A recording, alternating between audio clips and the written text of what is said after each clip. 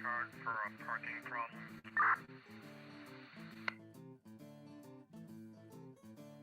For your 23. Yeah, that's for I'm gonna 28 on truck when you're ready. Go ahead.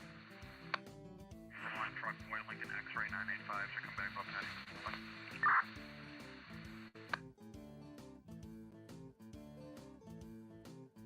So you had 2000. Patrick Spalding. 10-4. I think it's from note in the something like that. I'm gonna be leaving a note on his vehicle so they can go remove it.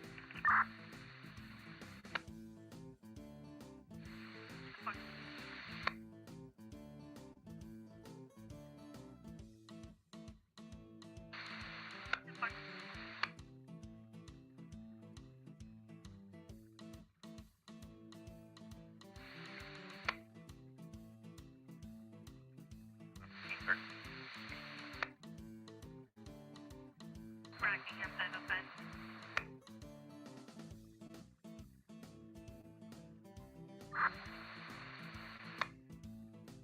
505 estimated vandalism case for Athens. Complainant, soon to be ex, slashed her tires and has made threatening comments to her. She's concerned he might return.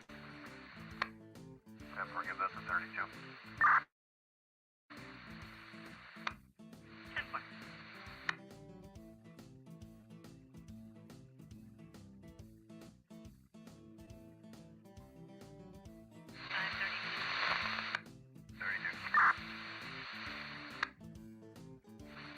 You're assigned to a vandalism case in Athens. Can you copy the 505?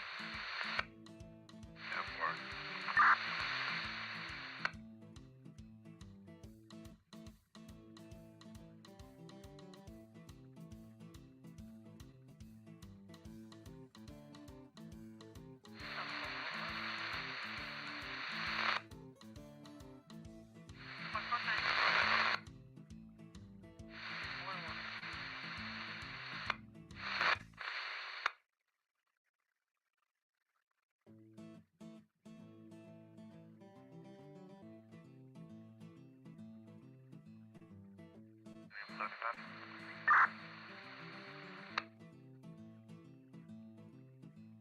21.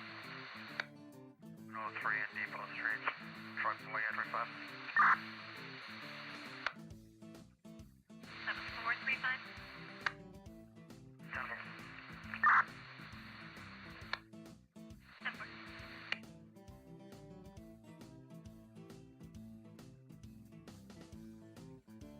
You go 43 again.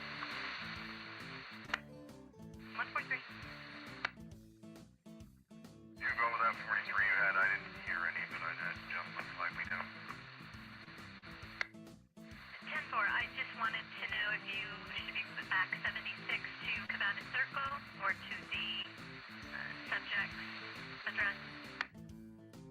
Yeah, I'll be 23 back on that town property case, and I'll be 76 to the Williams Road address to see if I can find the owner. 10-4. 449 1120. Now 449 1121, thank you. 10-4.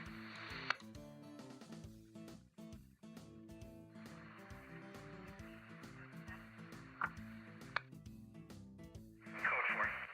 4.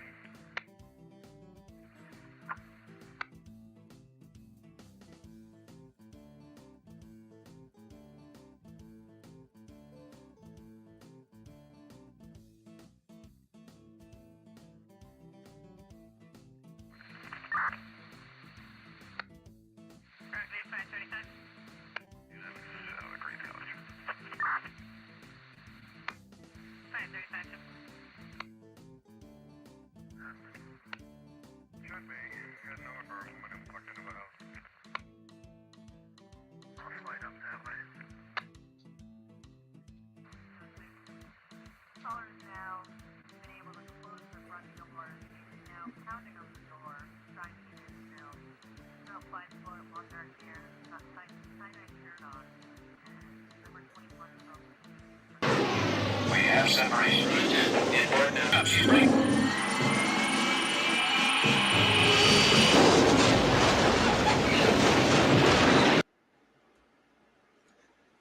Imagine the police, kind of like an old TV show.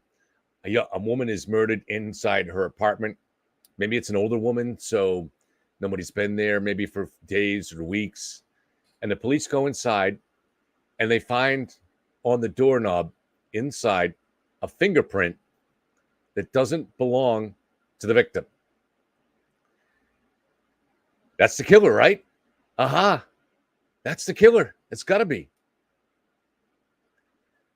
But obviously, that's not what we want the police to do. We want them to look at all of the other evidence. That's important, right? And maybe in this case, once they do that, they learn that no, that was the phone repair guy, the Verizon guy that came over a couple of days earlier. And then as it hit the weekend, he and his family got on a plane to Florida for a vacation to Disney World. So he has an airtight alibi. He was not in the apartment. He was not in the state when the woman was killed. That's the reason you look at all of the evidence. But this is what I try to use as an example as when it comes to data and it comes to defense experts. So you take somebody like Rich Green. That's not his job, is to look at everything and find all the information. Nor was it the job of those ARCA guys. But certainly the Rich Green, he's a defense expert. And his job is to find information, evidence that could be used for reasonable doubt. And that's going to be very, very easy to find with data, because data, you have to look at all of the evidence, especially data that's had to be processed through algorithms, such as that would take place in a health app. I'm going to bring in Jen Coffenaffer in a moment. I hope she's listening, because I'd like to hear her comment on this. But I just wanted to talk about this at the beginning. For me, this is the problem here, and people don't understand this. They look at an isolated piece of data that's heavily processed through algorithms, such as supposedly stair walking. It's not like your phone. Your phone has to interpret your movements. There's a lot of interpretation. That means algorithms. That's a very imperfect thing. Other types of data are more solid. So if you call your mother at 3:13 in the morning, or let's not use the morning. That's a weird. That brings up too close to the case. Let's say you call your mother at 3:15 in the afternoon today. That's going to show up in the phone bill, and that's a pretty solid piece of data. It's going to be accurate to within seconds. It's going to be pretty much indisputable. But other types of data are very much open to interpretation. And this is what people don't understand here. Rich Green understands this. This is why Rich Green didn't take the call from Ian Whiffin's group at Celebrate when they tried to get in touch with him to explain the errors of his report, which was really the errors of Celebrate. He didn't take that call. He didn't want that call. Of course he didn't take that call. Rich Green was never after the truth, no more than Turtle Boy is. Rich Green is a defense expert. He's after information that will help his boss, basically. Let me bring in Jen. Jen, you here? Hi, how are you? Good morning. Good morning. Good morning. Yeah, And I was listening to your reflections. Mm-hmm. And I mean, certainly there's such good points. I mean, good experts. The bottom line is, I don't know how they went through their process of choosing experts. I think obviously when it came to the dog bite expert, she chose them and inserted herself. But when you're talking about Green as an example, typically what happens is an expert is contacted and they're given at least a thumbnail in terms of a set of facts. Sometimes they'll even send video or other information that generally gives the expert insight. A lot of experts will say, listen, for $1,000, $1,500, I can look over your material and I will give you my initial impression as to whether I'm going to provide my opinion is going to be helpful to you or not helpful to you. In other words, an expert should never be swayed by looking for what the people want. Right. The people that you hire you should know they shouldn't ask you, they shouldn't want anything more than that. And then this is the problem that you're getting at, is if you then take a look at that information and your opinion does not match their narrative, then obviously they're not going to hire you. Right. They're going to search until they find an expert that will say what supports their narrative. That's just the Right. facts. Yep. And the people who are these experts, that I know sometimes you get these kind of requests from defense teams too. So you have the integrity not to distort what you're not. You're only going to testify to things that you know are the truth. But there's obviously a lot of money involved for people that are willing to go the other way. It's very true. I just turned down one 2 days ago, and it would have been extremely lucrative for me, extremely lucrative. But, you know, I looked over, I actually spent a couple hours, and, you know, in that case, I had video. So video was great because I could look over the video and there was no way I could support their position. There was just no way. And, you know, we had a long conference call that lasted another hour. You know, they were so nice. They said, "Are you sure? You know, is there any way?" And I said, "No, I just honestly, you would not want me on the stand defending your position." But I also told them, I'm sure there's other experts that will defend their position. It's just not going to be me. There's no amount of money that is worth my integrity. Not $1 million. It's not worth it. Can you talk a little bit about how these defense teams go about finding these experts that are helpful to them? Well, there's a lot of websites. There's a website called Juris Pro. That's probably the leading website for finding expert witnesses. And different companies have different kind of experts. Some experts are medical experts, obviously. Some experts are law enforcement use of force experts. There are firearms experts. There's such a cadre. And you know, we saw in this trial, you know, engineering type experts that do crash reconstruction from that vantage point. So there's all sorts of different avenues to find experts. I'll tell you, the number one thing I've noticed is, so my first expert case was years ago, and I was hired by the Department of Justice in New York on a case. And I wrote an expert report, and that expert report circulates amongst the U.S. Attorney's Office. So then I was hired again right after that in California from a U.S. Attorney's Office. So a lot of my clients are the U.S. Attorney's offices, but a lot of my clients are lawyers and defense teams. So I work about 50-50. And I know mostly criminal, although I do some civil work. But the point is I think you can get people that they've already done their career and their integrity is just means so much to them. And then you get other people that they are dependent on these cases for their livelihood. You know what I mean? And so I think they're more susceptible and more vulnerable to the dangling carrot out there. You know, for me, I do make a nice living at it, but it's my secondary living. I mean, I have 3 different jobs and a pension and blah, blah, blah. So, you know, I'm going to be able to pay the bills whether I'm doing expert witness work or not. You know, thank you for being here to talk about this stuff, because I think a lot of people in the public don't really understand how the trial system works and all aspects of this, because they don't have that understanding, that has really contributed to the kind of frenzy that we're seeing.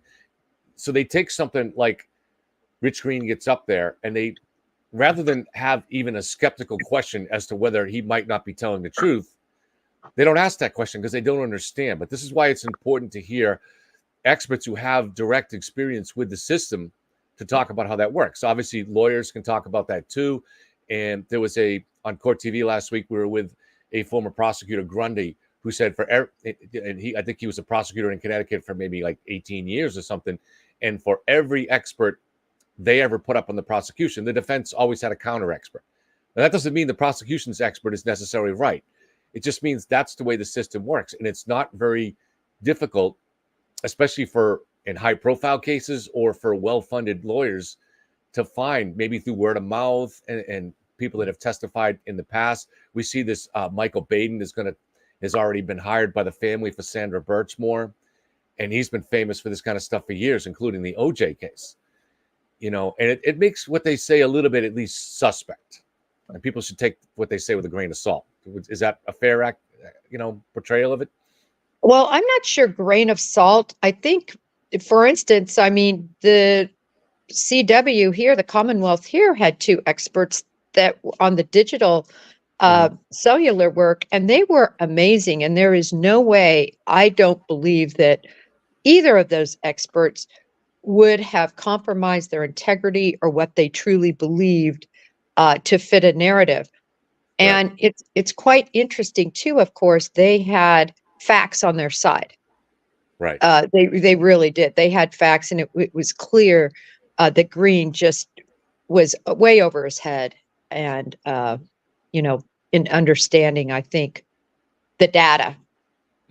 So there are really talented experts, and that's why a jury, it's really up to the jury to look at the 2 different experts. I'll bring in the Murdaugh case, the Alec Murdaugh case.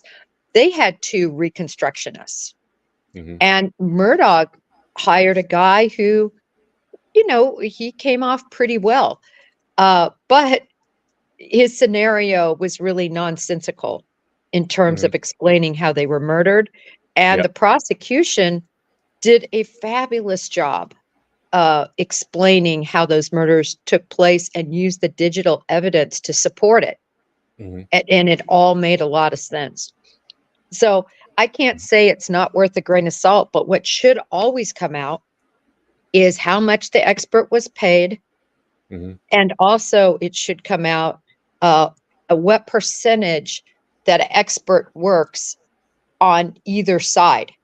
Right. So in other words, are you always a defense expert? That says something about you, I think, often. Are you always a prosecution expert? That says something. Are you able to see different cases from a neutral eye and let the facts speak to you? So that's one thing that I think is very important, that you're able to see both sides of the pancake. I want to just continue on the experts in a second, but before I do, I just want to tell people that we will have from outside the courthouse, John Depetro will be here. I'm not sure what time he's on Court TV right now, but then he will be coming in at some point after 9, I think. So that'll be really good to hear. He's been inside the court a lot for this trial, so he has a lot of great information. Just back to the experts thing. So yeah, what I meant was that obviously some experts are going to be better than others, and some might be a little bit, you might not trust fully their testimony. You might try to, and you mentioned that, look at how many other cases have they testified. Do they always testify for the defense? How much money do they make? But it is also, and I would say that this is the problem is the grain of salt issue is more applies to defense experts, but not always. So even in this case here, we had the 2 ARCA guys, they're paid by the federal government. So they're not paid by the defense team. And they were certainly very qualified, very articulate, very intelligent. That is what they do. That is what their company does. But I found their testimony to be biased. They knew who was paying them.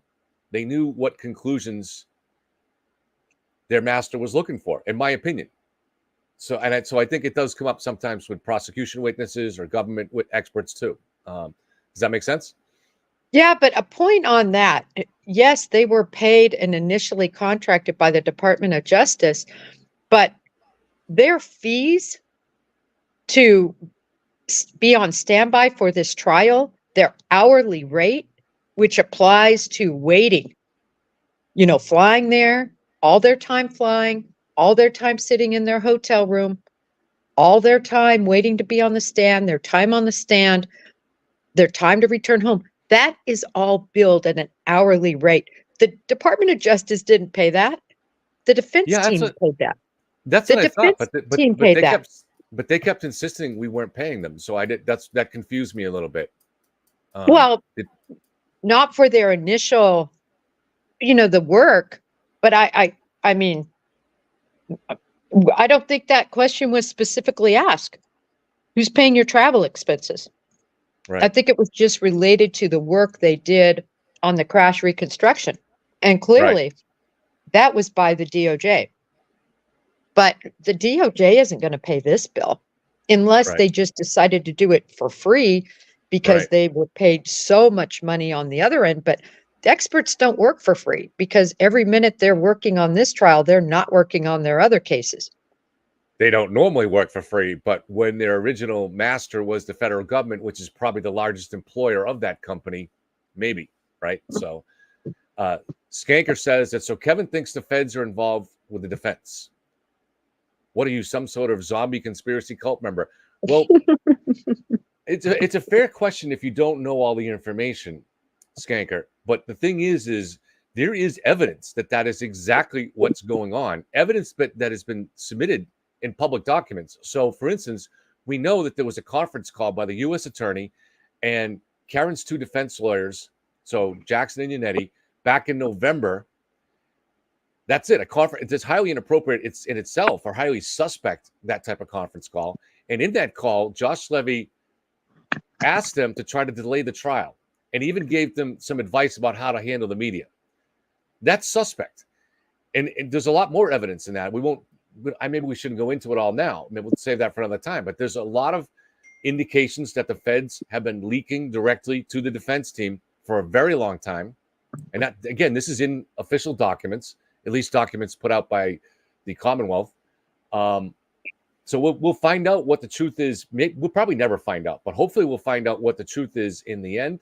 We also know that there seems to have been a lot of communication between the FBI agents assigned to this case and Karen's PR people, for example, Sean in the Gulf. That's unusual. It's irregular. It's improper.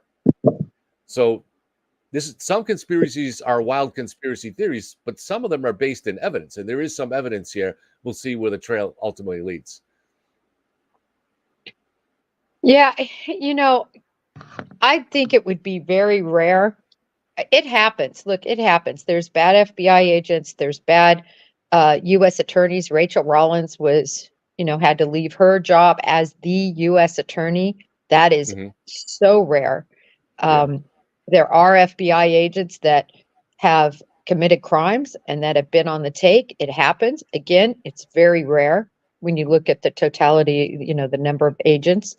In this case, I've always said I couldn't believe it in court when I heard that the defense brought this case to the U.S. attorney. Yes. I mean, that's just concerning. It just is. But they had a duty if they really thought, there was some sort of conspiracy. So, if that's what they truly felt, I truly believe this was all smoke and mirrors. It was meant as a diversion from the Occam's razor true scenario, it's so simple. Girlfriend, boyfriend, domestic dispute, got mad, was very drunk, dropped him off, threw it in reverse, clipped him, didn't know he died. He laid there, he died. She started sobering up and realizing and looking for him. And then it was the oh crap moments thereafter that caused all the flurry of calls, caused her to get McCabe and Carrie to me as sort of alibi witnesses when she found him, because she didn't want to find him on her own, or she could have at 5 o'clock in the morning ran to him. Or for, you know what I mean? During that hour, she could have ran and called 911 and tried to save him at that point when she started worrying and driving around, right? But no, she needs the alibi witnesses. I mean, that's what I believe. She didn't even know them. Think about this, Kevin. If you're in trouble, Kevin, if you've done something like this, just say, you were drinking, you hit somebody, you thought you hit somebody, you went back and look, Who doesn't call their besties? You know, you would call your besties. She barely knew McCabe or Carrie Mhm. at all, especially Carrie. So why would you call these people you barely know? Because I think she thought to herself, what more perfect alibi witnesses than his friends, not mine? It'll look bad if I call my besties. Maybe she doesn't have best friends. I don't know. Well, she also didn't call the Alberts. I mean, if she dropped him off at Brian Albert's house, now presumably Karen didn't have Brian Albert's number or Nicole Albert's. However, they were neighbor. Well, at least John was neighbors with Chris. So I don't know. Did she make any effort to get in touch with the Alberts, because that's presumably whose couch John would be sleeping on, right? So did she make? Exactly. I mean, I would think that if she'd wake up at that time and John wasn't home, even particularly given her jealousy, that she would think that John was at somebody's house. But even if John wasn't cheating on her, he would have just crashed on somebody's couch. So why wouldn't you make any effort to find out what couch that was? Where was John? And it doesn't seem like she ever did that. No, she went straight to the John's dead. Yeah. At 5 a.m. call.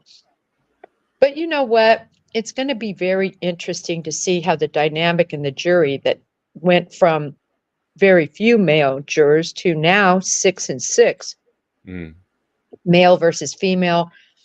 What do you think? Do you think that has an advantage for either side, one way or the other? That's a third rail topic. You get into like gender differences and stuff. No, I wouldn't want to say. I mean, can definitely say that of the many people that I've talked to in this case at length, the most rational and intelligent have been the women. So I don't think it matters. No, I don't think it matters. I think it is interesting that the two people that were selected randomly from that lottery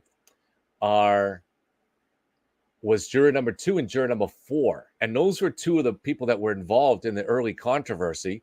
Those were two of the people that were sitting there in juror number 3 that was thrown off yesterday. They were also sitting next to the other juror that was thrown off a few weeks ago. And they were questioned. Is that just random luck that those are the two that I it's baffling. But, I talked to someone who spoke directly with the court officer who did that drawing yesterday. And he said, no, there was nothing unusual about it. It was just, so I don't know. I don't know. It just seems rather random that those two were the ones that were lost or that have become alternate jurors. So unless barring someone else being thrown off or leaving because of illness, those two will not be part of the deliberation. Right. Yeah, that is interesting. But, I'm just not a conspiracy theorist. And the reason I'm not is because in 28 years of investigations and in, expert work after that, you just don't see it. It Right. really is Occam's razor. Does it ever happen? Yes. I mean, one of the cases that I think has some conspiracy components is the Ellen Greenberg case.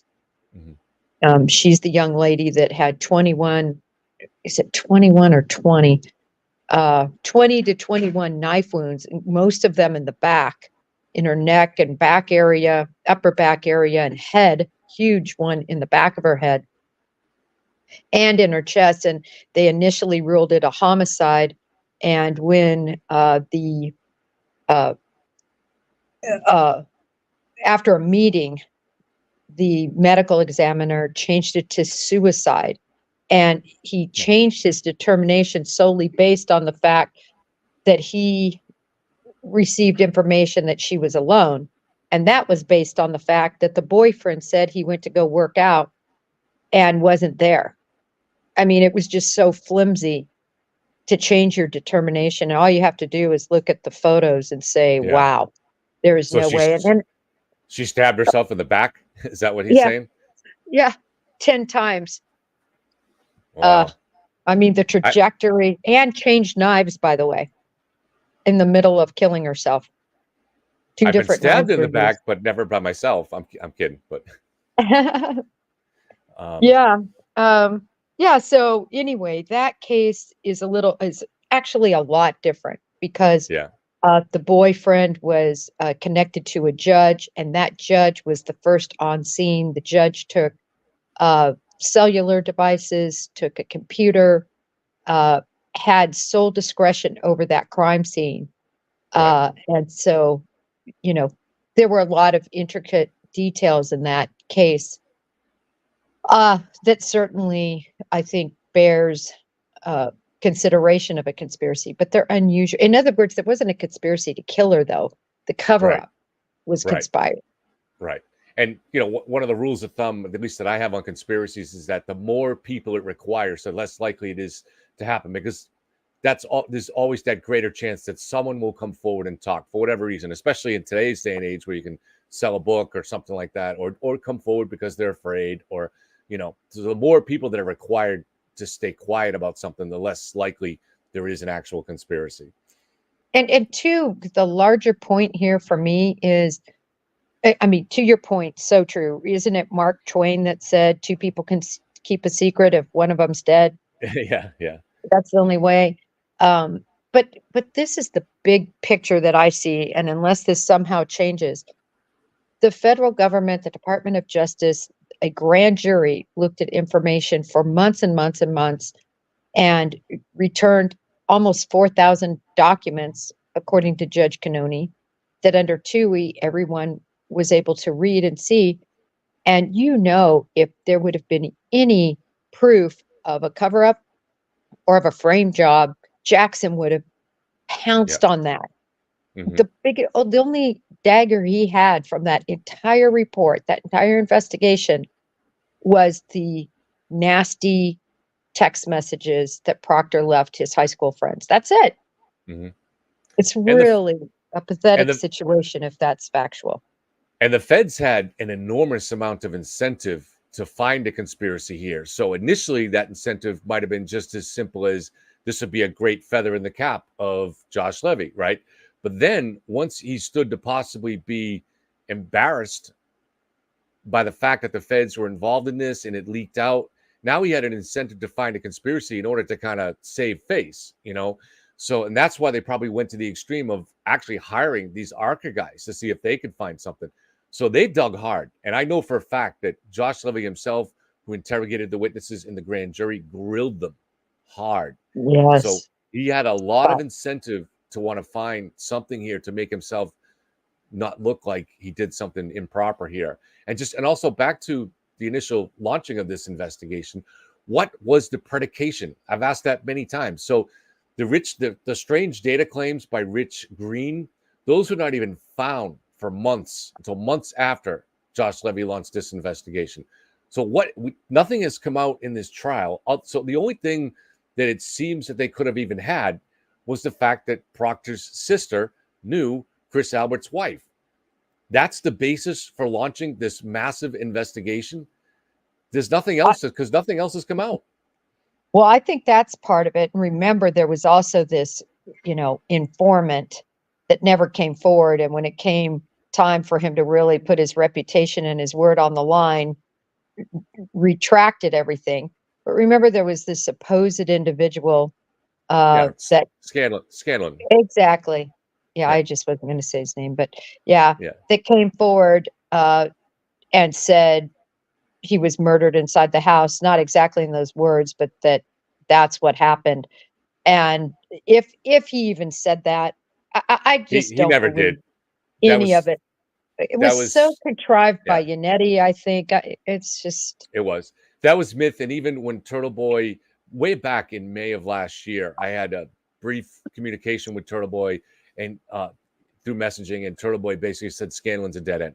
There's nothing there. And then maybe a month later, Turtle Boy actually interviewed Scanlon, and that leaked out at the end of the summer, and you could see why Turtle Boy said there was nothing there.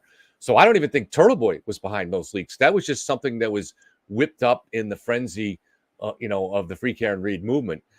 This because certainly we have now the state police have talked to him, and they have the official interview, and that came out in documents in February. And Scanlon said that he walked into Yannetti's office maybe a week after the murder, so very early on, And he basically said, you know, I believe Karen's innocent, but that's it. He didn't have any information. If he's telling the truth, and I think he is. And it was Yannetti who gave him the. He said, in fact, Scanlon claims he didn't even know that it was the Albert house, and I believe this. and because Albert's kind of a friend of his, right, or someone that he had been friends with years before, someone that he was trying to get in good with. So I think so. In that meeting with Yannetti, the Karen's private investigator Mikowski was there. Mikowski was familiar with Scanlon because they're both private investigators, and they were the ones that first told Scanlon that Colin had been in the house and that this was not reported. But everything came from Mikowski and Yannetti. None of it, there's no information that came from Scanlon itself. So I don't think the feds would have been duped by that. And if they were, shame on them, you know? Well, it's kind of one of those things, though, that I don't know, depending on what people said. And as long as you can document that somebody told you that, it can predicate something, right? Because when you predicate it, you're not really investigating it. You're looking for different areas of corroboration. Right. So, or possibility, right? And then I think you're right. You add in, it didn't matter how removed the relationship was between Proctor and the others involved in the investigation. There was a little bit of smoke there. And then also, you know, FBI, we have certain things that we have to have on our evaluations, and that is informants. It's varied. Sometimes you had to have 3 productive informants. And that's partially. What's going on, Kevin? I think they're coming in. So they'll probably bring in the jury and give some instructions and then send them to deliberate. 22117, the Commonwealth versus Karen Reed. All right. Good morning, counsel. Good morning, Ms. Reed. Good morning, jurors. No video feed yet. So including the alternates, those 3 questions, were you all able to follow the instructions and refrain from discussing this case with anyone since we left the courtroom yesterday? Everyone said yes or nodded affirmatively. Were you also able to follow the instructions and refrain from doing any independent research or investigation into this case? Everyone said yes or nodded affirmatively. Did anyone happen to see, hear, or read anything about this case since we left here yesterday? Everyone said no or shook their hands. All right, with that, we'll send you back out to deliberate. Thank you. All right, jury up for your call.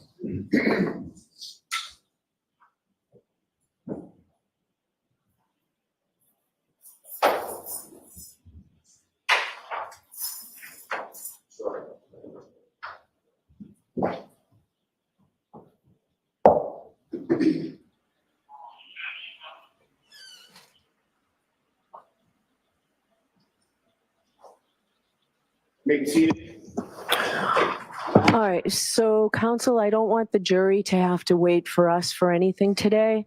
So you're to stay in the building until 10.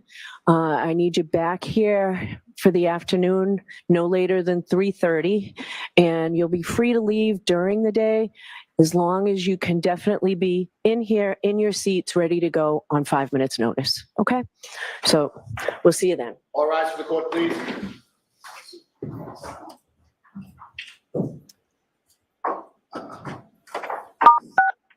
You are muted. So 5 minutes notice, they can't go very far. You're free to leave as long as you can be back in 5 minutes. Yeah. And you know that area, there's not even really any, restaurants that are certainly a 5-minute walk away. I'm sure it's quite congested with all the different people that are there waiting for the verdict. So basically they have to be around there. But, you know, the Reeds are going in style. They have their limousine Cadillac Escalade. I'm sure they can sit quite comfortably in that while they wait. Enjoying the adulation of the crowd. I heard the crowd was actually increased during the night last night, and at 10 o'clock it was up to like 800 people. This is madness. It's madness. You know, once something like this catches fire, it catches fire, Kevin. And, Good point. I don't think people, the people that are there, it's really truly about an event. Yeah. It's no longer a murder trial. It's a circus. It's a circus. Let's It's selling dress up. T-shirts and selling food and partying and dancing, and that's what it becomes. What's going to happen today, Jen? Actually, when John comes on, I talked to him on the phone last night, so he's going to have some interesting opinion on this. But what's going to happen if there is a guilty verdict? What's that crowd going to do? Oh my gosh. I honestly, and it's hard to think of because, that denim is like almost a large Mayberry. All those little houses, and it's just kind of a sweet little town. I mean, you wonder, could there be rioting? And with these people, and they're all drinking, by the way. That's the other thing. They're all, drinking and partying and having fun. Not all of them, but a great majority. You just wonder, are they capable of a true kind of riot? Storming the Capitol, or right. Getting in a fight with the officers, or turning over cars. You just wonder. There's so much emotion in this situation. I certainly think if it's the other way, if for some reason she's acquitted, I think you're not going to see anything other than crazy jubilation, fireworks, celebrating. It's going to look like the 4th of July out there.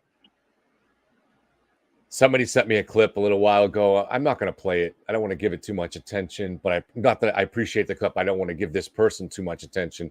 But it was Turtle Boy live last night, again, attacking the O'Keefe family, attacking specifically Paul and Peg for not taking the defense theory and believing it. And I listened to that defense theory yesterday, and I was like, this is more like something I would have seen posted on a Reddit website, like one of the more crazy ones. This is not something that normal people would take seriously.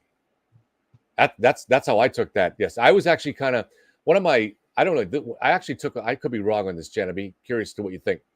So I actually been hearing that they went down literally every isolated nook and cranny of this conspiracy theory, from the wildest to whatever, that Alan Jackson went down that road. He had to know that was going to piss off a lot of jurors. That was going to cause a lot of jurors to tune him out, in my opinion, and be damaging. But he doesn't. So what that tells me is that he's not focused on acquittal, because he's not trying to convince 12 jurors. So he's speaking to 1 or 2 jurors that he wants to get to stand strong. So when I looked at the way he went down that road, it made me wonder if his goal here is a hung jury. Does that make sense, Jen? 100% in all trials, I would say that's the strategy. These attorneys aren't looking for a win for them. Obviously, an acquittal would be, but another win for them is just to get a hung jury. Just one person. What I'm saying is by going that extreme route, it actually takes acquittal off the table, because it pisses off so many of the normal jurors who maybe might have been a little bit more likely to vote for acquittal, but now they're so pushed in the opposite direction because of that extreme stuff that he puts out there. It almost takes it off the table. So if the goal is acquittal, going down that kind of a crazy conspiracy theory actually damages the goal. Is that possible? That was the theory that I was going with. Oh, I see what you mean. Perhaps, but I mean, let's think of this from the get-go. This will be, in my opinion, the biggest coup. I can just see them all laughing. In fact, I hope somebody does a cartoon about this. It is such a crazy idea that all of these people and agencies are involved, as we've discussed ad nauseum. I think it will be one of the biggest coups for a defense team to put together such a ludicrous thought process and conspiracy and have it fly. I mean, the fact Right. that it's flown this far to me is mind-boggling. It really is. And it's not to say that I don't understand there is public corruption in many small municipalities and in police forces. And believe me, I understand that. But what this would take, Jen McCabe isn't some mastermind, as we've discussed. Her husband, um, the young Albert, who Yeah. couldn't have come off any more honest. I mean, these people aren't involved in a massive cover-up. It's just unbelievable they've gotten this far with it. And I have to think that they sit there in their, luxury suite at the Omni, just almost giggling about the fact that they've been able to snow so many. Art Reese has a question. This is more appropriate for lawyers, but we can try to take it on if you want. Do you think we will learn a lot more information during a civil trial if the O'Keefe family sues Karen? First of all, the O'Keefes will sue Karen. So there's no if in this. They will for wrongful death. We saw it. OJ was not convicted, but they won in a landslide, millions and millions of dollars. Did they get any of it? No. In fact, that's still being debated since he's dead now, whether any of the estate will have to pay any of it. But they won millions of dollars in the civil suit. And I think that you'll see that here. I guess the question is, though, will any new information come out through discovery? Oh, yes. Sorry, I digress. Yes, I think there'll be even more information that comes out. And, it also puts the O'Keefes and many others, right, will have to turn over emails and turn over a lot of information. So it opens the door for a much broader discovery process. I think that answers the question.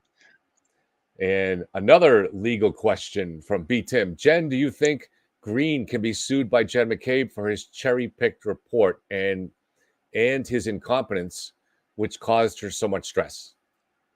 No, I don't think that Jen will sue that expert. I think Jen will sue others. I hope they do. I think a lot depends on this verdict. Obviously, if she's found guilty of any of these charges, that is even stronger. But in her case, she has been so maligned and so damaged, really, in terms of her reputation, online, by the blogger, by so many people, even in person, that I think she probably has the strongest suit of anyone. It's going to be difficult because obviously, so the problem with suing Rich Green is he's just reporting what he found on his version of Celebrate. So there's no proof that he is deliberately putting out any misinformation. At most you could kind of stretch it to say, well, why didn't you take that call from Ian Whiffen? But you can't even prove that.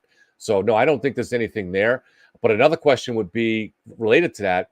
Can you sue Turtle Boy for his claims about Jen? And I think there's a similar problem there where Turtle Boy can just say, I'm basing it on Rich Green's data. So I think it's difficult. Well, but the thing is with blogger Carney, he's gone way beyond just that scope. I mean, he has called people horrendous names, but the problem with these defamation suits is they're two-pronged. First of all, you have to prove that what they said was a lie. That's going to be the easy part because, what's that song? If your lips are moving, that's how Carney is. If his lips are moving, he's lying. But the other piece of it is you have to prove damage. And sometimes that can be really hard to prove. A lot of people have asked me as an example with all the terrible things he said and others have said, why aren't I suing them? Well, I know I have to prove I'm damaged and my following keeps growing and my job is doing great. You know what I mean? It's if anything, it's just giving air and exposure. So it's not damaging me, at least at this point. So that's the other problem is Jim McCabe able to get a job? Is Jim McCabe able to coach basketball still? Is Jim McCabe able to, buy a home and get a loan and all these things, right?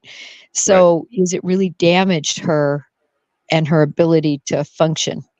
I think that's sometimes the big problem with defamation suits. And I think actually there's also a real challenge here in trying to prove that Turtle Boy is lying. Yes, we know he's lying.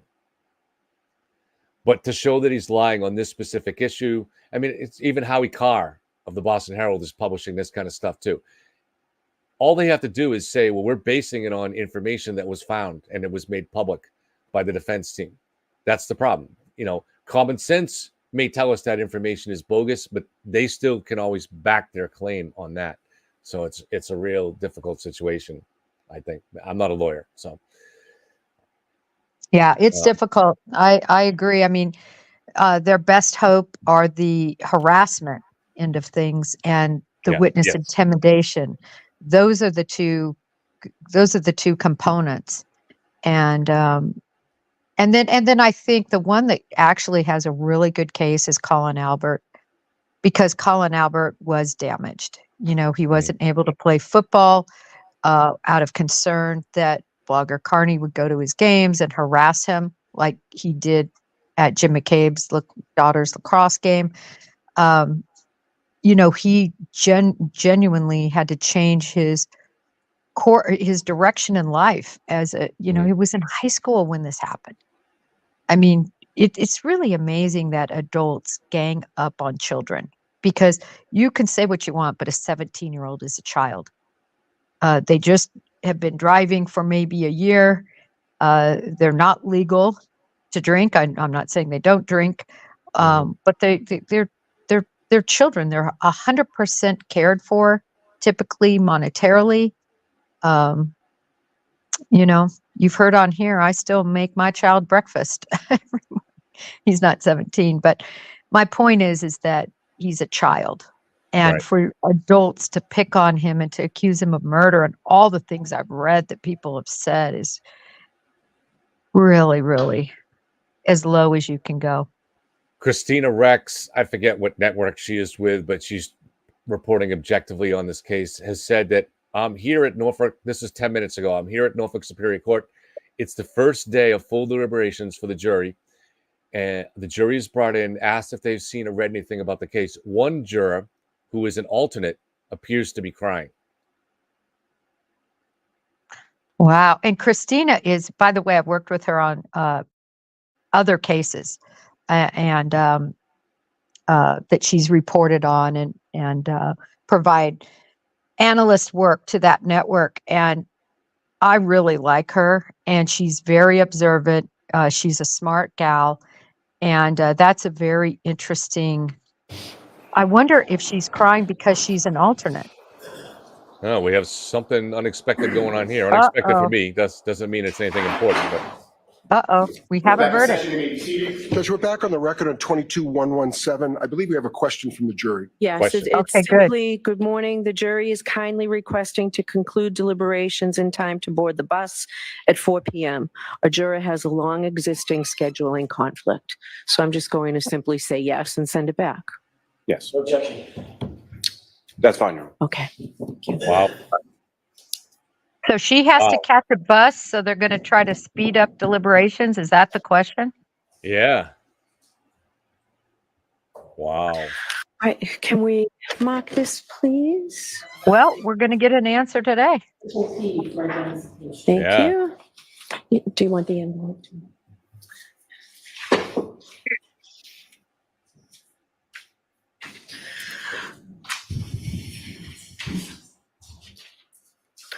All right, thank you. We will send it back in with you, Officer Delano.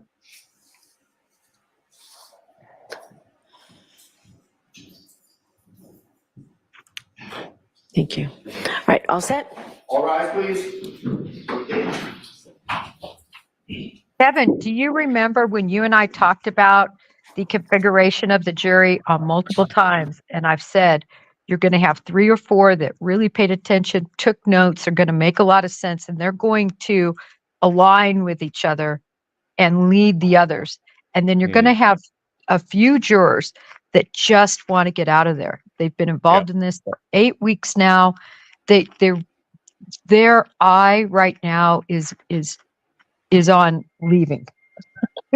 And this is such a perfect example. But how could they And it's even sad. know? It's That's sad. kind of the fact that they.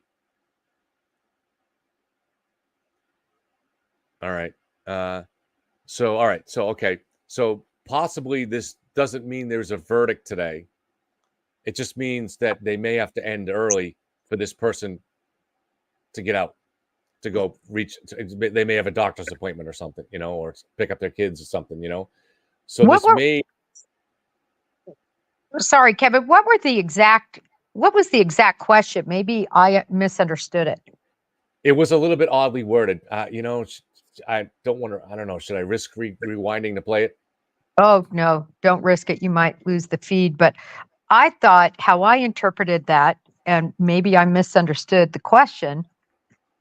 It wasn't about leaving early. It was about giving a verdict Simply, early. good morning. The jury is kindly Okay, requesting to again. conclude deliberations in time to board the bus at 4 p.m. A juror has a long existing scheduling conflict. So I'm just going to simply say yes and send it back. Yeah. Yes, no objection.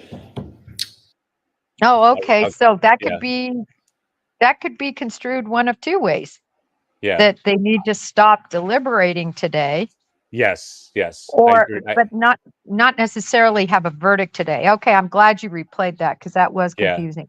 It was the using the word conclude that threw it off. But yeah, I think that just means that doesn't really give any indication that they're going to reach a verdict today. So yeah, I agree with you. It's just more, hey, I have to leave at 3 or something to catch this bus or whatever it might be. Right. Because I was kind of like, if you know you're close to a verdict, okay, but how could you know that you're going to need you're going to have a verdict, but you're going to need several more hours? That seems strange to me, But yeah, so that makes more sense.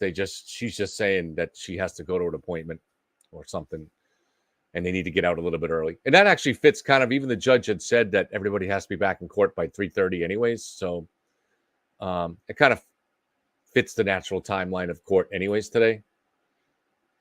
What I just wanted to make sure, and now I think that that's cleared it up the way they worded that, but were they saying words to the effect of, listen, is it going to look bad? Can we go ahead and finish up by the end of the day? Or will it look, in other words, are they just sitting around and they already have a verdict, but they don't want it to look like they didn't look at everything? And things like that happen, Kevin. They delay things. They do it because they, want it to look like something happened back there. But this sounds more like they just need to leave early today for a juror, which makes a lot more sense. And not super early, just right at the end of the day anyways. So I guess there's a jury bus that takes these guys to a certain location, and this person just needs to make sure they're on that bus in time that she can get to her car early enough to make the appointment. Right. Okay. Well, I always love getting these questions in because usually they can tell quite a lot. Right. Particularly when they start asking for instructions on particular points of law. Also, when you can tell sometimes when they ask for transcripts, regarding a particular witness, whether it was a witness pro defense or pro prosecution. I mean, sometimes it can, give some insight, not always. So I'm looking at Kate's Twitter, and she did something. I wish I love ChatGPT. I like playing around with it. So she thought to do this. So she fed, I'm not sure if she used that or another one of the AI programs, but she says she gave the evidence to the program and let it come to a verdict. So this is the verdict. This is the AI verdict from either ChatGPT or something similar. Based on the evidence presented, I find contender. I guilty. I guess ChatGPT can work on its English grammar. I guilty. Contender 1, I guess. So based on the evidence presented, I find contender 1 guilty of causing the death of the victim through a hit and run incident. The multiple pieces of evidence, including the observation of the woman drinking heavily, the connection of her vehicle to the scene, the victim's DNA on her broken taillight, and the vehicle data recording her actions all point towards her responsibility in the incident. The inconsistencies in contender two's version, so that would be the defendant, regarding the injuries and witness behavior do not provide enough reasonable doubt to refute the overwhelming evidence pointing towards contender one's guilt. Well, Thank you. that's without the emotion Yeah. and feelings. Yeah. And in other words, does the chat program have the ability to become angry at Proctor Right. for the words he said? Right. Because that's what I've always said, is you really have to understand he wasn't involved except for, I think, in one chain. And then what did he do with it? I mean, he just doesn't have involvement in, he's not the one testifying he heard her say, I hit him. He was always with somebody. Right. So you know this as a professional law enforcement officer, but most of us on the outside, our understanding is from based on an episode of watching Law and Order or maybe Columbo or something like that. So we think that the investigator, or at least a couple of investigators, are running around doing this investigation on their own and trying to figure out the crime on their own. And from what we saw here, that's not real world. That's not how it works. Everything is very compartmentalized, division of labor. Everybody is just trained to do their part. And Trooper Proctor's part is not to figure out what happened. It's just to kind of orchestrate things, make sure the proper requests go into Ring Video, for instance, to get that, to go make sure people are checking around to see what surveillance cameras are there. And ultimately, he was overseen by Lieutenant Tully. So he was just really the point man organizing this stuff. He's not out there trying to find out what happened. That's not really. He's just kind of the point man along with Yuri Buchanan to get that information. Does that sound a better way to describe it? Or yeah, I think if I could put it into a picture for everybody, imagine a wheel, especially an old-fashioned kind of wheel that would be on a wagon, and at the middle of that wheel is the center, and then you have all these spokes going out. So all those spokes is a different part of the investigation, and it's all fed back to the wheel. But the axle are his bosses, and those are the checkpoints. So everything is feeding into him, but then he, is really hooked to that axle that's looking at what's done, and the prosecutor acts as an axle as well. So in other words, he's kind of more the administrator. Right, although certainly he is the one that would say, oh, we also need this, or we need this, or, we should do this. And it's not that he couldn't influence the investigation or in some small way, but to orchestrate this massive conspiracy, there's no way that he could do it, or to completely invent a cover up and protect everybody involved. There's just no way. There's too many people involved. I want to play. So I decided let's play this since it's short, a minute and a half, this clip from Turtle Boy from last night. It's offensive. Because Peggy and Paul O'Keefe wanted to make a statement. They wanted to make a statement to that jury to say, we don't believe a single goddamn thing the defense said. We don't believe it. All that evidence you just heard showing that he was in the house and that he was not hit by a car. In one ear, out the other. I don't give a fuck about any of that shit. I don't care about any of that shit. Because I don't like Karen Reed and I don't like Turtle Boy. So I am going to disrespect. I'm going to take a steaming shit on my brother and my son's grave. And I'm going to bring his murderers to court with them. Fuck them. Fuck them. If I see any more sympathy for these pieces of shit, I'm going to lose my mind. They suck. And that should be your default opinion now, too. She laughed during the trial. Fuck her. She came to my arraignment. That had nothing to do with her. I mean, nothing. I made sure when they came in, we didn't boo them. Nothing like that. Fuck them. Peggy O'Keefe is trash. And tomorrow, Karen Reed is going to be completely free. And Peggy O'Keefe is going to be a miserable shrew trash bag. That's it. That's it. fucking clip it. Send it to Julie Grant. I don't give a fuck. Y'all know it's true. Y'all know it's true. I mean, this is what we're dealing with here. And I hate to give it that kind of platform, but this is someone who's being invited out to drinks after the victory by Ted Daniel, by Sue O'Connell. Even this morning we had on ABC News, NBC News, National in the House, and they were talking about Turtle Boy leading the fight on this. This is what these people are aligning with. This guy is a low-life midget troll. Sorry, I shouldn't have used that word, but he's just a troll who's just grifting on this case. Doesn't care about the truth. Doesn't care who he attacks. He's attacking the victim's family. As though the victim's family, their reason for rejecting this outrageous conspiracy theory that is supported by zero evidence, their reason is because they don't like Turtle Boy? It's unbelievable that anybody would take this man seriously. Well, he's such a narcissist that, of course, he he thinks everything is about him. It's tragic. You said Sue O'Connell? It's Sue O'Connell from local NBC, right? Yeah.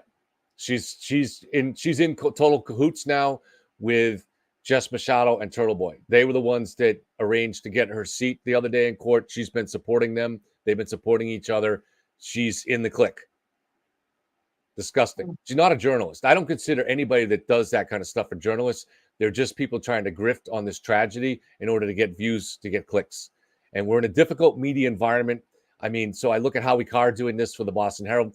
The Boston Herald, I've read Howie Carr, listened to him for years, but the Boston Herald is now I've been a subscriber to the Herald for about 30 years. The Boston Herald is now about 6 pages long. It's clinging to life. And in order to help stay alive, they're grifting just like Turtle Boy and Sean and Young Jelly and the Glare and all these other ones. It's a way to get views. For them, it's a way to sell papers. And it completely lacks any journalistic principle, any principle of integrity. So Sue O'Connell, I'll name her. No integrity. No integrity at all. None. Zero. Jess Machado, that's not even a journalist. That's someone that was bragging from when she started this case. The Fall River Reporter that she worked for only had 250 subscribers, and now it has several thousand, all from grifting. But Howie Carr doing the same thing, Sue O'Connell. These aren't journalists. They don't care about the truth. They don't care who they hurt. They don't care who they hurt. So sorry to get all angry, Jen, this early in the morning. I apologize.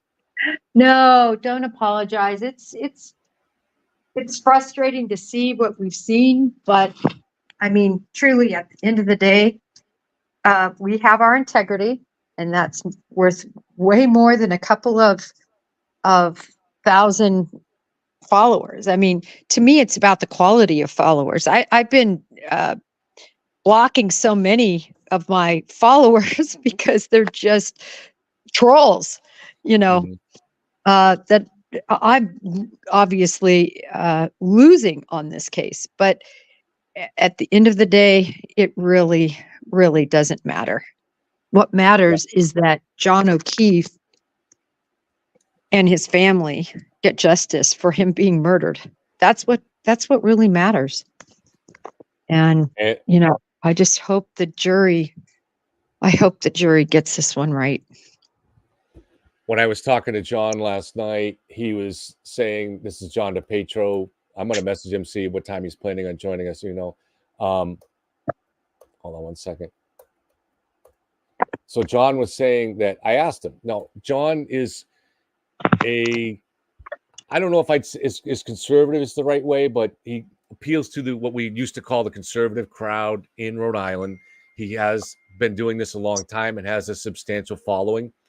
And I asked him, has this hurt you? Because Rhode Island is a hotbed for free care and read. And most of the people that believe in free care and read tend to be kind of on the Trump side of conservatism. And so he said, yeah, it's cost him a lot in terms of followers, in terms of subscribers. And this is a guy that's worked hard for many, many years in the trenches. He goes out every night with the local police to cover crime. But he was not going to grift on this. He was going to stick with the truth. And that's all he's done on it. But for people that stick with the truth on this, there is a cost. There's a cost. It's definitely a cost. And I tell you, I don't mind, I guess, that in a sense. But what has bothered me is I do have a lot of followers that have followed me for a long time and that I interplay with and talk to. And some of them have been turned off by me because they have said that I'm too biased on this case and one-sided. And, I really kind of looked at that and I said, you know what, I'm going to do a reset. And I kind of reset my mind. I stopped and I said, I'm going to look at everything again. And the problem was I looked at everything again and I came up with the same conclusion. I mean, you can reset all you want. The facts aren't resetting. And even the newest facts, right? Because I did want to hear what those reconstructionists said. But unfortunately, they didn't have all the factors to make an unbiased, clean determination. And that was so frustrating. And then the fact on the stand when they were asked, well, does any of this new information change your mind? The fact that they could say no like that, if that would have been me and I would have been on the stand and they would have showed me inculpatory information about the case that I had looked at and saw only in one light, I would say, I absolutely need time to review everything that I haven't and render a decision. I mean, that's the appropriate response. You can't make a decision on the fly up on the stand. So that made me lose faith in those contractors. And remember, they're not FBI. They're not FBI agents. They are contractors. Period. That's their role right now. So I want to just go back to the alternate juror that was crying. This actually goes into one of the things that I was talking about with someone else last night. It could be as simple as this. So you've gone through 8 weeks, 9 weeks, whatever this has been with all of these people, and you do develop a bond with them. The jury that I was on was only a couple weeks and you develop a bond. So I can only imagine that if you go this long, and then at the end, when they finally get to go and discuss the case and then deliberate, you're separated from the group. You're taken to another room. That must be hard. That must be hard. So I think the tears could be as simple as that. But we don't know, So They I don't know. could Does that be. make It could be as simple as that. And they could also be as simple as, being upset that they're not going to have a voice. Right. And they have strong feelings. And then it could also just be a culmination of it finally hitting them that John O'Keefe is dead and thinking about all the pictures in their mind, thinking about this case in totality hit them too. So we have a couple more questions. I also just want to, so Wendy Murphy said the defense was right. There was a government conspiracy. It involved U.S. Attorney Levy conspiring with the defense to hire experts and ask them for an opinion about what happened to John O'Keefe, who were giving them, without giving them any of the evidence that implicated Reed. So you bet it was a conspiracy. So, I mean, I'm glad to hear people that are much more prominent and closer to the mainstream than me to finally be saying this, because I've been saying it for a long time. And I can remember even talking to Kate about it back in like December or November, and she was very skeptical of the idea of the feds being wrong or being acting improperly. She's now changed her mind on that. So, but we definitely need to get more and more mainstream kind of people to say something went wrong here. We need to get to the bottom of it, because this had a huge impact on this trial. And if the U.S. Attorney's Office is, I'm going to use this word very loosely, it's not what I mean directly, but for hire. And I don't mean to imply at all that the U.S. Attorney was paid anything. But if they're essentially a gun for hire for a defense team, for private citizens that have connections or power or whatever, to use that in their own cases. Wow, what a disturbing thing. So I know you probably don't agree with a lot of that. So I'll let you react to it, Jen. Oh, no, I just, having been, side by side with prosecutors for all of those years, and I think probably for 4 years, something in that arena, my office was at the U.S. Attorney's office. Mm-hmm. Because we had a huge case we were trying. Most of the U.S. attorneys I've worked with, in fact, I can say personally, every U.S. attorney I've worked with is so above board and Right. so talented. They could do anything they want. They could make the money Jackson makes, but they're on the right side of the law. They truly want to see bad guys go to jail. I mean, Right. you can tell Lally is devoted to that. With his resume, he could be making huge bucks. And that's what a lot of them do. But I think your greater point is, and this is what happens in the FBI too, is sometimes the people above, way high in leadership, like we saw with Rachel Rollins. And I understand that Josh Levy took over the investigation and didn't close it. And that would have been the perfect time to shut it down if he saw that it wasn't advancing in the area of showing there was somebody that was corrupt. Yeah. And it didn't happen that way. But all in all, people are really good. They just work their butts off. But it's where you get in trouble sometimes are the people way high. Right. Those are the people vulnerable because remember, they want to become judges. They want all that power. It's a life of kind of a little bit of a rock star life, right? All these people that you are in charge of, because even though they're not in charge of the FBI, they have the prosecutorial decisions stop with the U.S. attorney. You could have the best case in the world, and if the U.S. attorney says, I'm not taking it, they're not taking it. And that's another point I wanted to make with that. For you to be corrupt, you have to have a corrupt prosecutor. And I'm not talking about Morrissey. I'm talking about saying Lally would have to be corrupt for this all to work. And that's absurd. You can just watch the man and tell he believes in what he's saying. And he doesn't have a corrupt bone in his body, I don't think. No, and that's everything I've heard from people that have worked with him too, that not everybody thinks he's, great at doing a presentation or something like that, but everybody thinks he's untouchable in terms of integrity. His integrity is not in question by anybody. Yeah, absolutely. And so, to me, that's another reason the whole kibosh is put on this conspiracy, because Adam Lally is not a co-conspirator in this. No way.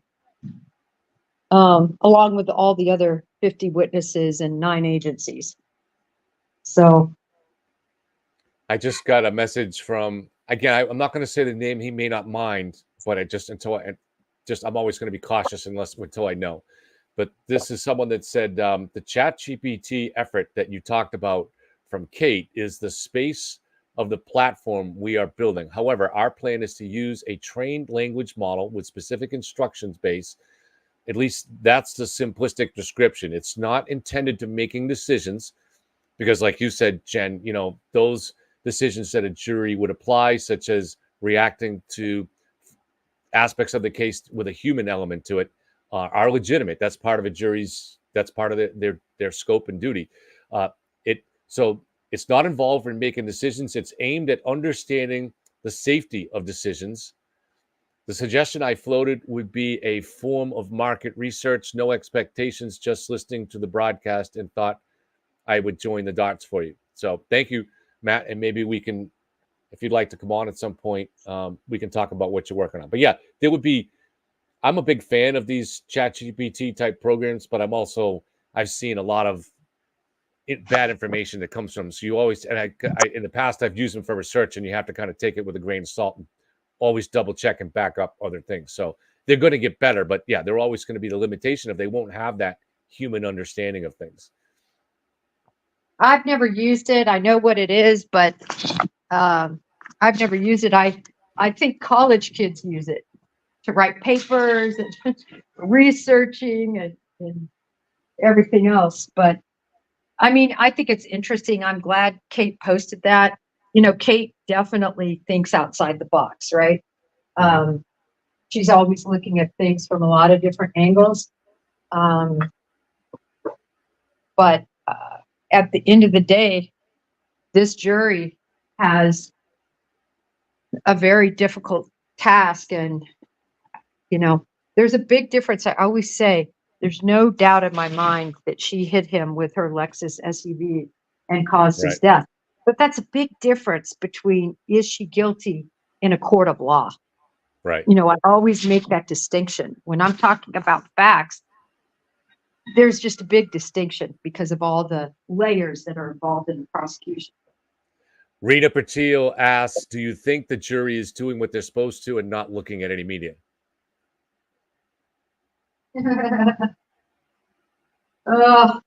I just think jurors are human. Yeah. And I think it's tough.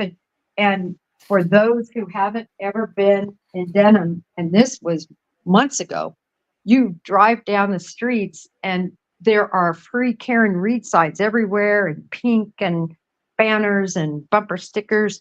So there's just almost no way you cannot be exposed right to the fact that there's a cult out there that believes in her innocence. Right. So it would just be, even if you really had no awareness of this case, you just were a gamer that's been in your basement playing games for the last year. And then all of a sudden you're in Judy and you're coming in, going through that sea of pink and seeing all that signs. It would be hard not to say, what is all this about? And try to look into it. Right. Yeah, that's my point. It's everywhere. Right. So, you know, they have been on a full on, as you know, the billboards, even, you know, the one over by the stadium. I mean, they have spent tens of thousands, actually hundreds of thousands in her defense. People have come forward. And like I said, it's one of those snowballs that got rolling downhill and it just hasn't stopped. I've been on a couple of juries. I hope they're ready to be putting out about another couple $100,000 for her civil defense because they're going to need it. I've been on a couple of juries, obviously never in a big case like this. So it's hard to really compare, but I can definitely say that all of the jurors took those instructions very seriously. And in fact, even like one of the more easier things that you'd be tempted would be to talk about the case amongst each other, you know, with the jurors. Because you start meeting and we would go we would meet at the Dunkin' Donuts before the trial, before we had to get into court. So we'd all be in there having a coffee and stuff like that. So it'd be tempting to want to talk about the case, you know, not even go into the media, but just talk about but you're not allowed to. And we all took that seriously. I never saw anybody break that at all. So you walk into the court as a juror and it's all rise. So you get the same respect, if not more, than the judge.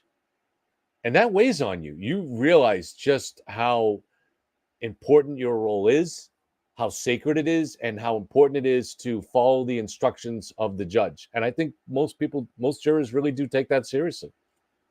I agree with you. And I think we've seen evidence of that in this trial because somebody came forward about one juror that apparently had remarked about Karen's, you know, facial expressions.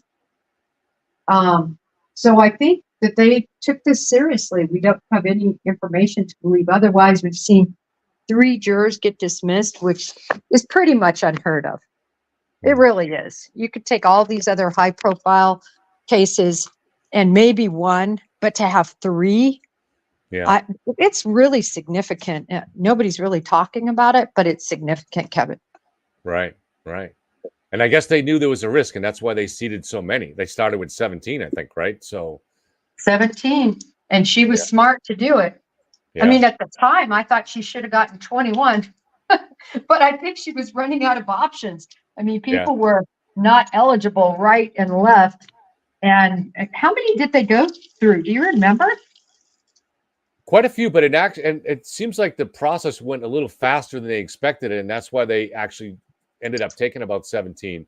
And I think at some point they maybe took, before they started the trial, took another 2 that got let go before the trial began. So there was kind of a process of, winnowing things down. And there was a potential juror that got pretty far in the process, but at the end didn't get in because of hardship issues with her children. And 2 days later, she goes on the Turtle Boy show. And it was and actually, I don't listen to his show, but because it was a potential juror, I went and listened to that section. And it was an interesting interview. And, she described the process of arriving there and walking into court with the pink shirts around, and what other potential jurors was saying to her. It was interesting. So this is someone who, even though she didn't describe herself such, was basically a Free Karen Read person, because she had participated in the Facebook group that is Free Karen Read. And so she may have convinced herself, well, I'm not totally sold, but she was obviously leaning that way. And she said how she had a negative impression of Judge Cannoni before she got to court. Well, the only way you could get that is from listening to the Turtle people on the Facebook groups.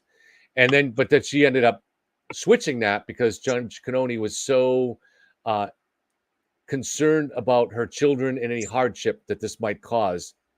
So she got very late into the process, but then the judge ultimately let her go because of that. But this woman, yeah, Just this doesn't the seem like fact that she's on Turtle Boy's channel at all. I know. That tells me all I need to know. And ironically, she was complaining about someone who did get on the jury, or who she thought got on the jury, who seemed more Free Karen Read. And she was saying this person seemed too biased. They shouldn't have been on. But yet everything that she was expressing was bias. So it was, it was. And even the fact that you're willing to go on. Uh-oh, here we go again.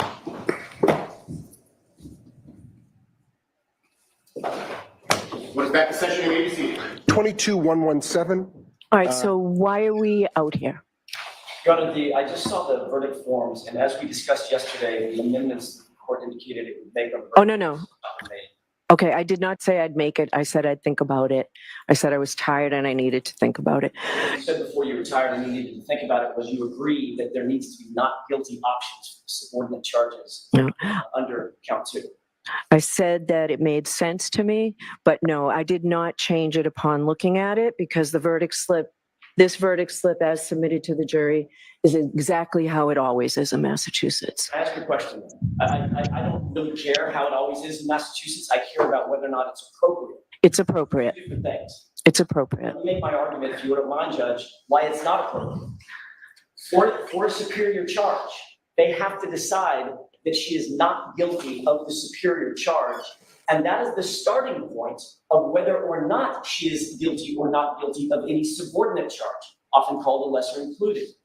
Once they decide that she's not guilty of the superior charge, now there's two additional charges that they've been instructed they must decide whether she's guilty or not guilty of. How do they decide that she's not guilty of the first subordinate charge, involuntary manslaughter? Okay. Anything else you want to say, Mr. Jackson? I'd like an answer from the court. How do they decide that she's not guilty of involuntary manslaughter on that verdict? That's their decision to make. And how do they make it if they don't have an option to check a box that says not guilty? They don't check the box that says guilty, do they? And then when they go to the next block, they don't check the block that says guilty. And on the top, you're left with not guilty. Okay? So it's the absence of the check mark that the court determines is the not guilty finding by the jury. Yes, that's what the verdict slip reads. It reads not guilty. If they don't check block 2, 3, or 4, the verdict slip reads not guilty. Okay? Okay, we gotta go. That's how it is, Mr. Jackson. Well, apparently that's how it's going to be because of the court's order. That is not how it should be, and it's over our strong objection. They need to see that there is a not guilty option for the subordinate charges. If they come back guilty on, for instance, involuntary manslaughter, that's immediately appealable. They didn't have an option on the verdict form to find her not guilty. It's almost like the court is directing a verdict of the subordinate charges. Okay.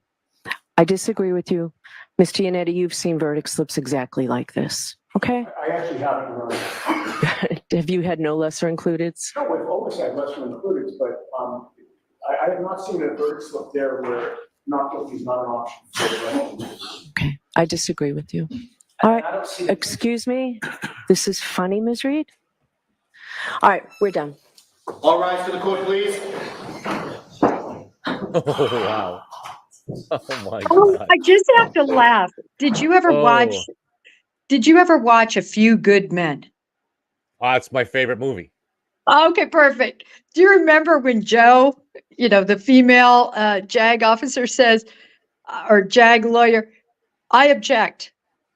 Your objections of a rule, but I strenuously object. Yeah, Yeah, you know I love what? I I love it. strongly object. We get Yeah, it. An yeah. objection is an objection. It's always a strenuous or strong objection. Thank you, Judge Canoni, for, we've changed courtrooms.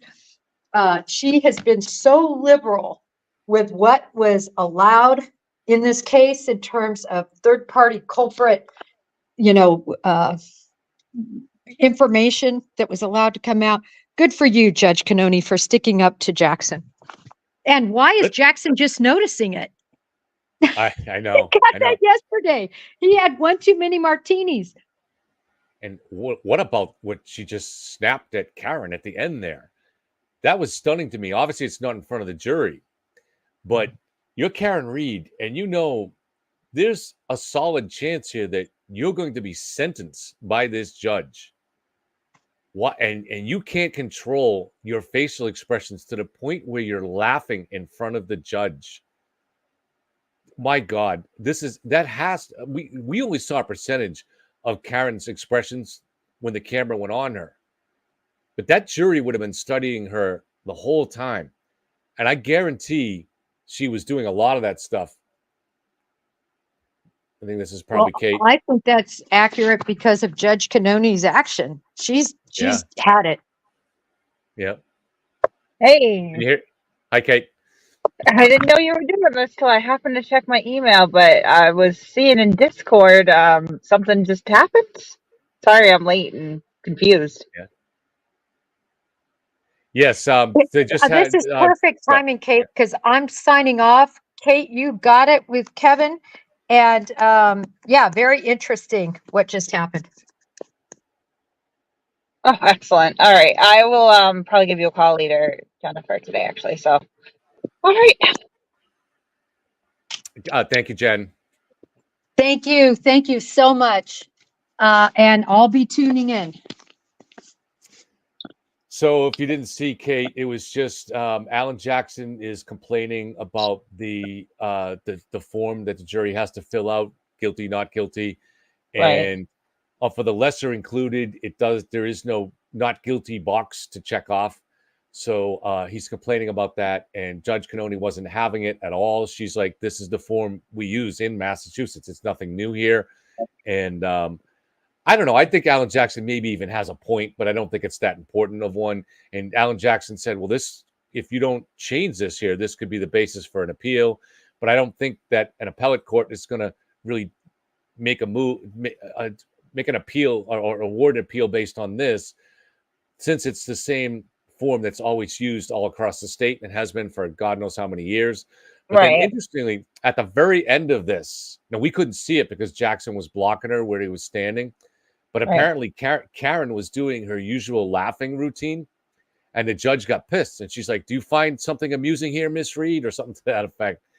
I can replay it for you, actually. Do you mind? I'm sorry to you in the chat that I am like so out of the loop this morning. I honestly was just expecting it would be like a quiet, don't think about the case today. Hopefully a verdict comes back sort of thing. But I rewound it, so it's going to come on in a second. And earlier they came out, but there was a message from the jury, but it was just one of the jurors needs to make an appointment later in the day, so they need to stop deliberating by within time for her to be on the bus by 4.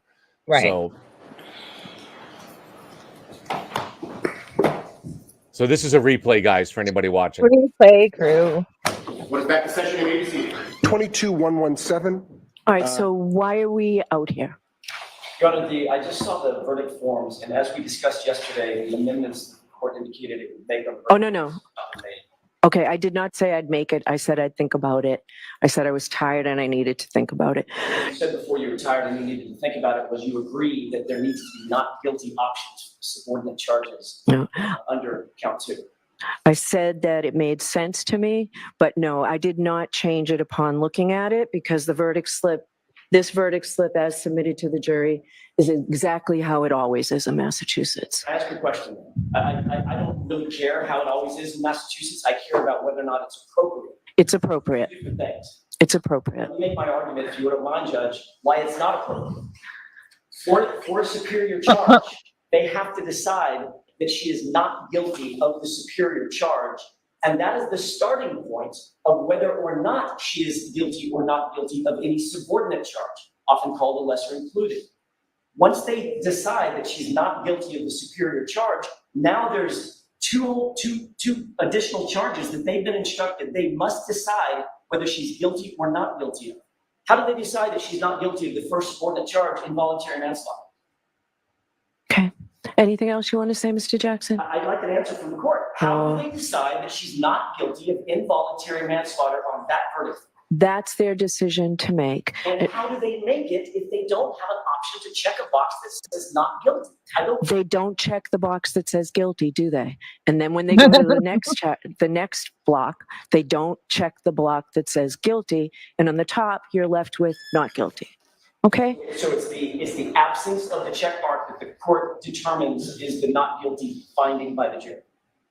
Yes, that's what the verdict slip reads. It reads not guilty. If they don't check block 2, 3, or 4, the verdict slip reads not guilty. Okay? That's how it is, Mr. Jackson. Well, apparently that's how it's going to be because of the court's order. That is not how it should be, and it's over our strong objection. They need to see that there is a not guilty option for the subordinate charges. If they come back guilty on, for instance, involuntary manslaughter, that's immediately appealable.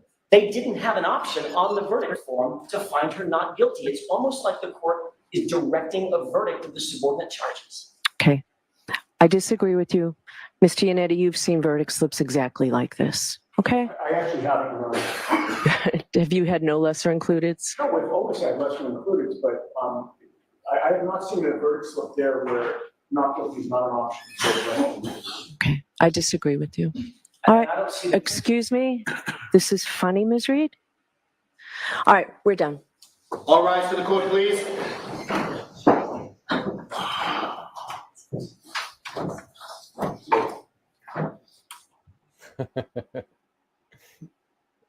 Wow. Wow. Okay. Or is the judge going to have a time with her on sentencing?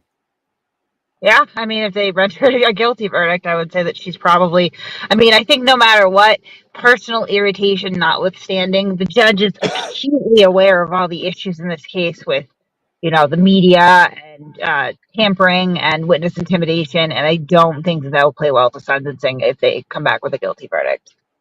Right. No, and it's not, and I'm not suggesting the judge is going to throw extra years on because she doesn't like the defendant, but you're talking about human beings here. And so if the judge is finding her behavior obnoxious in court, that's not consistent with acknowledging guilt. And then if you're found guilty, that behavior does kind of factor in. You're not showing any remorse. Right. And if I played softball for years, and, the umpires do their best to make the right call. Balls and strikes, safe or out at first base. But there are judgment calls where sometimes you want that umpire to lean your way. And right. That's not going to happen here. So let's take on a question from Kim. The reconstruction guy said that the ad info was irrelevant to the facts required to rule out motor vehicle accident. That fact makes me think that it wasn't Karen Reed. The conspiracy doesn't need to be the only other theory.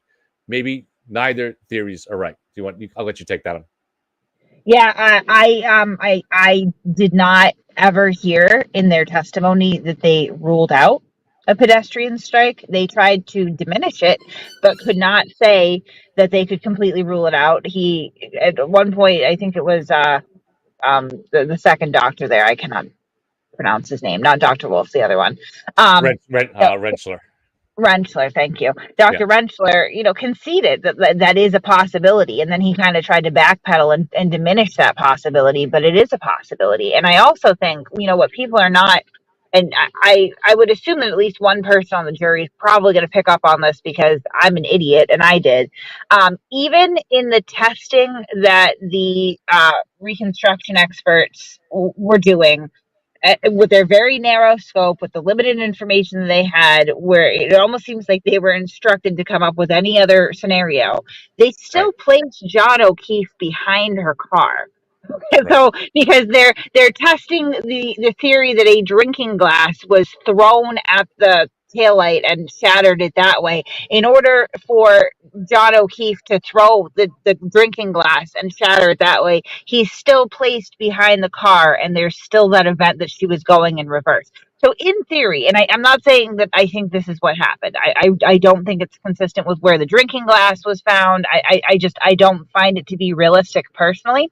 But even if you go with that theory that he's behind the car, throws the drinking glass, we have this event where she goes in reverse and he jumps out of the way, slips and falls. She still set the the events in motion that led to his death. So, I mean, even when you have these sort of competing theories or possibilities being brought forth by defense experts, they're still placing him behind the vehicle, and he was still found the next morning dead. Well, I think they're going to start out that way because they're being asked to investigate: was it possible that he was hit by a vehicle, that his injuries were caused by this? So they're going, and I don't think they were told what the scenario was, and probably that's the best way to do it anyway. So you start out scientifically with coming up with all the plausible situations. Did he throw the glass? Was the glass in his left hand? Was it in his right hand? All the different things. You have to get all the elements in play. But what is troubling is they did when eventually, now we don't know if they were not given the tech stream vehicle data. Now we don't know when they were first given the information from the feds. So it's possible that tech stream data wasn't available yet. We know that it was available at least by September because that's when the state first reported on it. But still, they had access to the case. It's not like they were just doing their analysis, providing a conclusion, and then that's it.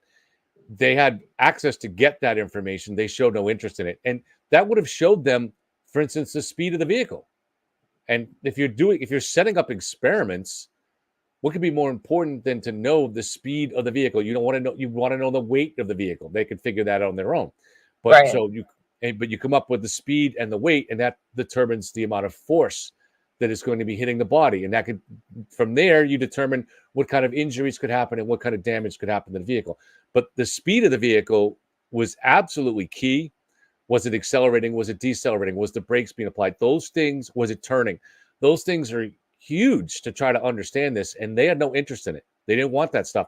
And even they were very arrogant when they were told, why we didn't need that stuff. Of course they did.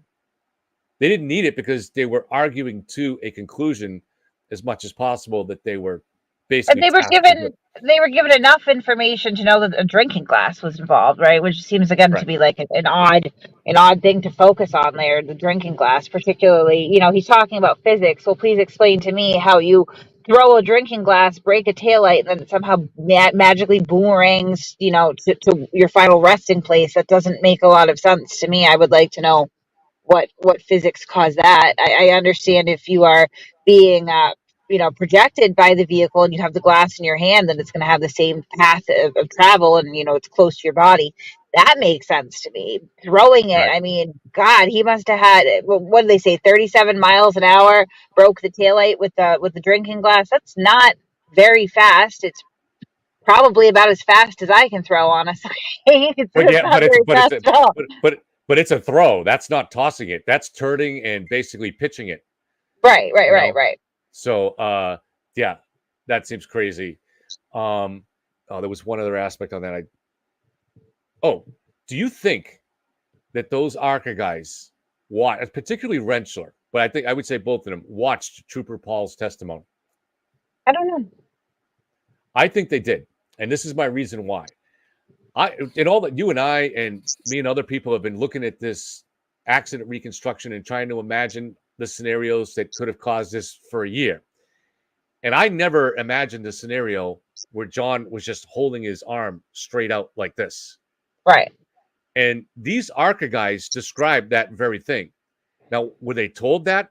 Maybe, but the only place that I saw that being discussed in a similar way was in Trooper Paul's testimony. And I think you and I understand now that that's not the way it happened. Not that we were there, but that the arm was like this and was more tucked into the body. And as the vehicle hit it, the arm would have pushed into the ribs. So that explains why. Trooper Paul did a very, but I don't even think that's necessarily what he was trying to say, because Lally kind of reiterated that nobody ever said that his arm was straight out. Nobody ever said so. Like I don't think that.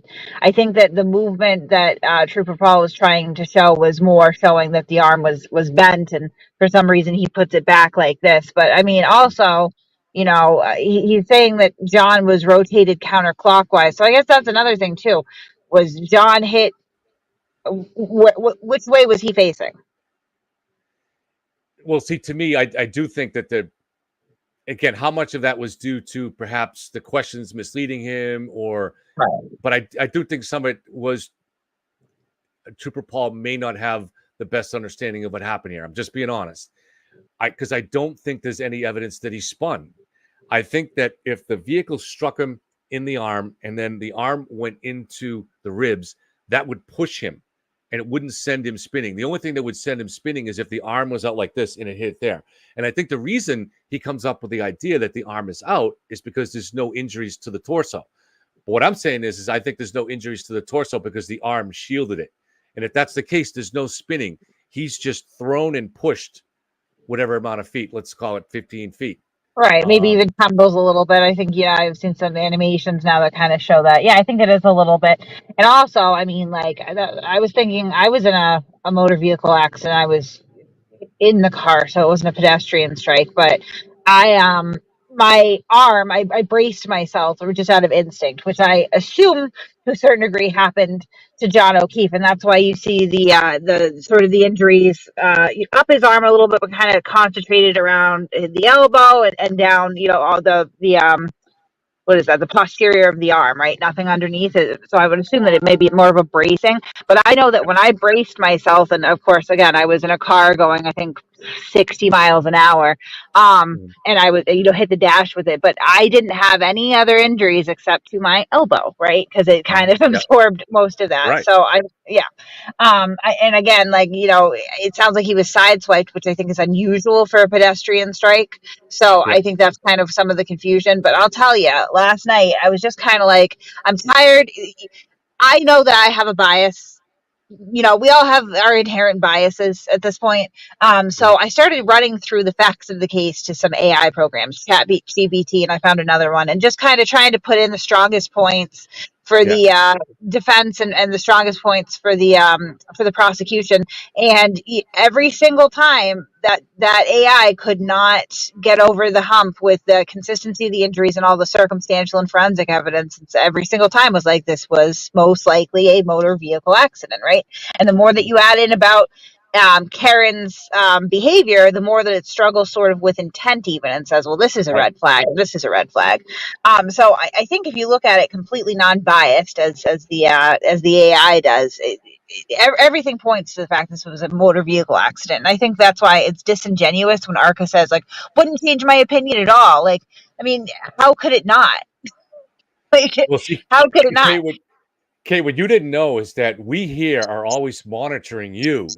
So when you posted that, I read it out on the air. Oh, did you? Yeah, so I read out what you posted about the ChatGPT, and then someone reached out to me. I won't say his name. I don't know if this is someone. We'll say his first name. Did you ever talk to someone named Matt related to this? So he said the ChatGPT effort that you talked about from Kate is the space of the platform we are building. However, our plan is to use a trained language model with specific instruction base. So maybe he's just doing something similar to what you were doing. I'm not sure. He did give me a little more information and his phone number, so maybe we'll check it out and see what he has. But so this is not someone you were working with. Someone from out of state. It looks like maybe Western Mass. Oh, I don't know then. No. Yeah. No, I just did this on a whim, and I did that a little bit with the I can't remember that program, but essentially the AI judge.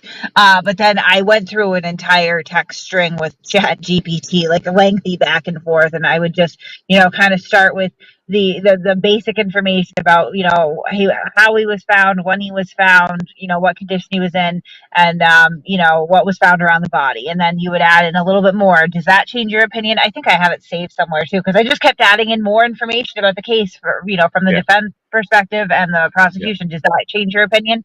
And the thing that the AI seemed to struggle with the most, and also part of it's because of the way that it's written, it doesn't really want to render a mock verdict, right? It just doesn't want to do that. But what it seemed to struggle with the most was intent, because obviously there were things that brought up red flags, like calling the parents at 1:10 in the morning. The statements made to witnesses and on the scene, and those came back as very concerning to the AI.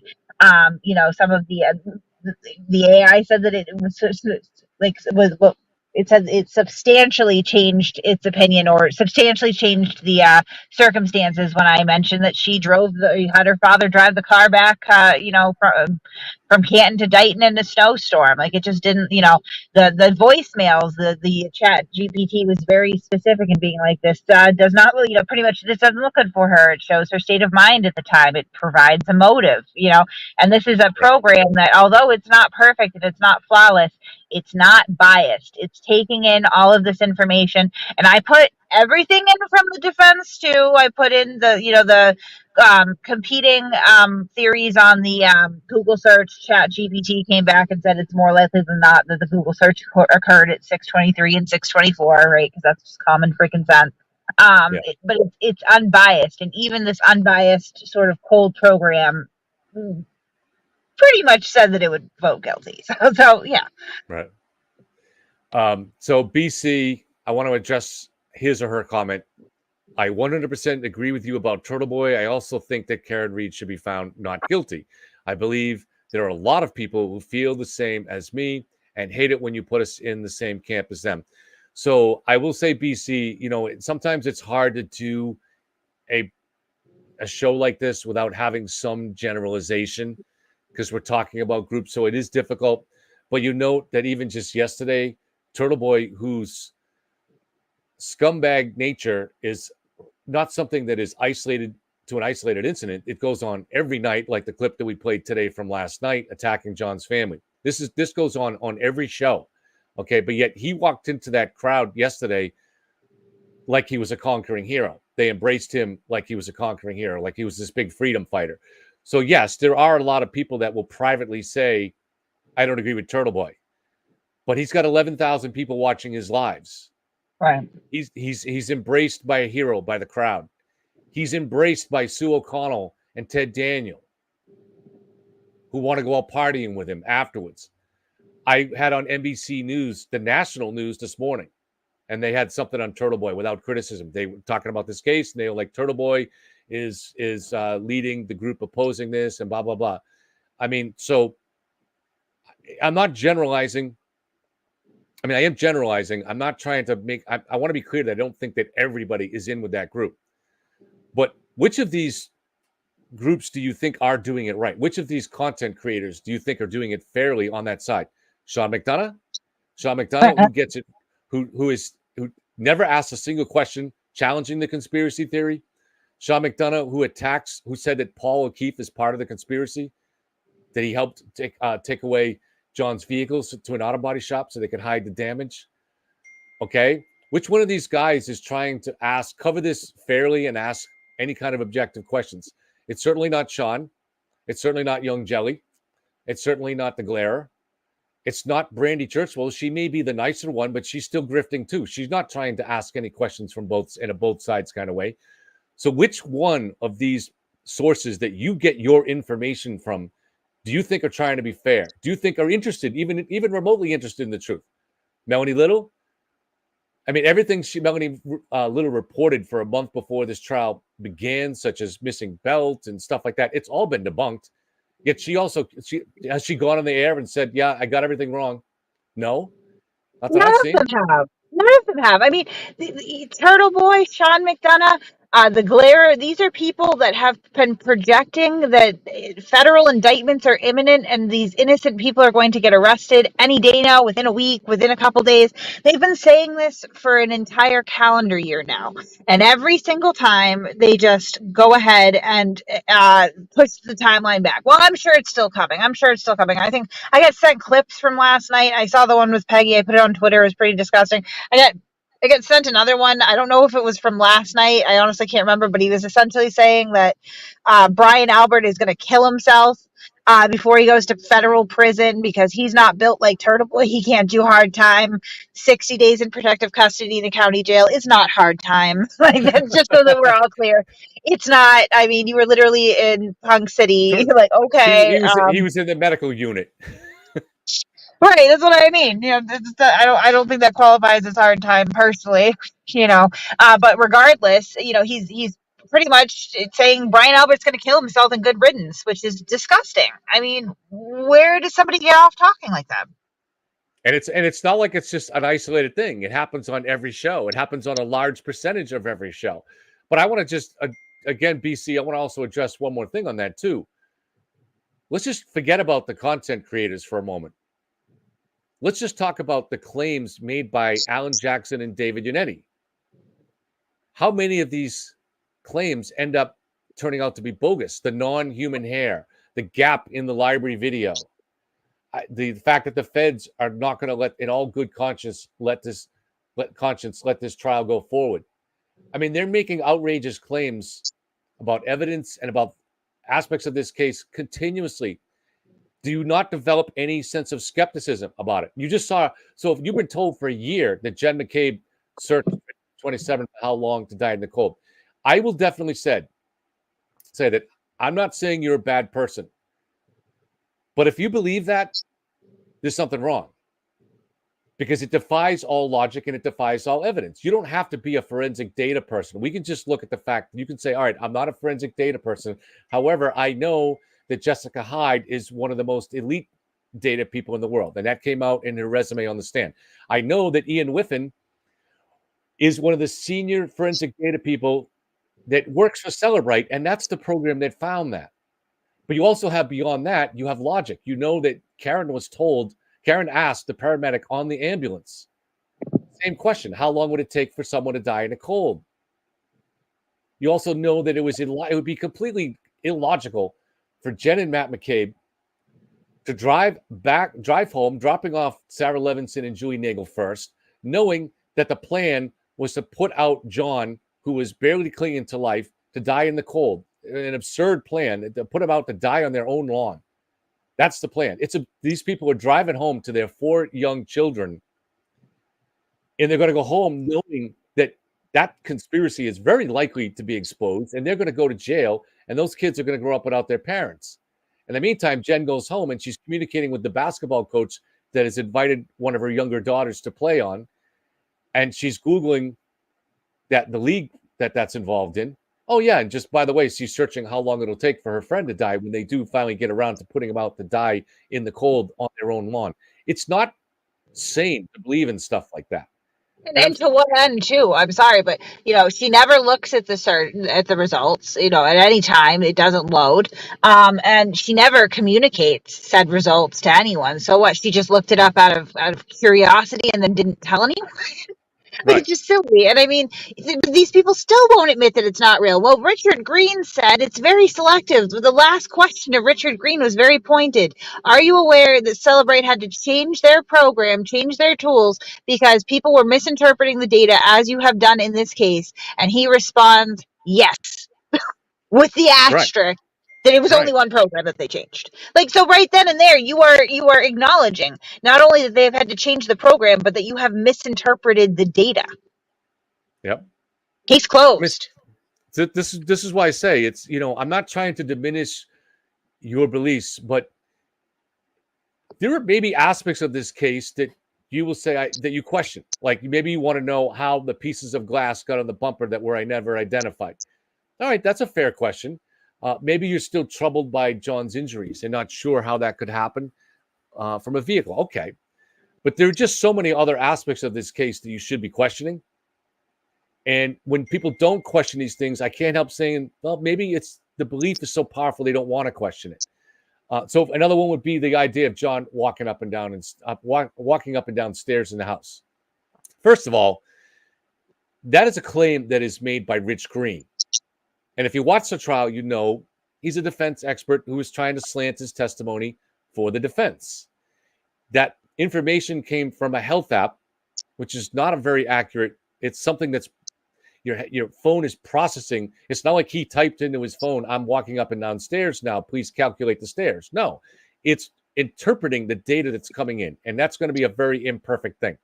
But when you look at the actual data that shows where he was by much better, more reliable data, such as the Waze and the GPS, which shows that they were driving to the scene when Rich Green says that health app says he was going up and down stairs, you should at least be very, very skeptical about that idea. And if you're not, I don't really feel, I don't know, what's the nicest thing I can say here? You might be a good person, but you just don't want to examine the evidence in any way that challenges your beliefs. Sorry, go ahead, Kate. Well, no, I agree. And I think also part of the problem is that in order, look the other way. Alan Jackson said it. He started right off, but look the other way. They want this purported evidence to be viewed in a vacuum every single time. So they want you to look at this Apple Health data in a vacuum and go, oh, ascending and descending stairs, no questions there. But it's not just the other data, the GPS data, the Waze data that corroborates the arrival time being 12:24. There's witnesses as well. Like Ryan Nagel, Ricky, Heather, they are in the car. They arrive at around 6:23, 6:24 as the defendant and Mr. O'Keefe are arriving as well, right? So, I mean, when you look at the totality of the evidence, you have data that supports the 12:24 arrival. You have witness cooperation to that 12:24 arrival. Even Richard Green acknowledges the data point in the Waze, the 12:24 arrival. It just completely falls apart, but they don't want you to look at the bigger picture. They want you to zoom in and look at whatever red herring they've thrown out. The same thing with the injuries to the arm. They don't want you to look at all the options. They want you to look specifically at this has to be a dog, and the dog DNA kind of debunks that. They don't want you to look at that. They want you to look at just look, we got this guy and then this lady, and they say that it's definitely dog bites, and even they couldn't exclude other causes. And that's, I think, the problem here is that it's not so much what your expert can bring in and include as a possibility. That might help you with reasonable doubt, but it's not as conclusive as if they could rule it out. And no medical professional that went on that stand, no biomechanical engineer, no accident reconstructionist, no ME, nobody could rule out a fall from a pedestrian strike. They just couldn't do it. And then again, they want you to look at the questions of the injuries in a vacuum and ignore all the other evidence that corroborates the idea of a motor vehicle accident, the pieces of taillight, the DNA on the taillight housing, the vehicle data from her car, her own statements. They don't want you to even look at her consciousness of guilt in that. They want you to focus on the question mark that was purportedly at the end of a lot of the statements. Don't look at the whole statement. Just look that there was a question mark there because she says so. When you look at the totality of the evidence, it's very hard to get away from the fact that it is a plausible theory, and there's no evidence to support any other theory. He was found in the snow dying. He had to have gotten there somehow, and they can't offer a reasonable explanation otherwise. Right. Yeah. Just, I want to, people said I'm not paying attention enough to the questions in chat. Just please be a little understanding. If you can hear my phone constantly pinging here, I mean, it's pinging like every 2 seconds. Those are constant communications. Some of them are questions. Some of them are comments. Some of them are people feeding me evidence. I'm doing the best I can.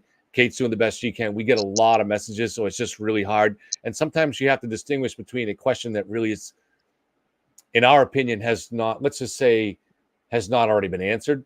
If that makes sense. So sometimes a question has already been answered, or even if we haven't answered it today, we've answered it before. So I don't know. It's we're doing the best we can. I'll go through right now. I found a question that I would like to ask from Eric Steele. Eric Steele asks, and why did Brian Higgins destroy his SIM card? Okay. and I would counter that with a question to you, Eric Steele. What information is contained within a phone SIM card?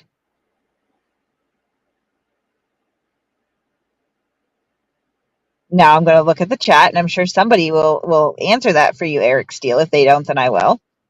Mm-hmm.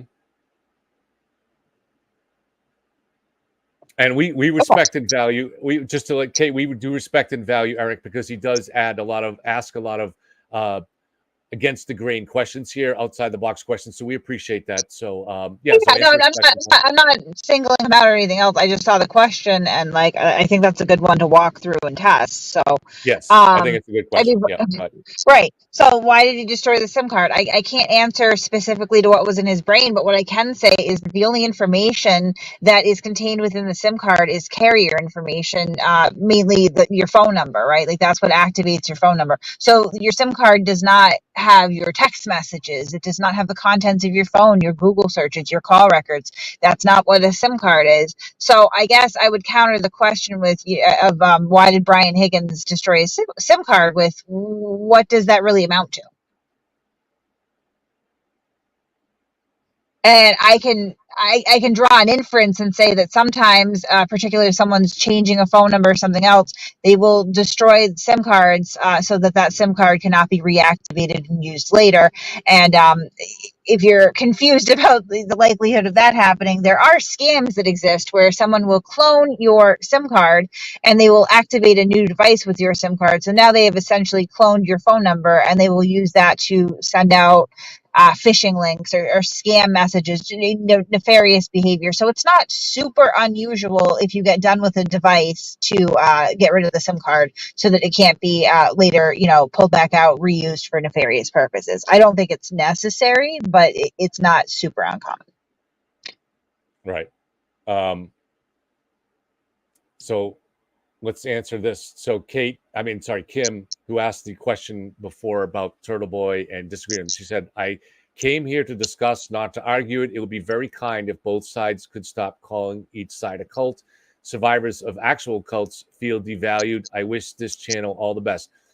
So let me answer this, Kim, as fairly as I can. It's a difficult thing. I understand that sometimes if you make that generalization, it offends good people. I met a lot of good people, or people that came across to me as good people in Dedham when I was there for the Court TV shoot a couple months ago. And they were good people that were intelligent enough and had sincere beliefs about this stuff. But there is a cult aspect to this case. Right. And when I say, and the reason I say that is because, first of all, when people aren't interested in asking any of the questions that I've been talking about, if they don't have an interest in finding out, like Kate just asked about the SIM cards, they don't have an interest in finding out what is on the SIM card. They don't have an interest in finding out what the other explanations are for 227. They have no interest in it. And this is what a cult kind of does. Cult people don't ask questions. They just submit to the will of the stronger person who is leading them. And it doesn't matter how many times that leader gets things wrong. It doesn't matter how obnoxious their behavior is. They just go along following them. And you take, for instance, I'll even name her. I'll say someone like Jen Altman would always say to me things like, I don't always agree with everything that Aiden does. That doesn't do it for me. All right. But listen, I guarantee those nurses that stirred the Kool-Aid for Jim Jones would say the same thing. But she will still defend anyone that challenges anything that Aiden does or says. She'll defend him viciously. She'll try to find information on that person to try to destroy them. So you can't really deflect away from this stuff sometimes. The people that are leading this movement, all of them are dishonest. So like all the ones I mentioned, Sean, Turtle Boy, all of them, I don't see a single one of them that is out there seeking the truth.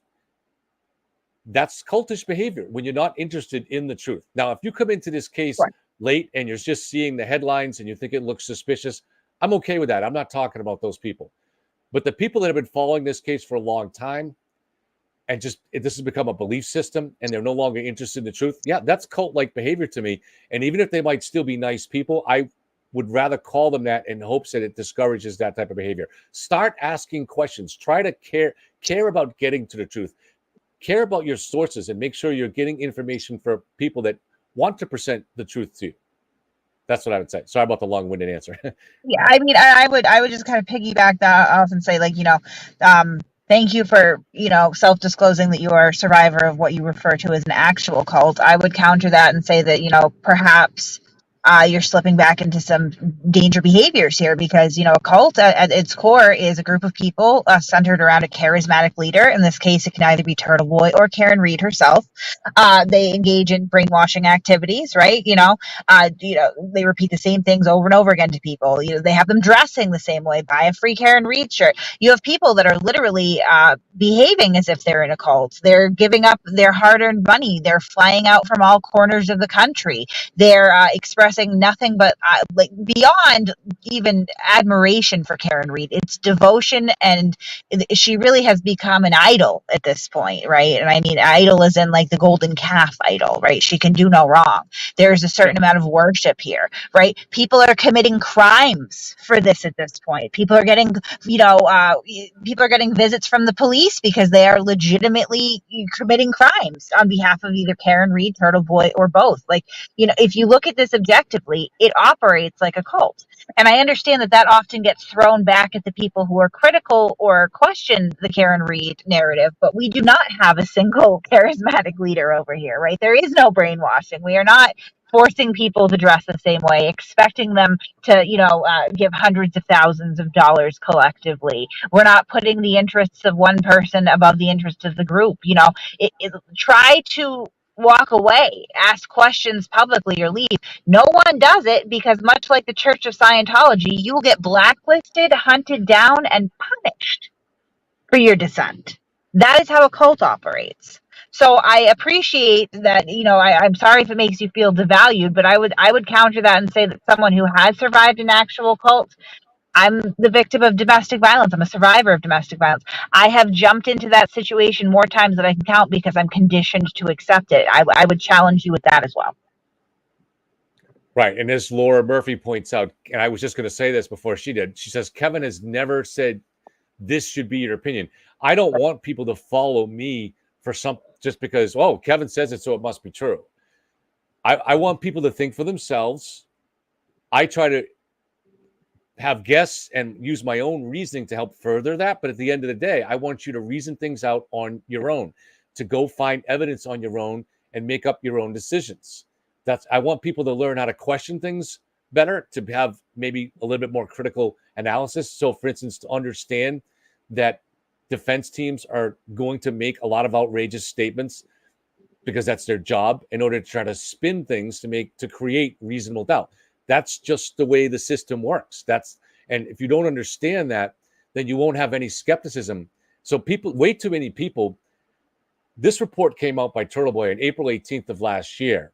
And in that report, I looked at it knowing nothing about Turtle Boy and wondering if there was an interesting cover-up going on here, but also understanding that this was clearly a defense theory intact. And so you have to apply some skepticism to that.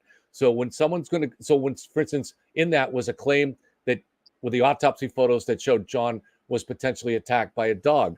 Well, now some people's reaction is to just accept that. My reaction was to go and Google dog bites. What do I know? I'm no expert on dog bites, so I Google it. That's all I'm asking people to do, is to have that sense of skepticism where they look into things on their own and they understand how the world works. They understand that defense lawyers are going to spin things just like politicians might spin things. Don't just accept information that's out there on the internet just because it's on the internet or because a defense lawyer puts it out. You have to have that sense of skepticism. So I think that's really, really important.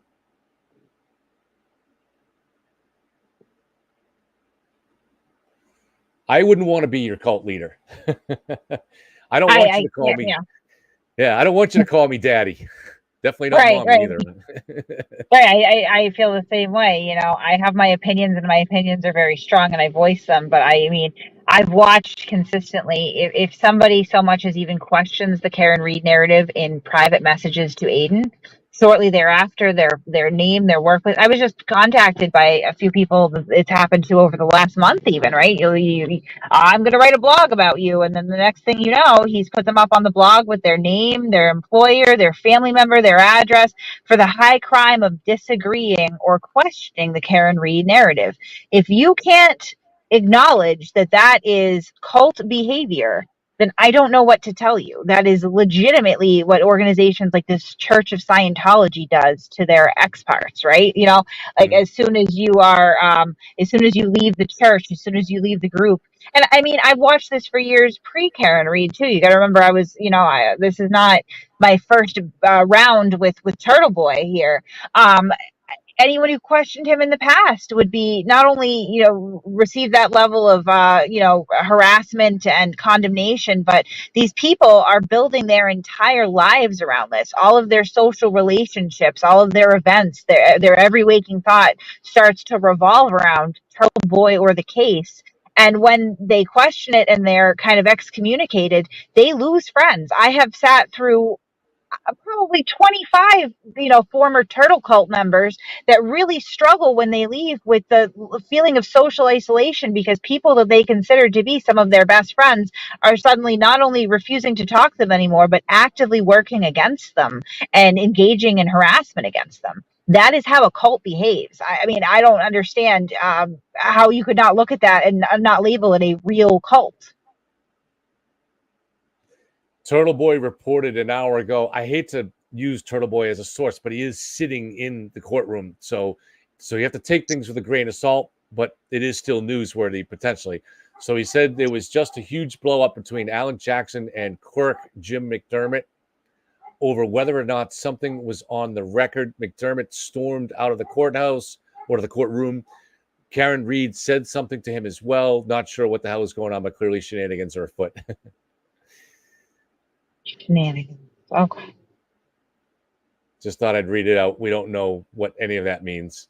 Maybe someone had to use the bathroom. I mean, I'm sure most of these things get blown up into some big thing and they're really nothing. I have blocked that man as he did manage to obtain a harassment prevention order on me, because in March of 2022 or 2023, I went on a live stream and made an open-ended challenge that he fight me in a parking lot. A year or two later, that really scared him. So I do want to acknowledge that, that's very scary to fight a middle-aged woman. So I've blocked him on all social media because despite obtaining this order, he continues to tweet at me consistently all the time, which is a very strange way to show fear. But, who am I to judge, really? I can at least acknowledge that I would have clearly won that hypothetical fight. So that's scary. So I actually don't follow anything that the guy says. I don't think anyone should at this point, because it's so tinged with this, again, cult think. I mean, who knows? So let's pull up. I downloaded. So Christina Rex provided the jury questionnaire, so I can pull these up. I had to change the form a little bit, so we'll hopefully have a chance to be able to read these. Let's see. Oh, it's still kind of small. We're working on. I can't quite get the size. I got two sizes on this. One is too big and one is too small. Well, we'll have to go with the too big and roll through it a little bit. All right, hold on a second. Let's pull it up.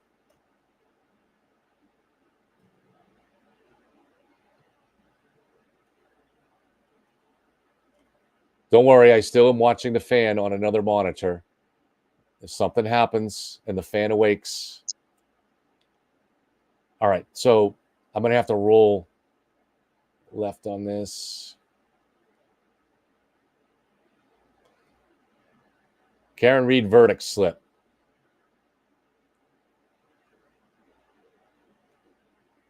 In the above entitled case, we, the jury, say the defendant is not guilty or guilty of offenses charged, leaving the scene of the accident resulting in death. Right. There's a couple other pages on this, so we'll have to just kind of go through this size issue. This is the unanimous decision of all 12 members. So I will go to the other ones. So Also, someone had asked in chat earlier, if Karen is found guilty, will she be taken into custody right away? And the answer is yes. I know, not always. Not always. I've been told that on murder charges, she will be. So I don't know. Okay. My understanding is yes, that I'm not 100% sure, but I was told that on murder charges, she'll be put on a bus and taken to prison. But oh wow, okay. I don't know. So I guess I'm not certain because, like you said, it's not always. But I think in a murder case, it is. Well, I know in that case, I hope that she packed comfy pants just in case. Yeah. So verdict slip. Offense 2, manslaughter while operating a motor vehicle under the influence. And so there is a not guilty on this one, and a guilty of offenses charged. So here's where the issue was: the lesser included offenses. Guilty of lesser included offense, involuntary manslaughter. So what Jackson wants is there to be a not guilty box below this here. Is that your interpretation? Yes. That's Even what I though interpreted. the not guilty is above, so if Right. you check not guilty, you don't need to go down to these charges. Right. Right. I feel like they're just bringing up objections to try to create a record just in case, so that they, can try. I think they're just trying to set up as many potential grounds for appeals as possible, which again, I can't really fault them for. I mean, obviously, arguing so vehemently with the judge was probably it's just not a great look. I mean, I'm sure that's why Alan Jackson made that argument and not David Unetti, because Alan Jackson realistically is never going to try another case in front of Canone anyway. But it's probably not the greatest thing to do. I mean, silly argument, but at the same time, you've paid a lot of money for your defense. They should be making every argument that they possibly can, just in case. Yeah, and they got nothing to do right now, so but sit around and wait. No, I think there's actually maybe potentially something to it, that it might be better to add this here, but there's no real incentive for the judge to add this if this is how it's been done for years and it's done in all the courts in Massachusetts. So when possible, you always want to stick to the standard, because the standard usually develops for a reason. This has already been presumably reviewed over time by many other judges and certainly many other defense lawyers. So nobody else has had a reason to change it. So the judge is on solid ground and thinking, I'm not going to change it either. I also, I don't want to overstep, but I'm reading in the chat a little bit and would just like to challenge something a little bit, I guess, right? So I'm seeing people that are really like, I can't wait until Karen goes to prison. Oh, she's going to be toted off. That's great. Fantastic. And I just wanted to, I guess, share my perspective on this. Prior to this case, which is a huge departure from the content that I usually make, I followed a lot of internet personalities that, by sort of the nature of what they were doing, often would end up in jail. And I would have very contentious online battles with some of these people. I would often find myself not finding any joy in their incarceration, because I think, incarceration in and of itself is kind of a tragedy, right? It's still like it's a loss for that individual person, for their family. And I even take that a step further and sort of self-disclose that I have been the victim of violent crime before. And I saw the perpetrator get sent to jail. It was a really kind of a light sentence, but I found that I had the expectation that jail sentence would bring some sort of vindication or relief or comfort, that it honestly didn't. Whether Karen Reed goes to prison or not, the damage has been done. John O'Keefe is not coming back. Lives have been torn apart. I do believe that in this case, it is the just outcome that she have to do her time. But I think that we should temper ourselves and try to really reflect on why that would be a joyful experience for anyone. Yeah, no, that's always been my same approach too. It's a terrible thing to see somebody go into jail. I will not be celebrating. I will my normal state would be to actually feel a lot of sympathy for Karen and for her family, but that sympathy is going to be tempered by the intellectual awareness of what she's been doing, of the fact that she knows she's guilty, and she is purposely allowing innocent people to be accused here and to have their lives seriously disrupted, more than just disrupted, in some ways destroyed. She knows that. Her father knows that. They know that Karen called her at 4:42 in the morning and talked to her. Right. So, I mean, again, I'm sympathetic to their situation. Who wants to see your daughter go to jail? But you're allowing innocent people to take the blame for this. You're encouraging it. You're aligning yourself with grifters to push that false message. I can't feel a lot of sympathy for them. So I'm not going to be celebrating, but I'm not going to be shedding any tears. I'm not saying I shouldn't say, it's not that I don't think that, jail time is merited in this case. I believe it, unfortunately, but it's not, it's one of those things, I guess, where, if you stare into the abyss too long, the abyss starts to stare into you. You just don't want to lose your empathy and understand that, this is just a horribly tragic situation all the way around. And the truth is that, although I'm sure that it'll be a certain sense of vindication for the families affected and hopefully bring a sense of closure and justice to the O'Keefe family, it doesn't really change what's already happened. It's just tragedy that begets more tragedy. And I mean, thankfully, Karen Reed is a single woman without children. So, the suffering is a little bit, I guess, tempered by that. But it's just more suffering. And again, I'm not saying that she does not deserve to go to jail, in my opinion, or prison, really, or that I would oppose that outcome. Certainly not. But I don't find any joy in it.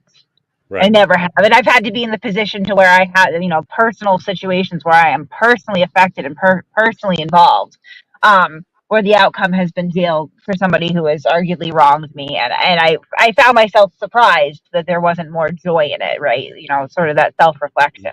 Once these things happen, you can't take them back, and there's no remedy. John Depetro, when I was talking to him last night, he feels there is a potential for violence outside that courthouse if there's a guilty verdict. He's, so my impression was, when I was there, you saw Kate, there was maybe only 8 or 9 pink shirts that day. Right. They were kind of the usual suspects that we've all got to know. Most of them were middle-aged or older women. And, I met some of them later. They weren't going to be capable of violence. But there's a much larger crowd out there now. And he described some people that, kind of not exactly harmless. They're more a little bit rougher looking men that are wearing a pink shirt. So he felt like, and he's been around a lot of these violent crowds over the years for protests that he's covered. So he feels this, and he thought the state police were great, and there's a lot of them there, but he also didn't think there were enough.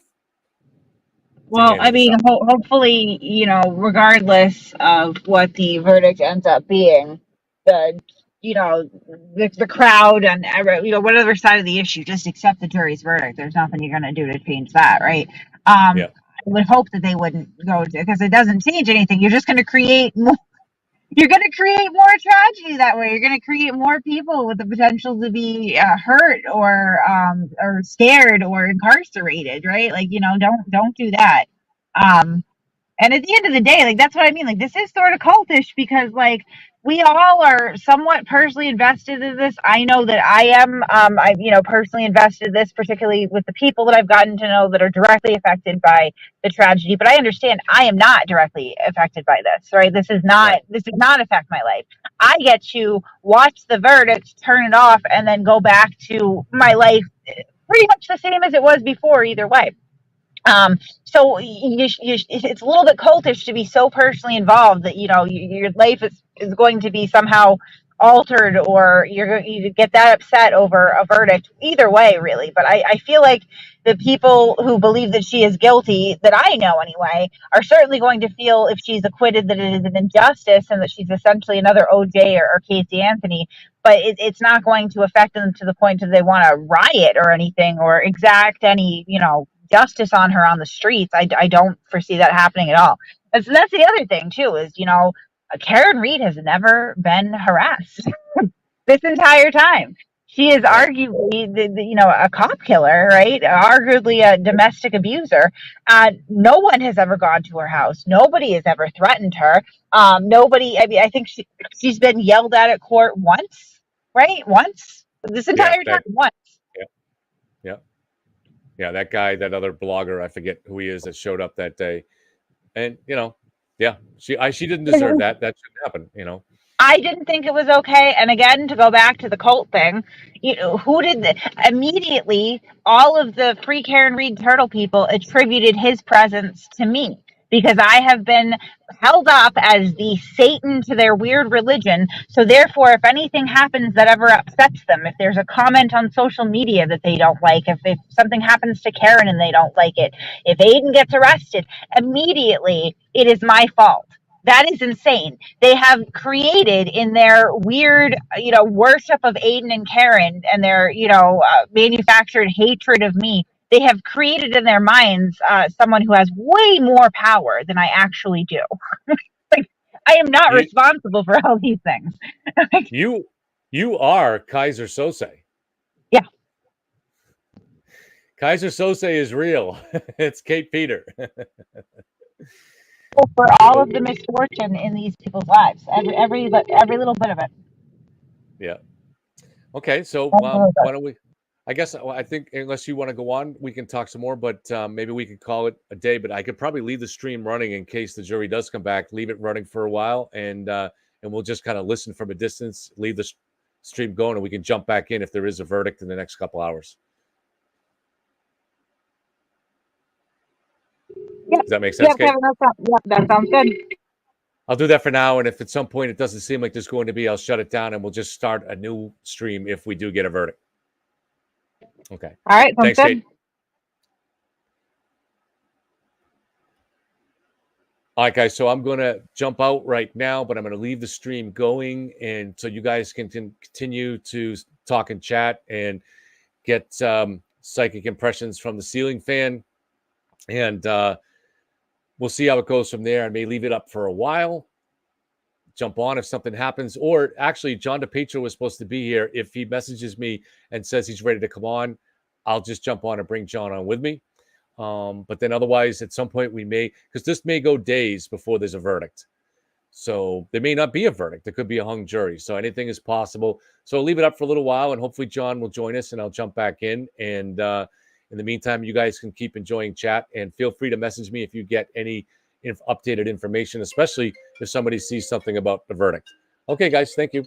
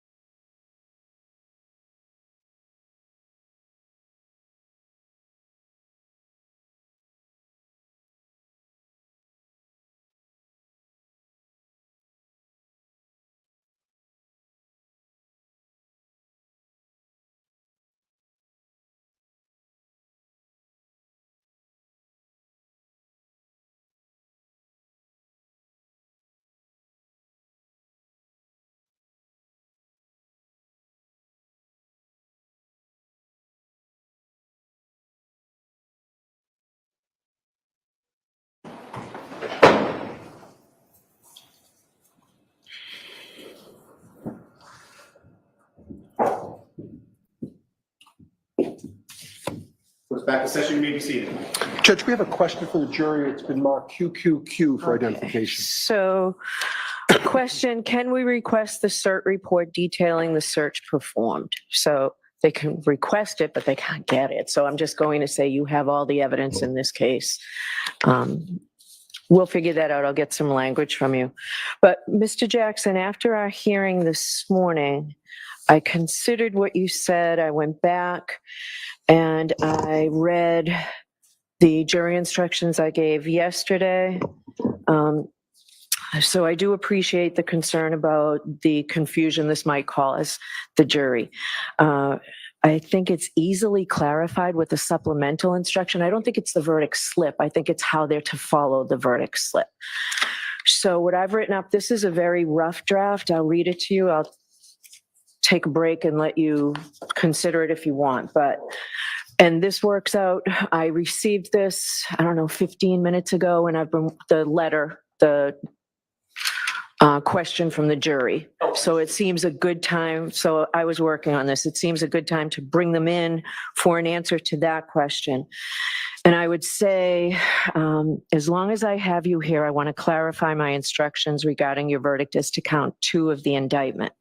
As I instructed you yesterday, there are 2 lesser offenses of that crime, which are involuntary manslaughter and motor vehicle homicide, felony, OUI, liquor, and negligence.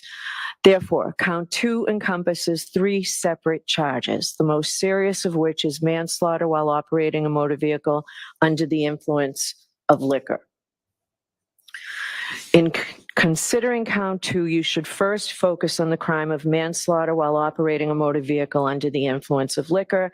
And if the Commonwealth has failed to prove that crime beyond a reasonable doubt, then you are to consider the remaining lesser included offenses in descending order. The lead charge is manslaughter while operating a motor vehicle under the influence of liquor. If you find that the Commonwealth has proved all 5 elements or proven all 5 elements of this charge beyond a reasonable doubt, then your verdict shall be guilty of manslaughter while operating a motor vehicle under the influence of liquor. If, however, you find that the Commonwealth has not proven all 5 elements of manslaughter while operating a motor vehicle under the influence of liquor, then you are to consider whether the Commonwealth has proven beyond a reasonable doubt the 3 elements of the lesser included offense of involuntary manslaughter. If the Commonwealth has proven the 3 elements of involuntary manslaughter, then your verdict shall be guilty on the lesser included offense of involuntary manslaughter. If, however, you find the Commonwealth has failed to prove beyond a reasonable doubt the crime of manslaughter while operating a motor vehicle under the influence of liquor and the lesser included offense of involuntary manslaughter, then you are to consider whether the Commonwealth has proven beyond a reasonable doubt the 5 elements of motor vehicle homicide, felony, OUI, liquor, and negligence. If the Commonwealth has proven beyond a reasonable doubt the 5 elements of motor vehicle homicide, then your verdict shall be guilty of the lesser included offense of motor vehicle homicide, OUI, liquor, and negligence. If, however, the Commonwealth has failed to prove beyond a reasonable doubt all elements of manslaughter while operating a motor vehicle under the influence of liquor, and has failed to prove all of the elements of the lesser included offenses of involuntary manslaughter or motor vehicle homicide, felony, OUI, liquor, and negligence, then your verdict must be not guilty to count 2. May I have just a moment? Yes.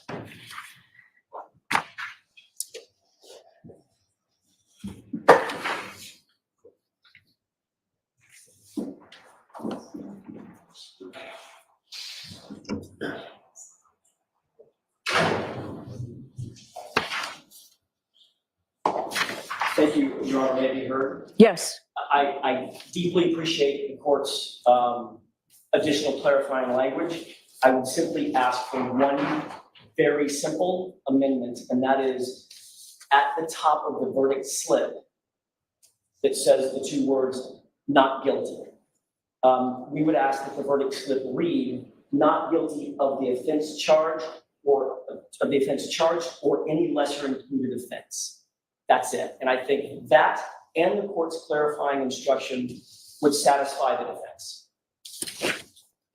Oh, I think. I know it will. That's all we ask. All right. I can repeat that if the court wishes. So there are some like minor changes we have to make to the verdict slip anyway. Just, you know, it has to be consistent. So the manslaughter while operating a motor vehicle under the influence, the tab needs to, actually, Tori. So there needs to be some physical changes on the verdict slip. Anyway, it needs to be indented. There needs to be a colon after guilty of offense charged. It's not complete. It doesn't have under the influence of liquor. It just says under the influence. So there are some minor changes that need to be made to the verdict slip. Does the Commonwealth oppose the suggestion made by Mr. Jackson, which seems like a reasonable one? No, Your Honor. All right, so it will be not guilty. So tell me again how you want it. Sure. You want- Not guilty of the offense charged or any lesser included offense.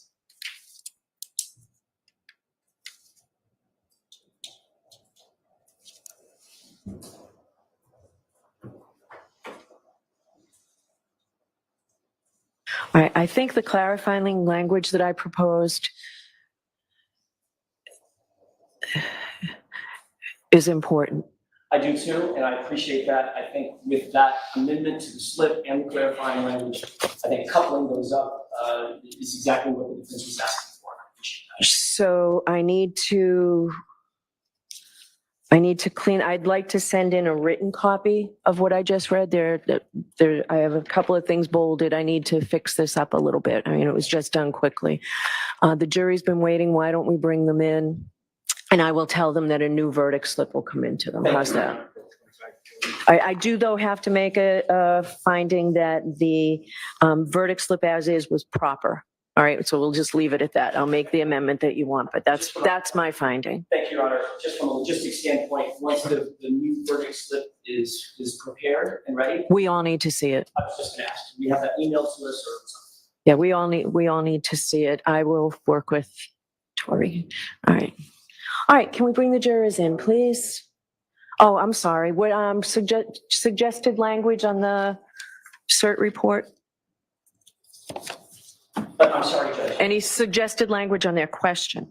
No, I think the court's correct that in terms of the cert report request, the court's answer is right on point, which is you are directed to you're directed to review the evidence that's in front of you, and that's it. I'm just going to say you have all the evidence in this case. We will not give you anything. Okay.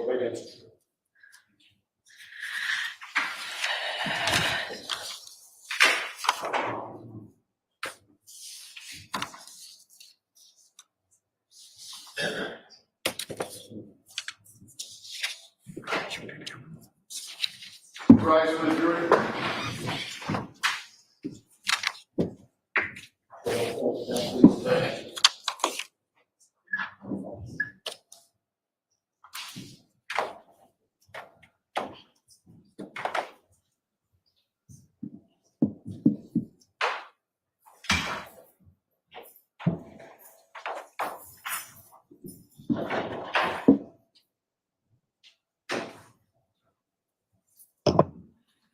You see it?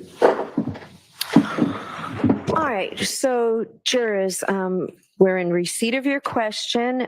Can we request the cert report detailing the search performed? I take this as a request, and the answer is that you folks, you have all the evidence in the case. So what you have is the evidence in the case. You won't be receiving any additional evidence.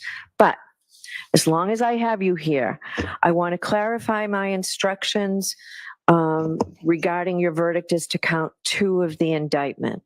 As I instructed you yesterday, there are 2 lesser offenses of that crime, which are involuntary manslaughter and motor vehicle homicide, felony OUI, liquor, and negligence.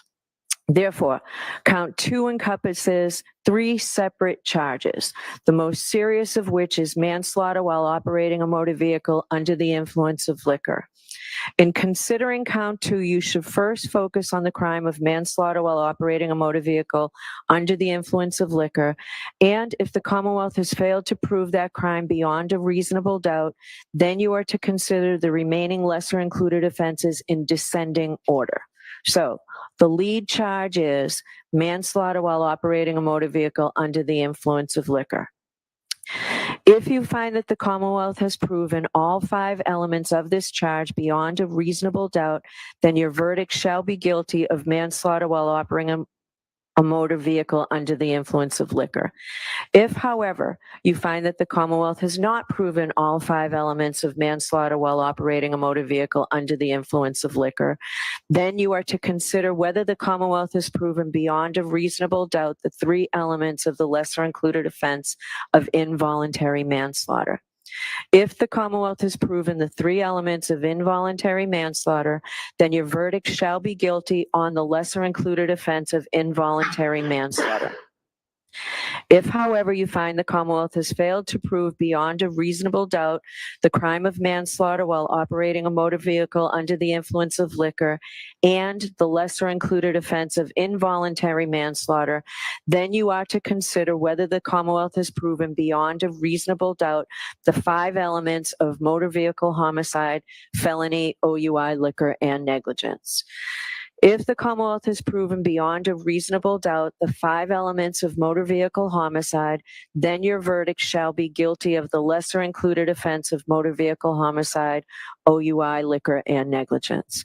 If, however, the Commonwealth has failed to prove beyond a reasonable doubt all the elements of manslaughter while operating a motor vehicle under the influence of liquor and has failed to prove all the elements of the lesser included offenses of involuntary manslaughter or motor vehicle homicide, felony, OUI, liquor, and negligence, then your verdict must be not guilty to count 2. So I'm going to send in a new verdict slip on count 2 that's just a little bit different, and we have to sort of change we have to indent something and change the spacing a little bit to make it a little bit clearer for you. Okay, so we'll get that into you in the next 10 minutes. All right, thank you all very much.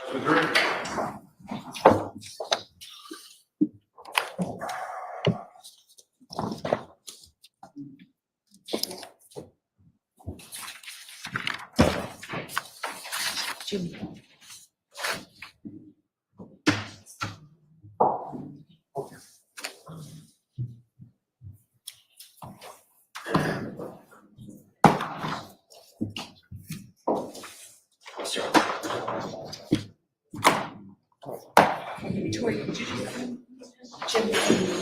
Court will be recessed.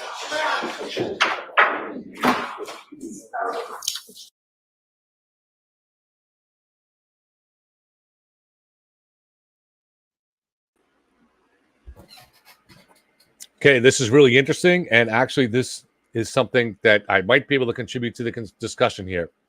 I just got off the phone with Kevin Mahoney right before this, and hopefully he'll be able to come on, and the two of us together can maybe really shed some light on this. But the part that I can contribute to is the CERT team. So we'll have to speculate on what exactly they wanted here. But just to remind people what the CERT team is and what they did.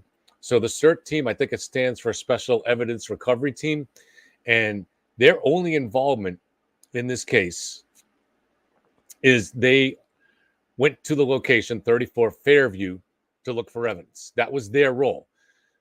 Everything is very compartmentalized in the state police. You had the chem team who showed up at the Sally Port to go over the vehicle for evidence, any trace evidence. So materials, fingerprints, things like that.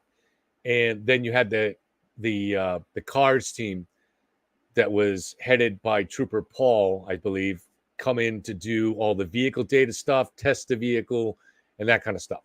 So it's very compartmentalized. So the CERT team is looking for evidence at the crime scene. They arrived.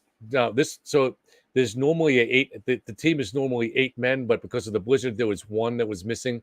So they had a 7-person crew that day that was headed by Lieutenant O'Hara. It took a while to get all that going because of the blizzard and just the chain of bureaucracy that's involved. So O'Hara arrived at 34 Fairview just a little bit before 5 p.m. At that time, Karen's SUV was on a tow truck from Dighton on the way, during the blizzard at rush hour on the way to the Sally Port attached to the Canton Police Station. So just before 5, Lieutenant O'Hara arrived, and he said there was one other trooper, one other part of his team that was already there. The last member of the team arrived at, I believe he said 5:41. It could have been 5:38. I can't quite. I think it was 5:41. At that time, the 7-man team began shoveling and digging in earnest. Before that, though, he said there were some members that were already getting an early start to going through the crime scene. In addition to those 7 men, or men and women, I don't know if there are any women, those 7 people of the CERT team, there were 2 other troopers there. One of them was Lieutenant Tully. Not sure who the other one was. Maybe someone connected to Tully. So that's the state of affairs at the crime scene when Karen's SUV arrived at the Sally Port. So the Sally Port arrived pulled up in the driveway outside at 5:31. It pulled into the Sally Port at 5:36. It was pulled in by the tow truck driver. The garage door to the Sally Port closes at about 5:38. So at that time, the CERT team is basically already gotten started, and they're waiting for one more of the crew to arrive. The search area that they shoveled out, if I was more ready for this, I would have pulled this up for you. Maybe after I get done talking, I'll pull up the WBZ news footage for you. But jury is back in, yeah. The area they searched was only about the size of 2. Excuse me. I apologize. I had a sandwich right before, right as this break was going on. Must be a crumb. The area that the CERT team searched by shoveling out the snow was the size of 2 parking spaces, 2 vehicle parking spaces. That's it. It's a very small team, very small search area. So you got 7 men within that small search area digging at what was described as shoulder to shoulder. And they didn't go very far in. They went up to maybe as far as the flagpole. Behind them were 2 other troopers, one of them being Lieutenant Tully, watching, overseeing. Very small area. So we have to speculate on what they want of this CERT team report. Now, we were told in the charging document that the main piece of taillight, which was photoed, was found at 5:45. That's about 4 minutes after they officially started, although they had unofficially started before that.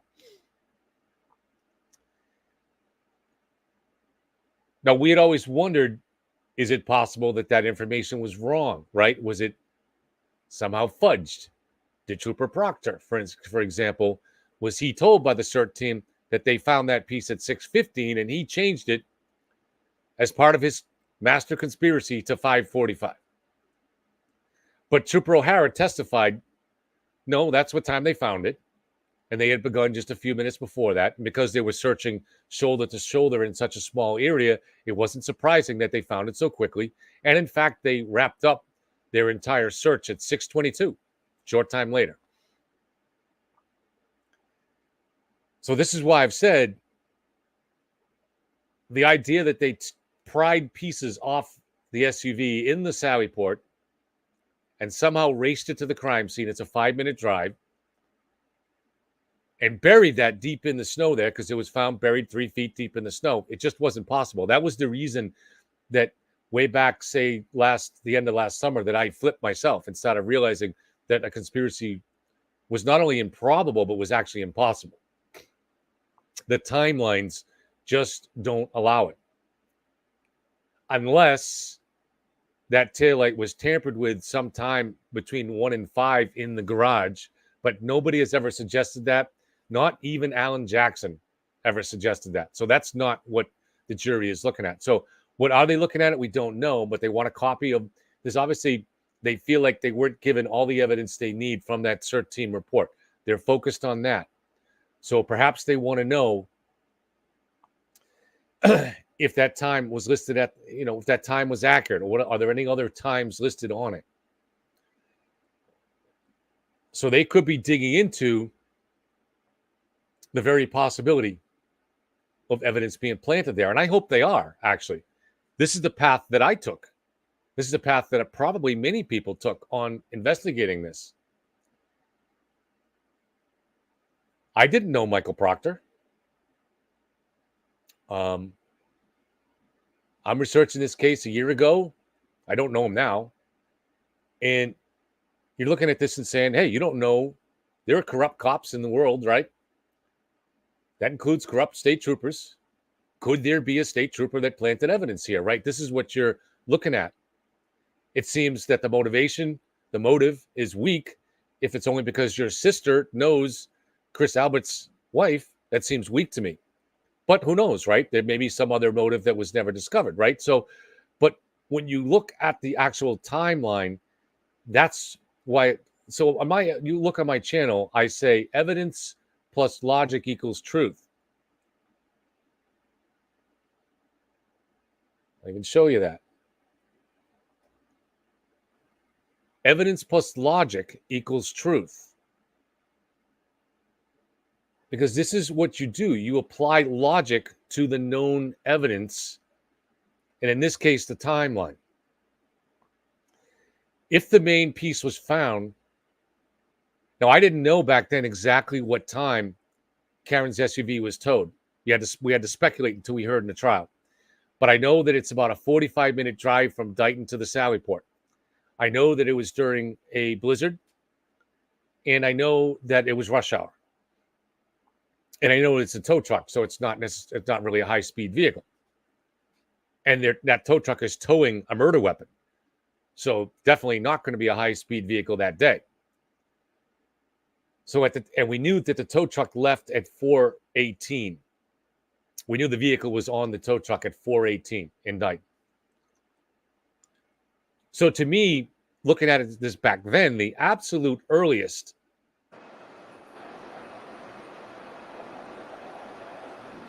hearing a little noise, so we might be getting a little more action. We'll see.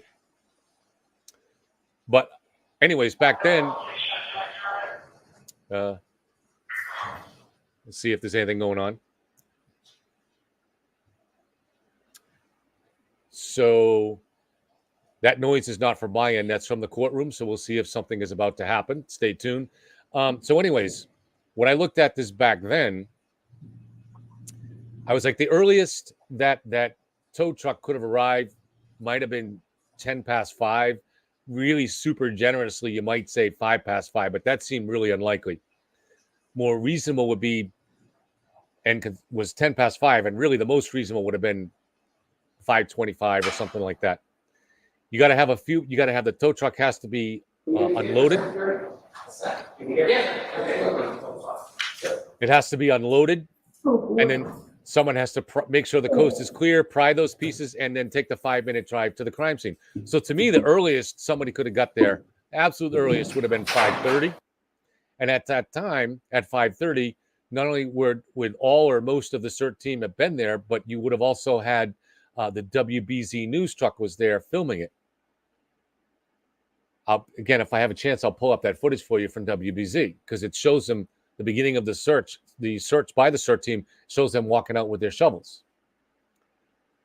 So to me, there was just no time to plant evidence. That's the way it was when I looked at this by the end of last summer. And now it's even more conclusive because we know that the tow truck arrived even later. It arrived at 5:31 and didn't pull in until 5:36. So there was just no time.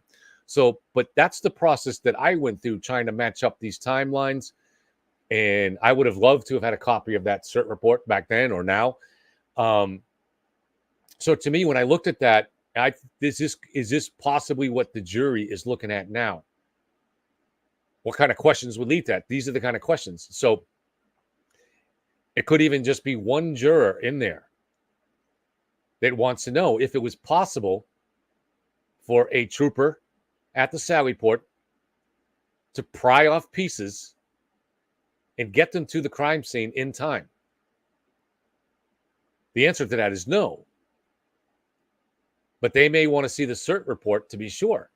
Because here's the thing. Once you close that door, the door to conspiracy is closed shut.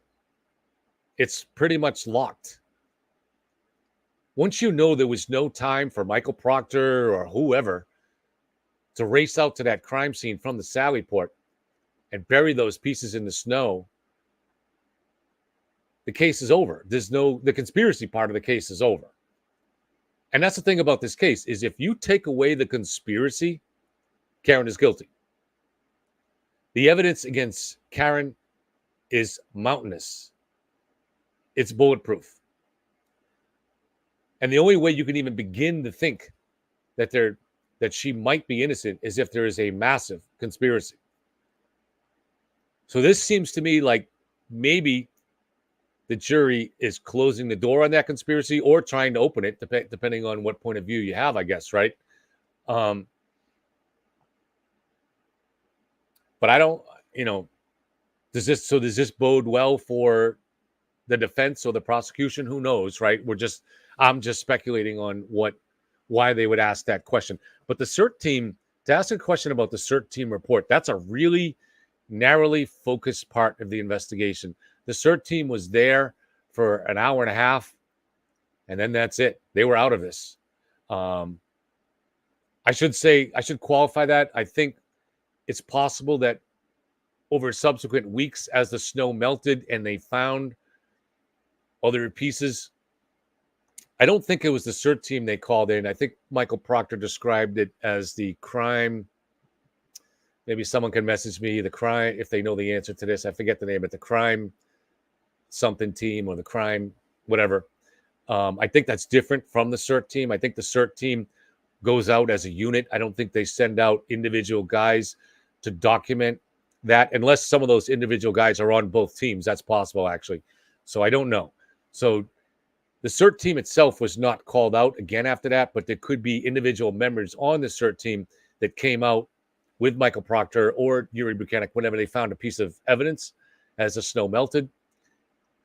As they both testified, neither Michael Proctor nor Yuri Buchanan ever collected evidence by themselves. They always had somebody else with them. So if there was a report that there was another piece that was found, they had one of the guys from the criminal something division or whatever. I can't remember the name of it. Maybe somebody can message me with it. Let me check and see if I have any messages. Not yet. So, yeah. So that's the CERT team's involvement in this. Really is for an hour and a half. Really, maybe more of an hour. So from a little more than an hour. So Mike. So let's say Trooper O'Hara arrived there a little before 5. There was one guy there before that, but let's just say it starts when the commander arrives there a little before 5. And they're done at 6:22.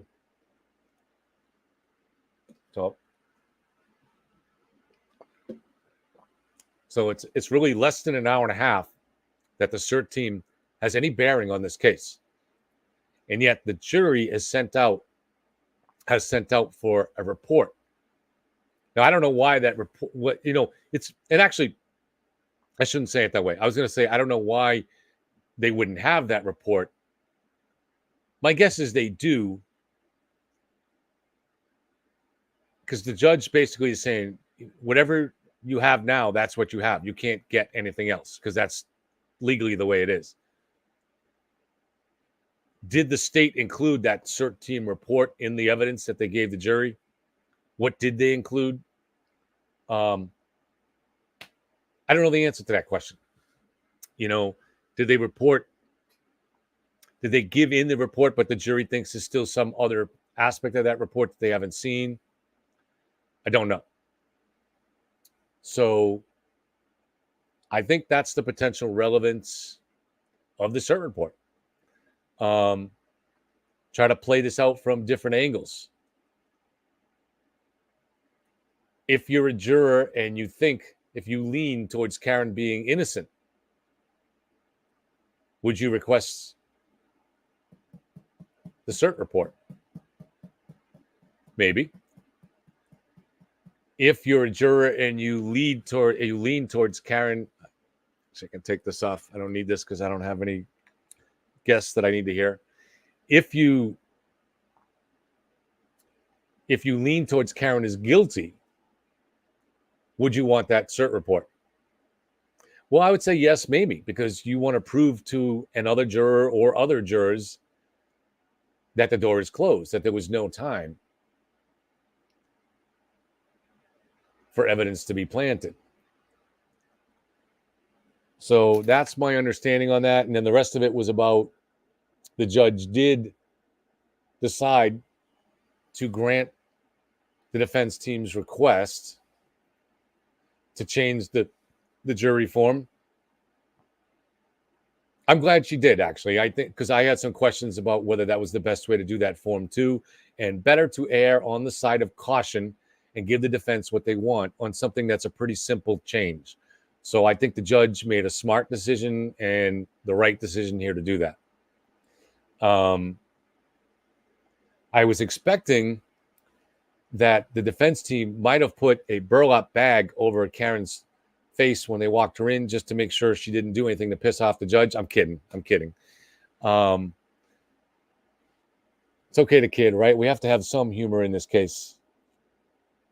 But the more interesting part of that to me was the question about the request from the jury for the cert team report. That's interesting. So I'll stay on a few more minutes and look at chat and see what you guys think. If anybody has another theory about why they asked for that cert team report. So let me just watch and see what you guys think in chat. And again, sorry earlier I was not able to always see what was going on in chat. Sometimes it's moving too fast, and if you have a guest on and you're talking to people, it can be difficult.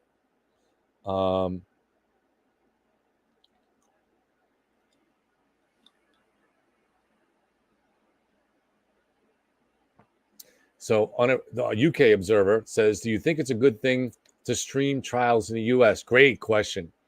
Does it lead to division, which could be detrimental?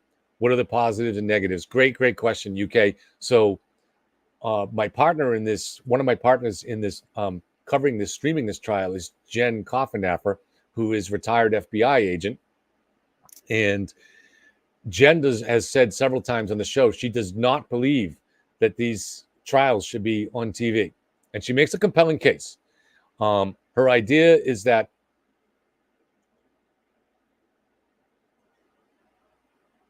the fact that the public is viewing this could influence the proceedings. It could influence the way jurors think, the way lawyers behave, the way judges behave, and most importantly, the way witnesses testify. So we've had a lot of witnesses in this case that have been severely persecuted simply because they testified to what they saw or what they heard. And this rabid mob goes after them for that. And this is why I won't apologize for some generalization, because there is a large mindless mob, and not everybody that believes this is mindless. No, but there is a large one, and they're nasty. And so many of us have had to suffer constant threats from this, but I don't care. It's not a big deal to me. But, you know, to a younger person like, say, a Katie McLaughlin or an Allie McCabe or a Colin Albert, it's really difficult to have to live with that. These people grew up in a world, especially where social media is their reality. So for them to have to take this level of persecution and threat is particularly cruel. So Jen's point would be, it adds to the anxiety and could influence their testimony, the very fact that they're going to be seen in a case like this globally, you know. But on the other side of that, there is the idea, I'm talking to UK Observer, that sunlight is the best disinfectant, that things that are done in the open where the public gets to see them are much more likely to be on the level And I also think there's a value in cases like this where people start to learn things that they otherwise would know, for instance, about the trial process. I think a lot of people, this is maybe, older people my age, this is the first trial they've seen since the OJ trial. And outside of this, our only experience is My Cousin Vinny. Great movie, but it's a movie. So I think this is important to people to have had a distorted sense. So there's a podcaster. She did a great video recently she did it yesterday, a great video about the closing arguments. She's a former prosecutor in Massachusetts, and I can't think of her name at the moment. She's petite, has glasses on. I can't remember her name. Note My Objection, I think, something like that. Note My Objection, I believe is the name of it. But she has talked about that the prosecutors, when she was working, yes, Note My Objection, the prosecutors that she worked with all talked about what they call the CSI effect. And this is that because people, American citizens, many of us have never been on a jury. So if you've never been on a jury, maybe your only experience of a trial is My Cousin Vinny or the OJ case. And yeah, maybe some people watch the Murdaugh trial or something like that. But even that, you're probably only tuning in for the highlight moments that you see on, say, Court TV, or you're tuning in to the verdict. I could say myself, I did not watch the Murdaugh trial. I know a lot of people that did. If you're only watching snippets of something, you're really not getting the right sense of it. And so I think that some people watching this case do get now get a much better sense of how a court works. And it's as the woman from Note My Objection points out, the CSI effect is the idea that people think everything works in a really neat kind of way. Evidence comes out and there's debate, and then there's some key evidence and everything is tied up in a bow, that everything is conclusive not just beyond a reasonable doubt, but way beyond any reasonable doubt, with certainty. And in the real world, there isn't much certainty. On TV, there's a lot of certainty. In the real world, not so much. And so I think there's a value in people seeing trials like this because they learn a lot. There's an educational value. You learn a lot about how it works, how things aren't so neat, how questioning of the witnesses is difficult. It's a challenge. You have to do it within the rules. And the way evidence is projected is not necessarily in a chronological order. It's definitely not with Lally. It's a little sloppier than it would be in a movie or in a TV show. It's obviously something that takes a lot longer too. So Jill says, Kevin, in my opinion, the price is too high for trials to be televised. Yeah, I mean, it's a fair opinion. I guess I'm split down the middle. I don't really know. I appreciate that opinion. I appreciate Jen's opinion on this. I also see a value for the public being able to see these things. And, what would happen in this case here if the trial was not publicized and Karen was found guilty? That mob of pink shirts outside, already irrational as they are, would be way more aroused to violence because they would have no sense of what was going on in the courtroom other than being able to trust the 9 or 10 journalists that are allowed to tweet on it. And so, I don't know. I think there's a value to being able to see what's going on. There's a cost. There's a cost with it, no question. Jill is right and Jen is right. There is a cost, and it potentially. So these witnesses are the ones that are primarily bearing that cost right now. They're the ones that are stuck with the burden of a mob that's going after them. But usually there's not a mob involved in cases. Usually, if there is a mob, it's because they believe the defendant is guilty, and the crimes are particularly heinous, especially if it involves children. But we live in a different age now where social media and Netflix can stir up a mob, like the Steve Avery case. So I don't know. These are like anything in life, you have to always reconsider it. So as we go forward, if things become a problem, if more and more of these trials arouse this kind of mob anger and this mob mentality, then maybe it has to be reconsidered. And I'm sure it will always be reconsidered. I think it's decided by each judge in each case whether or not it should be televised. But I don't think Judge Canoni chooses to allow this to be televised because she wants to be famous, like Judge Ito. I think that there's a precedent for wanting this sunlight on what goes on. I think most judges, if they don't have a reason to exclude the cameras, at least in this state, don't want to do that now because they want the public to know what's going on with their own eyes, not through some interpretation. Like, as we can see now, there really is nobody covering this case from those reporters inside that gives us a really good idea of what's going on. Someone that's doing it accurately, somewhat objectively. Christina Rex is doing that. I don't doubt that she's objective. David Bieniek from Channel 5, objective. However, they don't put out a lot of tweets.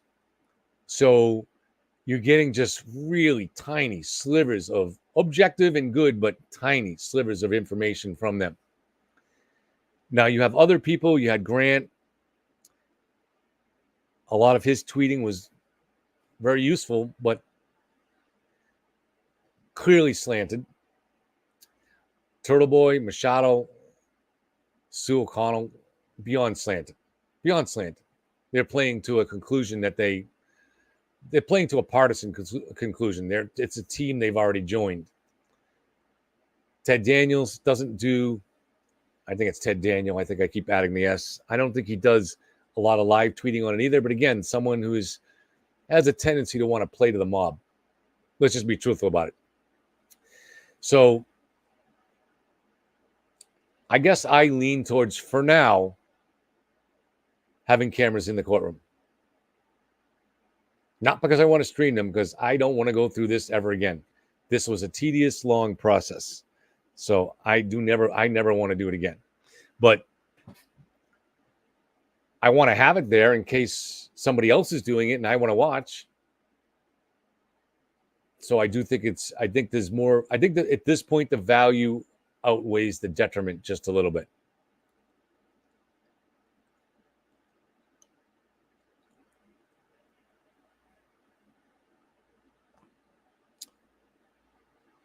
So I probably missed some good comments. Let me look and just see, and then I got to go finish my lunch. Yeah, I can't believe she laughed at Judge Bev either. I got to figure out how to slow chat. It definitely moves fast. Even I can't read it anymore.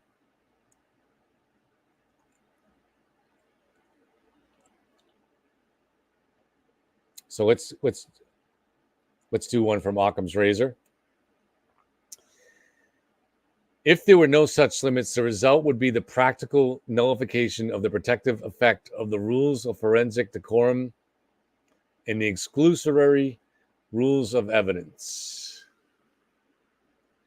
So I'm not sure what she was responding to. Is probably responding to something that was not what I was talking about in terms of cameras. So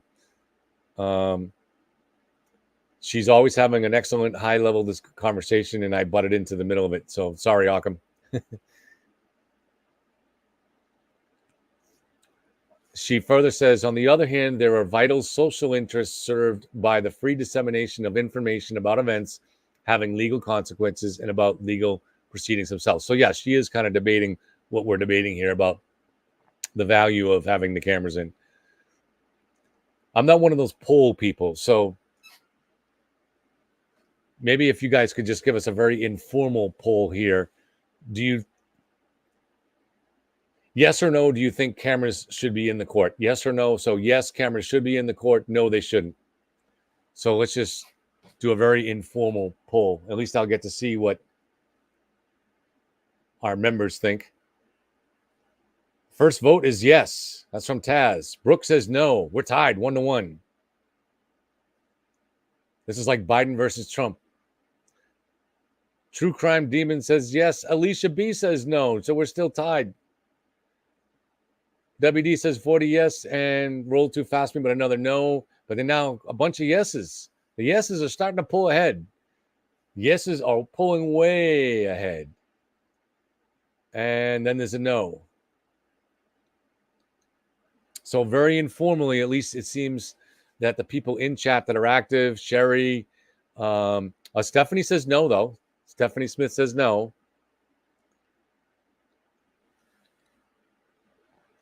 Definitely seeing a lot more yeses.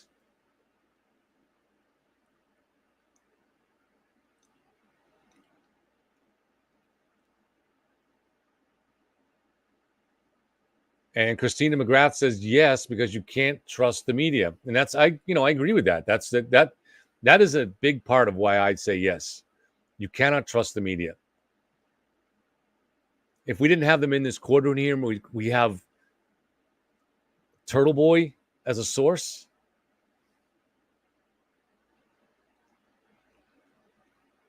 So I agree with Christina.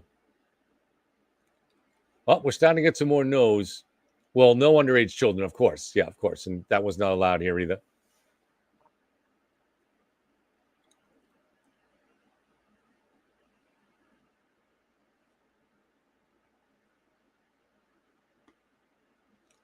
Someone said, no, we can't trust you, Kevin. Well, here's the thing. That's why it's important to have cameras in, so you don't have to trust me or anybody. You trust your own lying eyes. Now, this was something that came up on Court TV last night, and they brought up a photo, but it was two photos on top of each other of the taillight in the driveway video of Karen pulling out.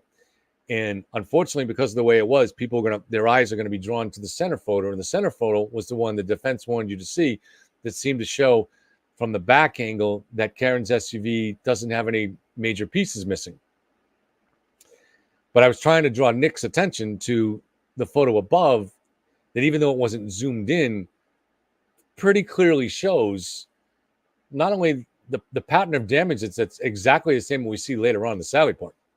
So I basically said, Nick's not going to want to believe his lying eyes here. That expression doesn't mean he's lying. What it means is your eyes are telling you something, but you don't believe it. So this is the problem with this case. People, you can present them with evidence, and no matter how clear it is, they might not still believe it. So, but at least if you let them see it themselves, they can make up their own minds rather than have somebody else, whether it's me or Turtle Boy or David Bienick or whoever, interpret it. But I respect at least people like David Bienick and Christina Rex who are trying to cover it objectively. Which, believe it or not, I do too. And if I was in their position, I'd be even more, I would also take on the style of objectivity. I am objective. I just don't always have the style of it because this is a different animal. This is a podcast. And I also believe it's been very important to stand up against the grifting that's going on and against the mob. So, but if I was working for Channel 5, I would not be going after the mob or talking about all that stuff because it's a different kind of position and you want to maintain the style and the appearance of objectivity as well as the actuality of objectivity.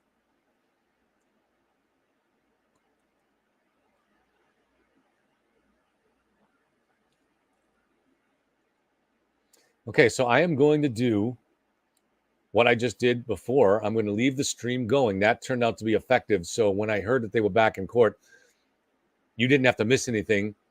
It was up and running. So that was good. And you got to keep your conversation going. So that's good. And then I'll be able to get back right away because I will hear it going. So it's now 12:39. I definitely recommend that first, I recommend you go out and have lunch, have a cup of coffee, relax, go outside and enjoy the weather. It's a beautiful day out. It is getting warm, but it's a beautiful day out today. Right around now, the cicada bugs should be starting to wake up. I love that beautiful summer noise of the cicada bugs. Go out and enjoy yourself a little bit, but just leave your cell phone or something where you can hear if they come back in, because this jury could come in anytime with a verdict. And the fact that they requested that information sometimes can mean, so I've been told by a very high quality lawyer that request for information from the jury can mean they're getting close. It can mean they're getting close. So we shall see.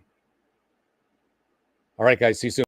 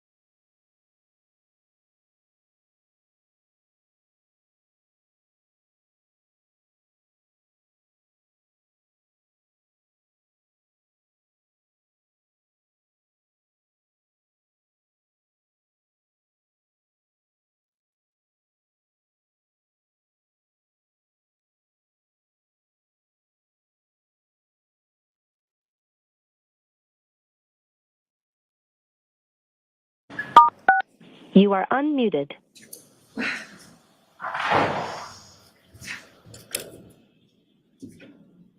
We're back in session, you may be seated. Judge, we're back on the record on 22-117. Counsel have both had an opportunity to look at the new verdict slip. All right, so does the defense say the verdict slip's in order? It is, Your Honor. Okay. Thank you, and we appreciate the call. Okay, does the Commonwealth say the verdict slip's in order? Yes, Your Honor. All right, so the verdict slip will go in. Officer Delano, I'll let you do what you're doing.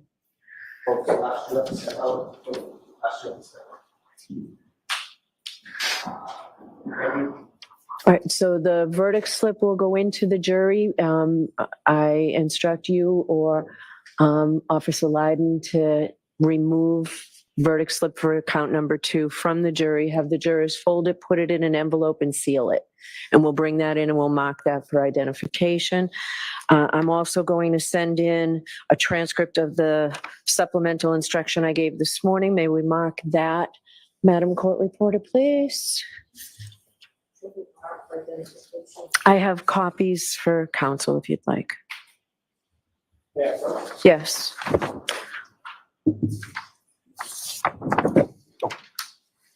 Thank you. All right. So with that, we'll be in recess. And you'll remember that the jurors were instructed that we won't take any questions or verdict during 1 o'clock to 2 o'clock. Okay. I missed that last one. The jurors were instructed in the instructions I gave yesterday that we will not take a verdict or a question from 1 to 2. So everybody's free to go for lunch. Thank you, Your Honor. All rise for the court, please.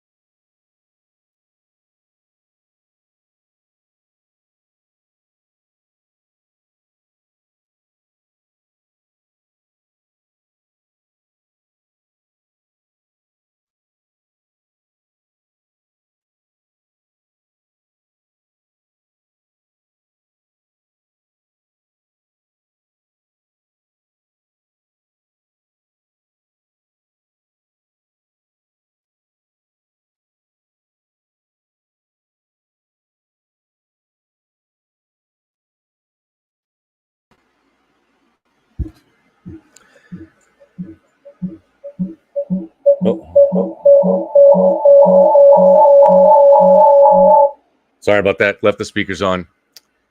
Create a little loop. Hopefully I woke some of you guys up. You know, I've been sitting there. You've been sitting there waiting for that wake up call. If you had on headphones, I just really gave it to you. So it sounds like, well, I'm sitting in the dark here. Let me put on my light. Okay, so it sounds like they should be heading in now, but that does not mean that there's a verdict.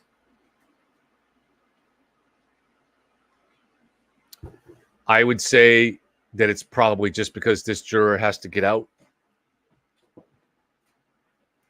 You remember early in the day, they mentioned that there was a juror that has to be on a bus. So I believe that that's probably what we're looking at here, but it's not impossible that we wouldn't have a verdict in the next few minutes, but I don't have any indications of that. So you guys can indicate in chat if you've seen anything like that. But you remember the judge told everybody they had to be back in by 3:30. Yeah, right. The juror, and then in fact, the judge said that before. I think the juror said she had to be out by 4. So I believe this is just the end of the day here. And we're seeing a little bit of movement, but that could be just the ceiling fan trying to break free from its restraints and take over the court, which we all would be happy to see. The ceiling fan comes free and takes over and imposes a decision.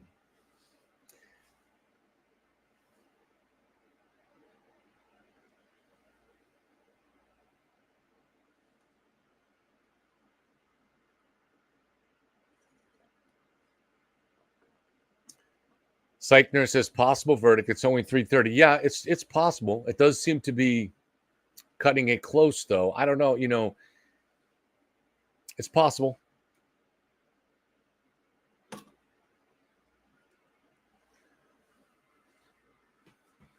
I remember as closing arguments ended, I was talking to Kevin Mahoney on the phone, and you know, nobody ever knows, and he would tell you, be the first to tell you, nobody knows how long a jury is going to take. But he predicted Friday that this would take until Friday. So he's been pretty accurate with a lot of his predictions. So I think if I was a betting person, I would bet on Friday. That seems pretty reasonable. But we could get the verdict right now, though.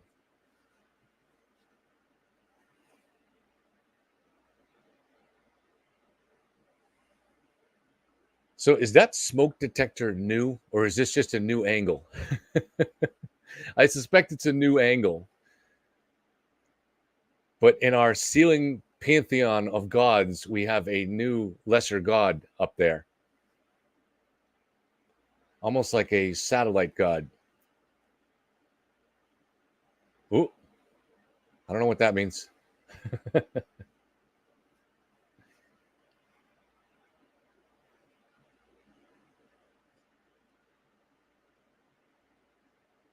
Yes, I have an email, handsome devil. It is Leitzkev, Leit as in Tom, SKEV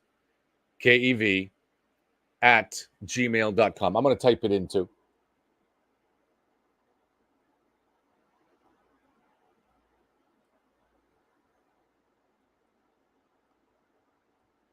I don't even remember if I said Leitzkev at gmail.com.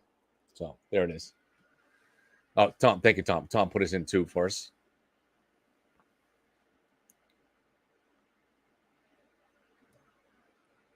So I welcome the emails. I generally respond to, I want to say that I respond to everyone.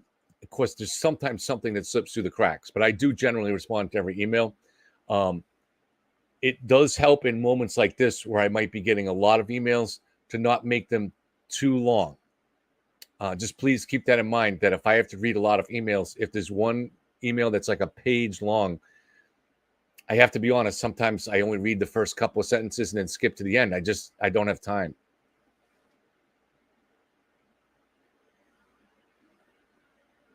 So just keep that in mind. But I do appreciate the messages and the support and people always sending me information. So I don't want you to think. That's why I make the email available. I want people to reach out. Just especially in times when you know I'm getting flooded, try to keep it concise if you can.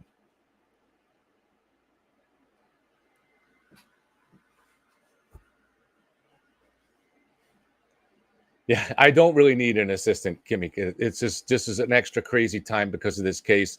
And pretty soon things will go back to normal, which would be easygoing. You know, you guys, now is a good chance if you want to give us some feedback here on what you would like me or us to discuss. Obviously, you see people that I'm working with on this channel, they have their own channels, but that doesn't mean I'm not working with them. There might be something that we're collectively interested in. So Jen has a lot of things going on her channel, but you know, just let me know if thank you, Kimmy K. Let me know if there's something you think that you'd be interested in. So please, something you think maybe Jen might be interested in, or Kate. I really don't know what other cases Kate's working on. I can guess of one other case. You guys might be able to guess too. The clock stopped. Oh shit! What does that mean? Is that just? Oh, that's probably just the end of the day stopping. I would think.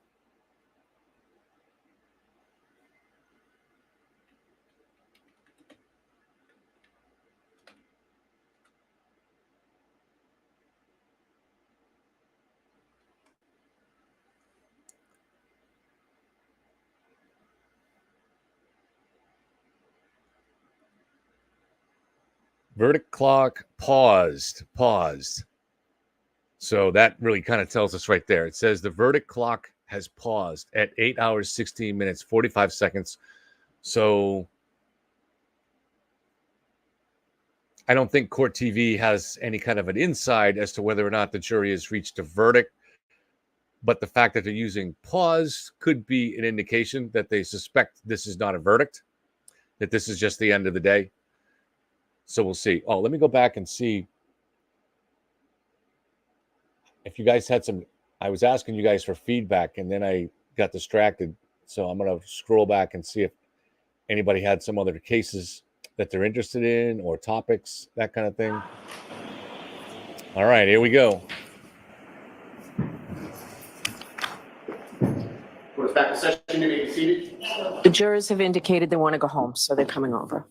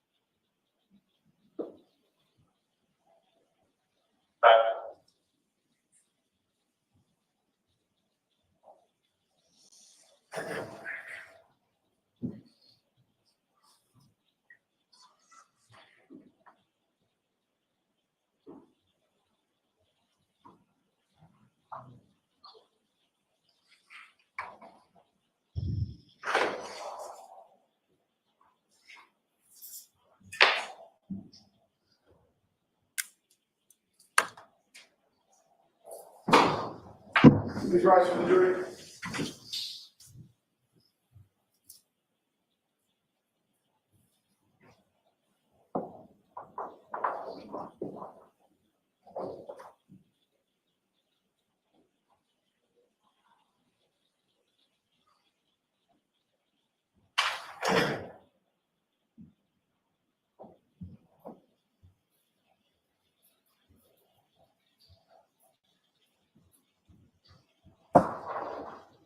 You see the court of the session.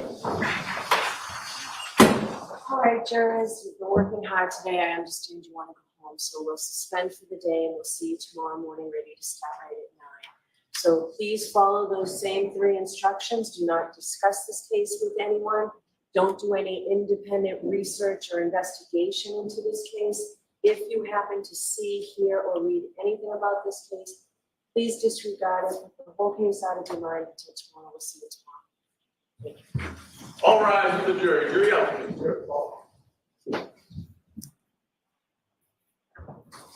Going around, going back up, down and around.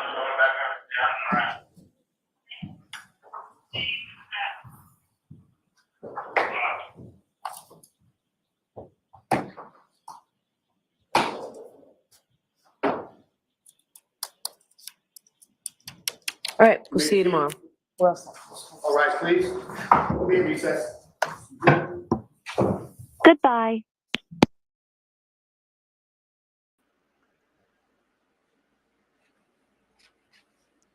Hey there, Karen Reed, trial watchers. You know what a lot of the trials we cover remind me? It's that you got. We couldn't stop without saying goodbye to this guy, right? I don't know what he's talking about, but I've gotten used to seeing him.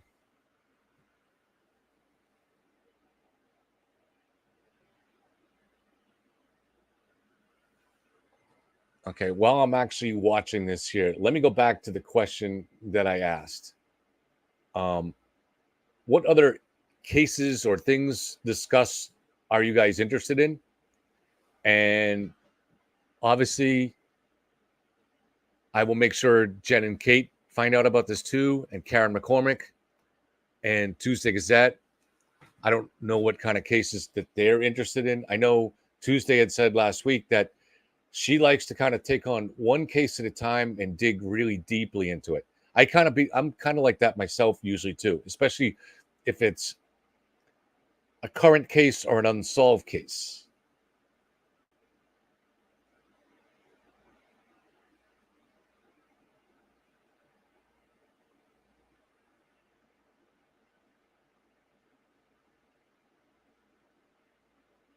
The woman who wrote, let me write that down. All right.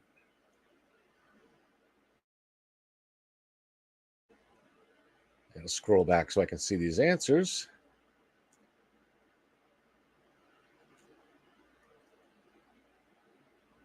This thing won't stop moving now.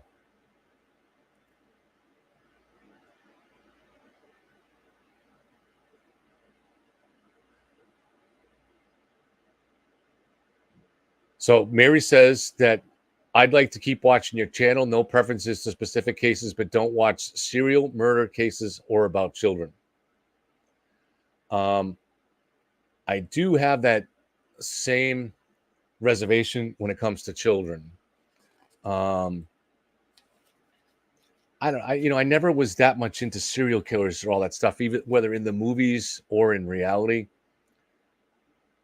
But I do have a fascination with trying to understand how some of these strange brains work. And so I do have an interest in that. And so I've spent more time on that in the last couple of years because of that.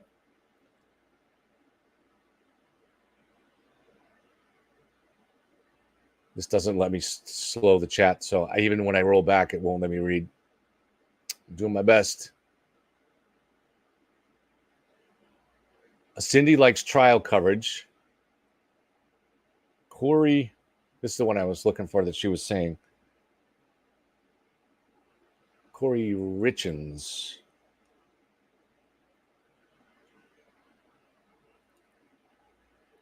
Delphi, of course. I mean, I'm going to do a lot on Delphi because I did a whole series on Delphi, and I know Jen has done a lot on Delphi. And I had a really interesting moment on Delphi where I came up with a profile. I am in no way qualified to do that. It was just based on logical deduction, and I came up with a profile. And then less than a month later, they caught Richard Allen, and he matched it perfectly. So that has kind of hooked me with the interest of this stuff a little bit. If you can just do logical deduction, sometimes come up with with analysis. It's just based on deduction. It's not based on some overly clever insight or hunch or anything like that. It's just pure deduction. So really trying to freeze this chat so I can read it.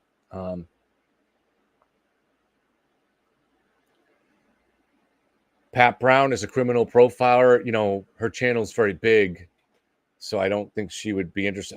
Does she even talk to other people? Any times I've seen her show, she's on herself, but I don't think she would want to talk to someone like me. She might talk to someone like Jen because Jen's former FBI, but I don't think she would have an interest in talking to me. But obviously, I would talk to her. And yes, Laura, I am on Court TV tonight with Nick. I don't know if there'll be another expert. So last night it was just me and Nick because Joe got bumped up to the big time, 9 o'clock. I missed having Joe.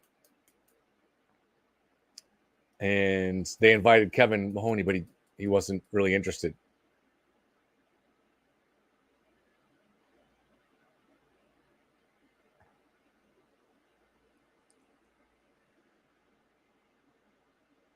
So someone just mentioned impact from social media. So one thing, let me add a twist to that.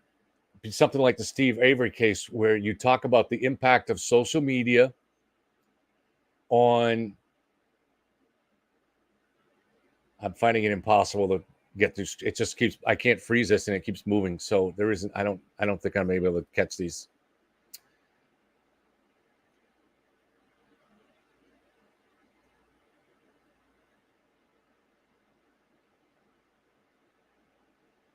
But an interesting thing with that would be the fact that how social media affects other true crime cases, like the Steve Avery or like Karen Reed. I think a lot of that could be really interesting.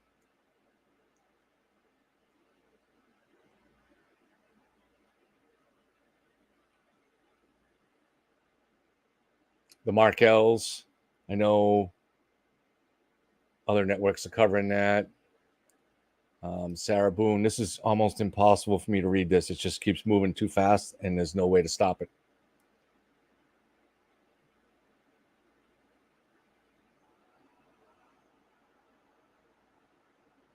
So I guess what we're going to have to do it is this way. Keep putting your comments in chat because Tom Fleming is watching and some of them will catch his eye. But because I just can't read it, it's moving too fast and I can't, even when I roll it back, it won't stop. So what we're going to do is take down my email. Leetskev, as I'll put it up again. We put it up a lot.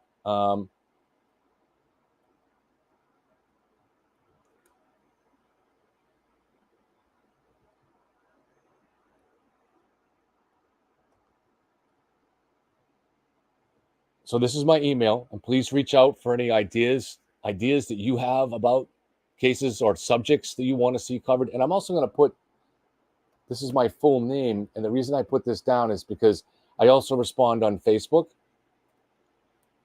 So if you search for Kevin Lenihan on Facebook, just so you know, if you search for Yellow Cottage Tales on Facebook, I do respond to those, but the response is slower. But the response on Facebook is almost always within an hour. It's pretty quick on Facebook. So you can reach out. You will have to friend me.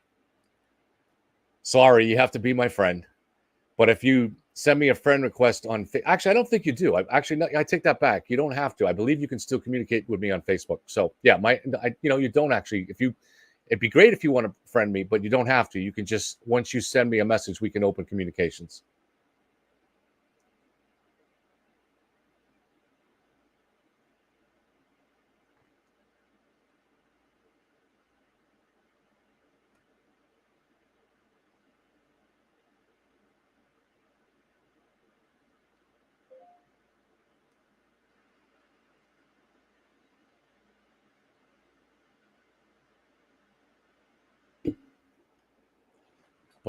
I'll put the contact info up one more time, and then maybe we'll try to pin it as somebody suggested.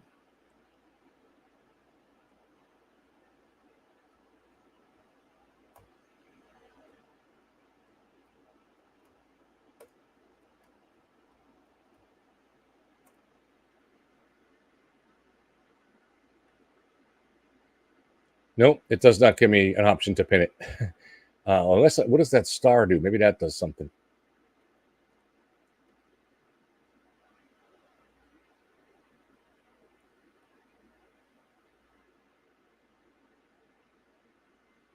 I did the star thing. I don't know what that does.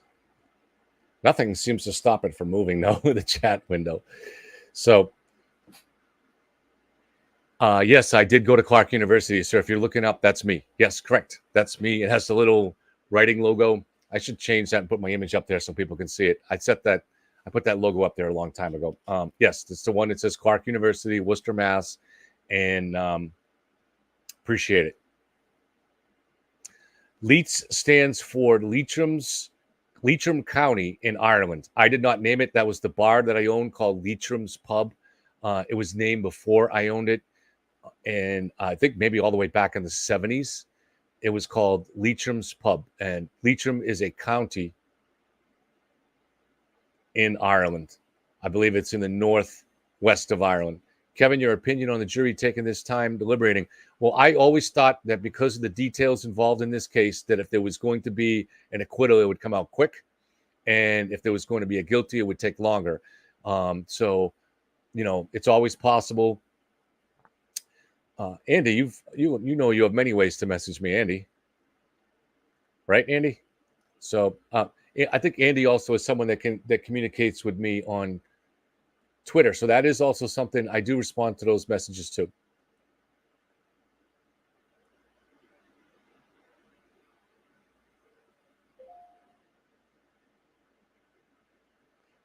So this is this is the ARCA guy, right? Interesting.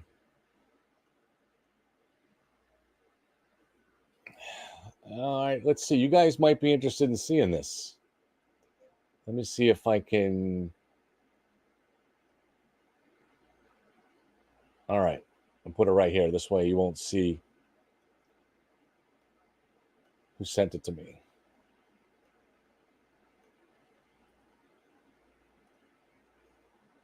You guys recognize this guy? Let me make this bigger. This is Dana Wolf. This is the ARCA guy. And on his, I don't know if that's a Twitter or a Facebook profile. I'm not sure. That might be Facebook, but it says Free Karen Reed. So I wonder if that's a new addition. He'll probably try to claim he was hacked. But this tells you all you really need to know about these guys. They were not, if this is accurate, these guys were not at all interested in the truth.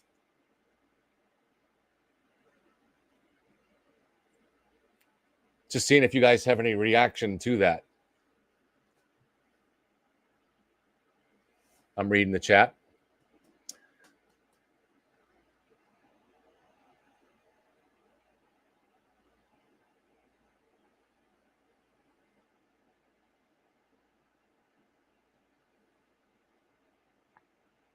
So Dana Wolf would be the ARCA guy that testified first.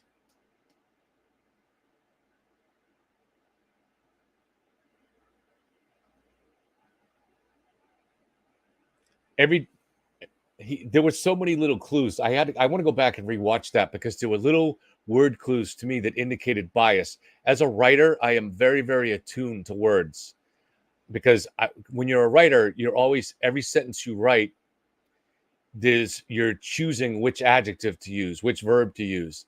And those choices reveal a lot. And there were a lot of little moments there where there were words that he used that kind of gave away the game to me that seemed to indicate his bias. I've always been, and that's always been something that I've been very interested in all my life. When I try to watch, for instance, journalists on the news, especially pundits, political pundits, that kind of thing, when you listen to the words that they use, you can tell if they're biased or if they're at least trying to be objective. Someone sent that to Italy. I don't know what that means. Bring it to Nick. Yeah. It's difficult. I mean, a lot of times what happens on court TV is they usually ask Nick to go first. He goes on for 5 minutes, brings up a lot of things that were outside of the question that was asked. And I don't mean this critically of Nick. I think he's kind of like Vinny from My Cousin Vinny. He's a good natural arguer. He'll bring up all those things, and then before I can respond to them, they go to commercial or they go to another clip from the trial. And then they come back to me with a different question. So I've had to wait 5, 6, 7 minutes from Nick's answer. And then I have to try to answer the question and try to rebut some of what he said. There isn't time to do it. There very seldom is time to do it. I managed to last night get in the part where he this is the second time Nick has said that the cell phone tower has issues in that area, cell service. That cell phone service has a problem in the area of 34 Fairview, and which is irrelevant to GPS because GPS comes from the satellite. He says that kind of thing all the time, but I almost never get a chance to correct it. And there's a lot of things like that where he says things that are just factually wrong, but I don't have the chance to correct them.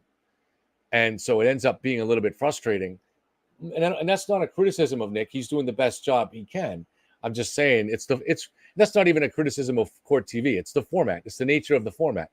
Based on the normal circumstances, when there is a third person there, such as Joe or Peter, I'm going to get 2 chances to speak. Now, that's between the commercials and the clips. Over, say, a 20-minute segment, I will get 2 chances to speak. And I feel kind of bad if I go on too long. And I actually get a lot of grief from my family. You talk too long. You said too long. You talk too long, and you cut those guys off. In fact, one time I did talk a little too long. And as a result, Peter got cut down to only 30 seconds. And I felt bad about that. I was like, oh, man. So like the next several times that I was on, I really cut my answers extra short, especially if I was on with Peter. In fact, one time last week, they asked me something, and I literally gave like a 20-second answer, and I said, let me leave the rest for Peter. I felt bad that Peter didn't get a full chance. So it's not a good format to get in all of the information that you want. As far as Vinny, I could talk about that. I don't know how I don't know Vinny personally. I've never, met him in Dedham enough to shake hands, say hello. He seemed like a nice guy. He's a professional entertainer, no question. He's obviously an intelligent guy. He's a former prosecutor. What does he believe in this case? Who knows, right? And we're not supposed to know. Would be kind of the idea is that the format of the show is that you're going to have on guests that have contrary opinions. So that's the idea of the show. So he should be coming off as somewhat objective and asking difficult questions of both sides. My personal opinion, I agree with you, Rosie, is that the evidence has worn Vinny down over the last 6 weeks. That's my impression, is that you can kind of tell by the nature of some of the questions that the timeline, I kept hammering that timeline night after night. And I really think that he's looked at the same way. And this is what I looked at today, too, in terms of the question about the CERT team. And we don't know what they were looking at, but I believe that it might be connected to the timeline. Was it possible to plant evidence? And it wasn't. And it's only when you realize just how tight that timeline was that you realize there was no chance for a conspiracy. And I believe that Vinny has followed that. But who knows, right? It's not, obviously, he does like Nick a lot. And so, and I'm not saying he shouldn't. I met Nick in Dedham, and he seemed like a nice guy. I do believe Nick's a sincere believer in the case. So I don't have anything really bad to say about Nick. I think he's a believer. He doesn't have his own YouTube channel up. So I have no reason to think that he's grifting on the case.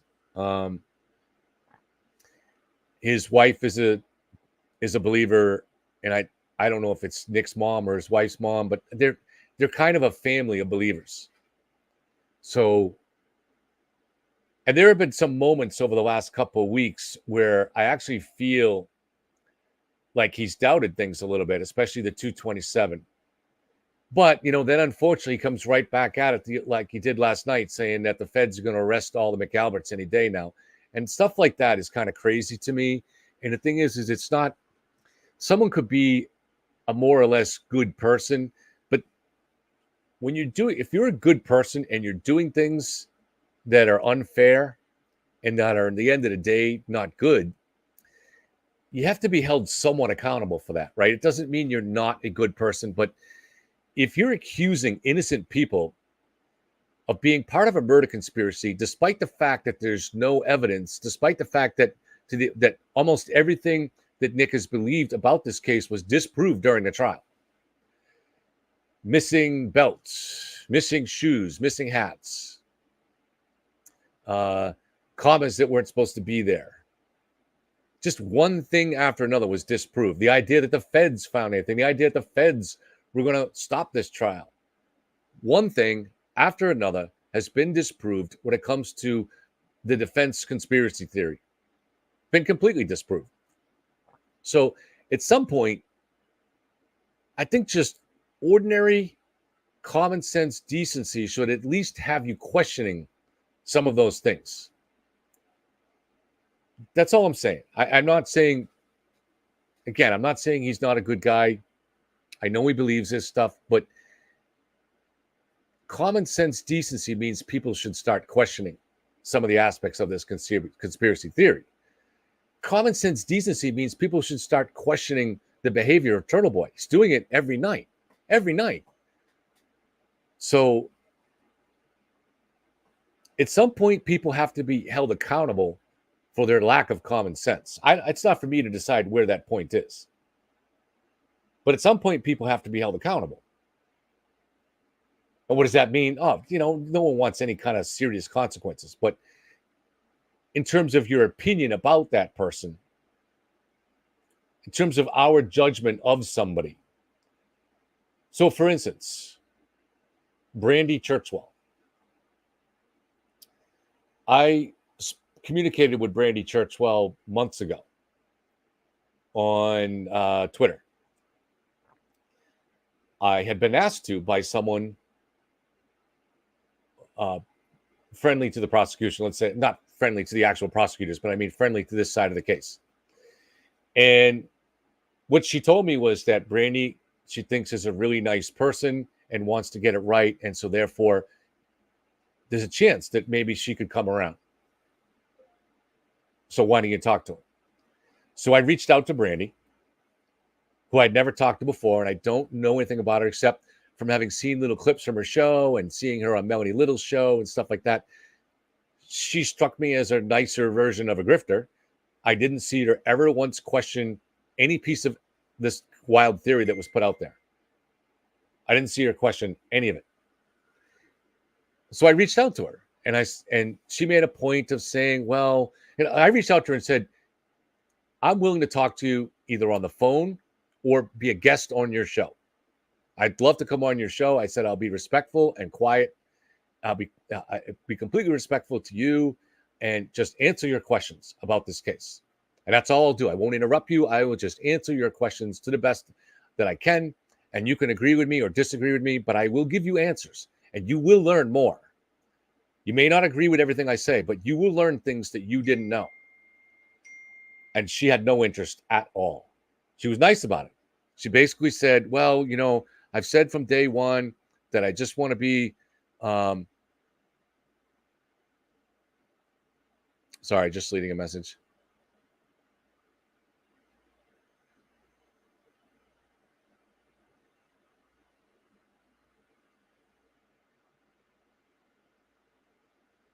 So she basically said, I don't really want to do that. I just want to follow this on my own, and I want to try to cover it fairly. She never attempted to cover this case fairly. She grifted from day one. She's a nicer, gentler form of grifter. To me, it's grifting when you're just playing to the mob and you make no effort to learn the truth, no effort to learn. So if somebody, let's compare this. So let's say a year ago now. So today is June 26th. A year ago now was around the time when I had just finished up my series on here. This was a scripted, narrated series, edited, called Framed with a question mark. And in most of those episodes, I leaned towards the conspiracy, but not all of them. I wasn't sure. I was asking questions, and my questions were getting hotter and hotter as I went. You could see me shifting away, I would say by the end of May. I think the last episode I did was called The Evil Genius in the Karen Reed Side, and it was kind of tongue in cheek, but the idea was neither of these theories really seem to come together. Like, is there an evil genius on the Karen Reed side or an evil genius on the other side? It was kind of crazy. But had somebody connected to the prosecution or connected to that side of the information, connected to the Alberts, connected to the O'Keefes, someone with more information, had they reached out to me and said, I'd like to come on your show and fill in some of the blanks for you, give you some of the evidence. I don't need this. Give you some of the evidence that you don't have, I would have jumped all over that because I want the truth. There's no way. You think I would have said, no, I don't want to hear that. I only want to hear about conspiracy stuff. No, I would not have said that. I reached out to Young Jelly back in early January. I said, I'd be happy to come on your show. Be happy to explain things to you. Fill in some of the gaps. No, now is not the right time for that. There was never going to be a right time for that because that guy wasn't interested in the truth ever. Brandy wasn't interested. Those are the only two people that I really reached out to.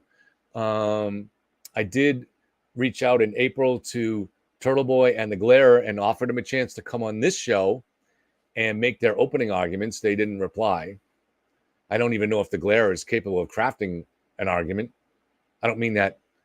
It sounds more insulting than I mean. I just don't think he digs very deeply into any of this. He's just kind of up there drifting away and commenting on it. It's not that he's not intelligent. It's just, you don't give a shit.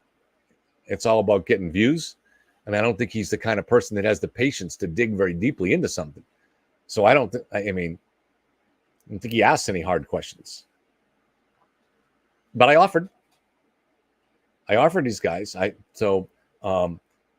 Had Melanie Little called me up and said, hey, you're the only one really making arguments from the other side. Why don't you come on my show and make those arguments? I would have gone. I don't like her, but I would have been respectful. Surviving the Survivor, a week and a half ago, they invited me on. They had to cancel it because the mob complained. So again, Court TV deserves credit there. I guarantee Court TV gets hundreds, if not thousands, of complaints about me. Most of them would come from the Turtle Riders. But they've stuck to their guns and let me be up there, maybe because I'm the only one that was crazy enough to do it. That probably is the reason, but being honest about it, it's not because this face, it's not because I'm entertaining. It's probably because no one else, that was the job that no one else would take. So I think that's why they stuck with me. But I give them credit for sticking with me.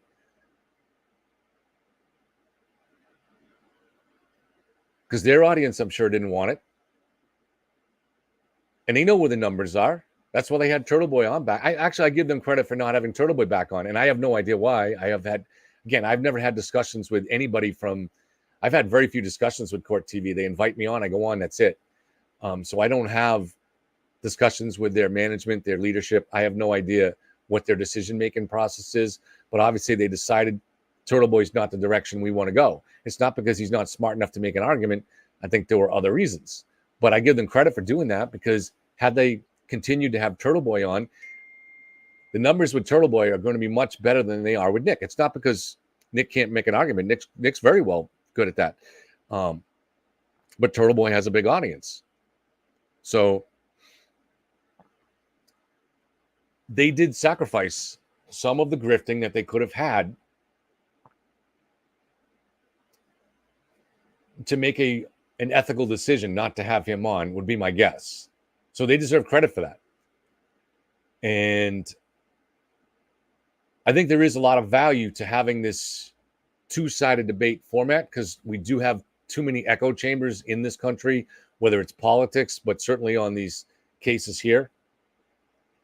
But again, Surviving the Survivor, they backed down to the mob, and they didn't want me on. Now they probably would, if you were to ask Joel, he'll say it's because we only want lawyers. Bullshit, because most of the lawyers that they have on there might be fantastic lawyers,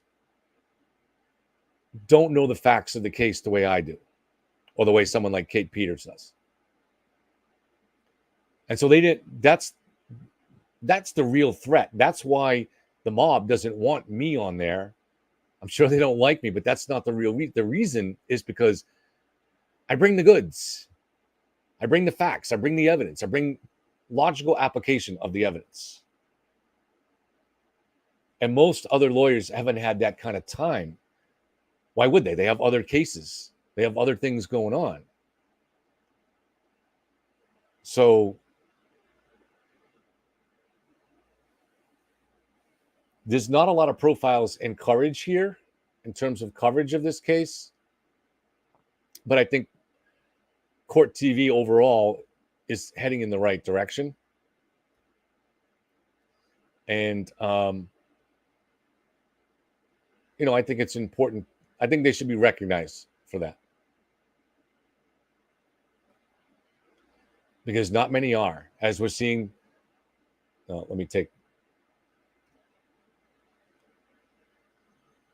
Sorry, I didn't mean. You stuck with this mug again. There's not a lot of media that are really trying to cover this fairly. You got this Sue O'Connell. I think she's associated with, I don't know, what is she associated with, NBC or something like that? She's not a real journalist. She's not covering this even close to objectively. She's a cultist. She's part of the Turtle cult, a strangest member of that cult. A feminist lesbian in her 60s is not the typical Turtle cult, from what I would understand the Turtle cult. But now she's in it. Ted Daniel, he's not trying to cover this objectively. He's playing for views.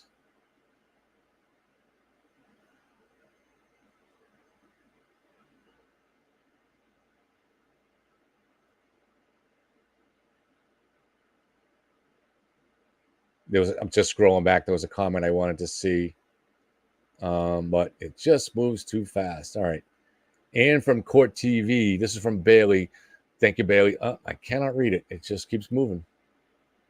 Was on Surviving the Survivor, and she had a similar view as Kevin. I'm sure she got a mountain of hate emails from Free Karen Reads. Yeah, I mean, but the thing is they didn't know she was going to be on there.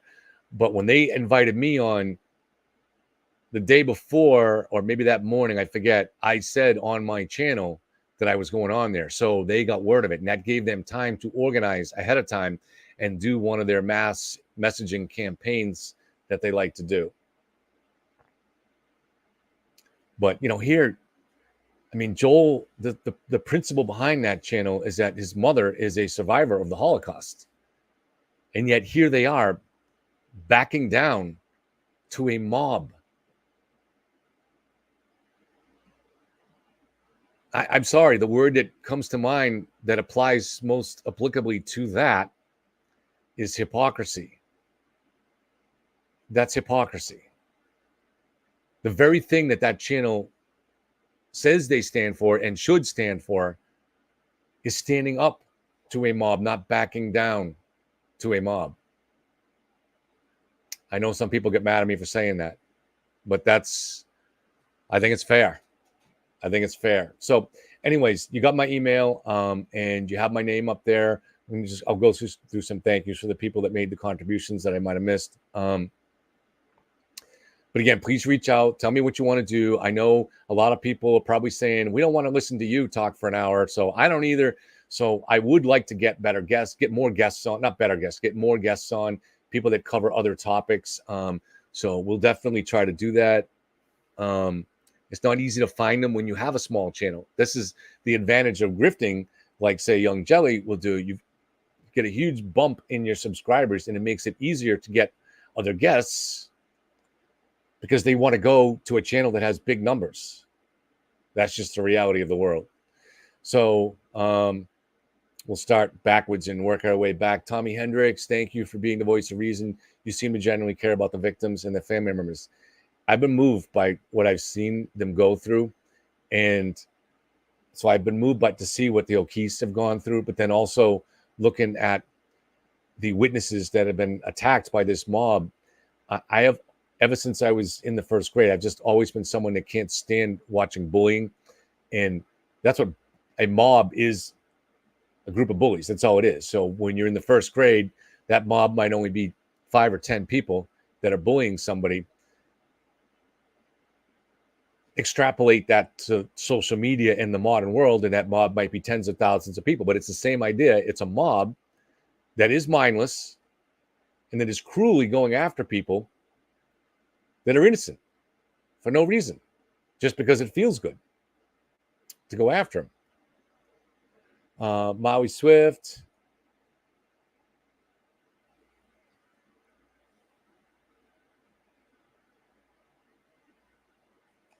So this I did Maui, I did do that, but the slowest you could do it was a minute, was a 1 minute delay. I'll go back and check it again, but the slowest you could do was a 1 minute delay. I don't know, maybe if I go in and check again, I'll find you can add in your own numbers, but that was the only category that I saw was 1 minute. And that's obviously too long.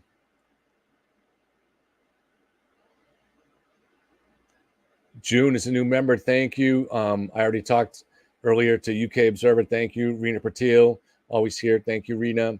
Lavish Love, always also. Umpires Bad Calls. Thank you. And Kim, who came here not to argue and was very nice. Boxer Clover. And sorry, Boxer, I did the best I could. Paying attention, it's difficult.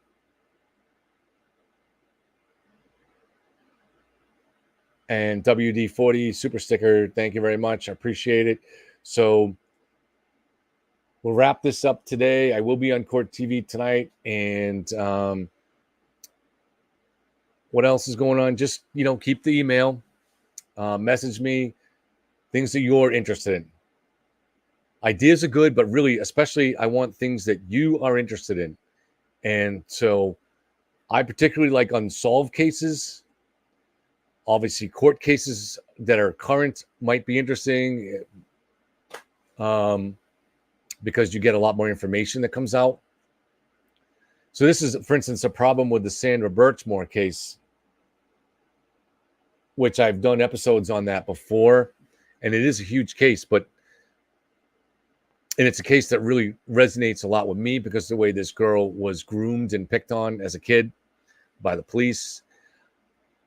But I don't know there's not going to be a lot of evidence coming out. So that's what's troubling. I don't know. I mean, maybe there's some other way. You guys can prove me wrong or show me how we can find more evidence on that. Obviously, they brought in a pathologist, Michael Baden, pretty famous guy. His conclusions were completely predictable. I don't know what happened in that case. It's convenient to just assume that Sandra was murdered. I don't know. The first time I saw the video of, God, I already forgot his name, but going on to the elevator, the last to see her alive, the cop. We actually played it live on here. This is with Dave McGrath, and I think Erin was with us too for that. I had not seen the video yet, and I put it up, and it definitely blew me away because I was like, wow, look at the way that guy is hiding his face, and then he's going on in the elevator. And then he's hiding his face again when he comes out. That was super suspicious. However, we don't know the times. Was he up there long enough to do something? I came into some firsthand information on that from the first officer that arrived, from someone who knew him. Came into that like maybe 8 months ago. And it didn't seem like there was anything suspicious that he had seen anyways. So I don't know. who knows? Who knows, right? I mean, to me, it's almost more cruel if he just went up there and whatever he said was so cold and so cruel to this young woman that she killed herself. That's almost more cruel than murder, to leave someone with so much hopelessness, a pregnant young woman, you know, who wanted to be a cop. All her life, she wanted to be a cop, and had lost her mom. She was being raised by her mom and her grandmother and lost them both while she was still in high school. So this poor young woman was left with nothing. And the only thing that she thought would give her life meaning was to go into law enforcement herself, you know? So,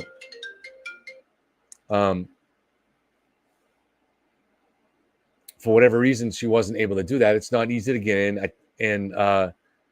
You know, I don't know what the reasons were. She wasn't able to get to that point.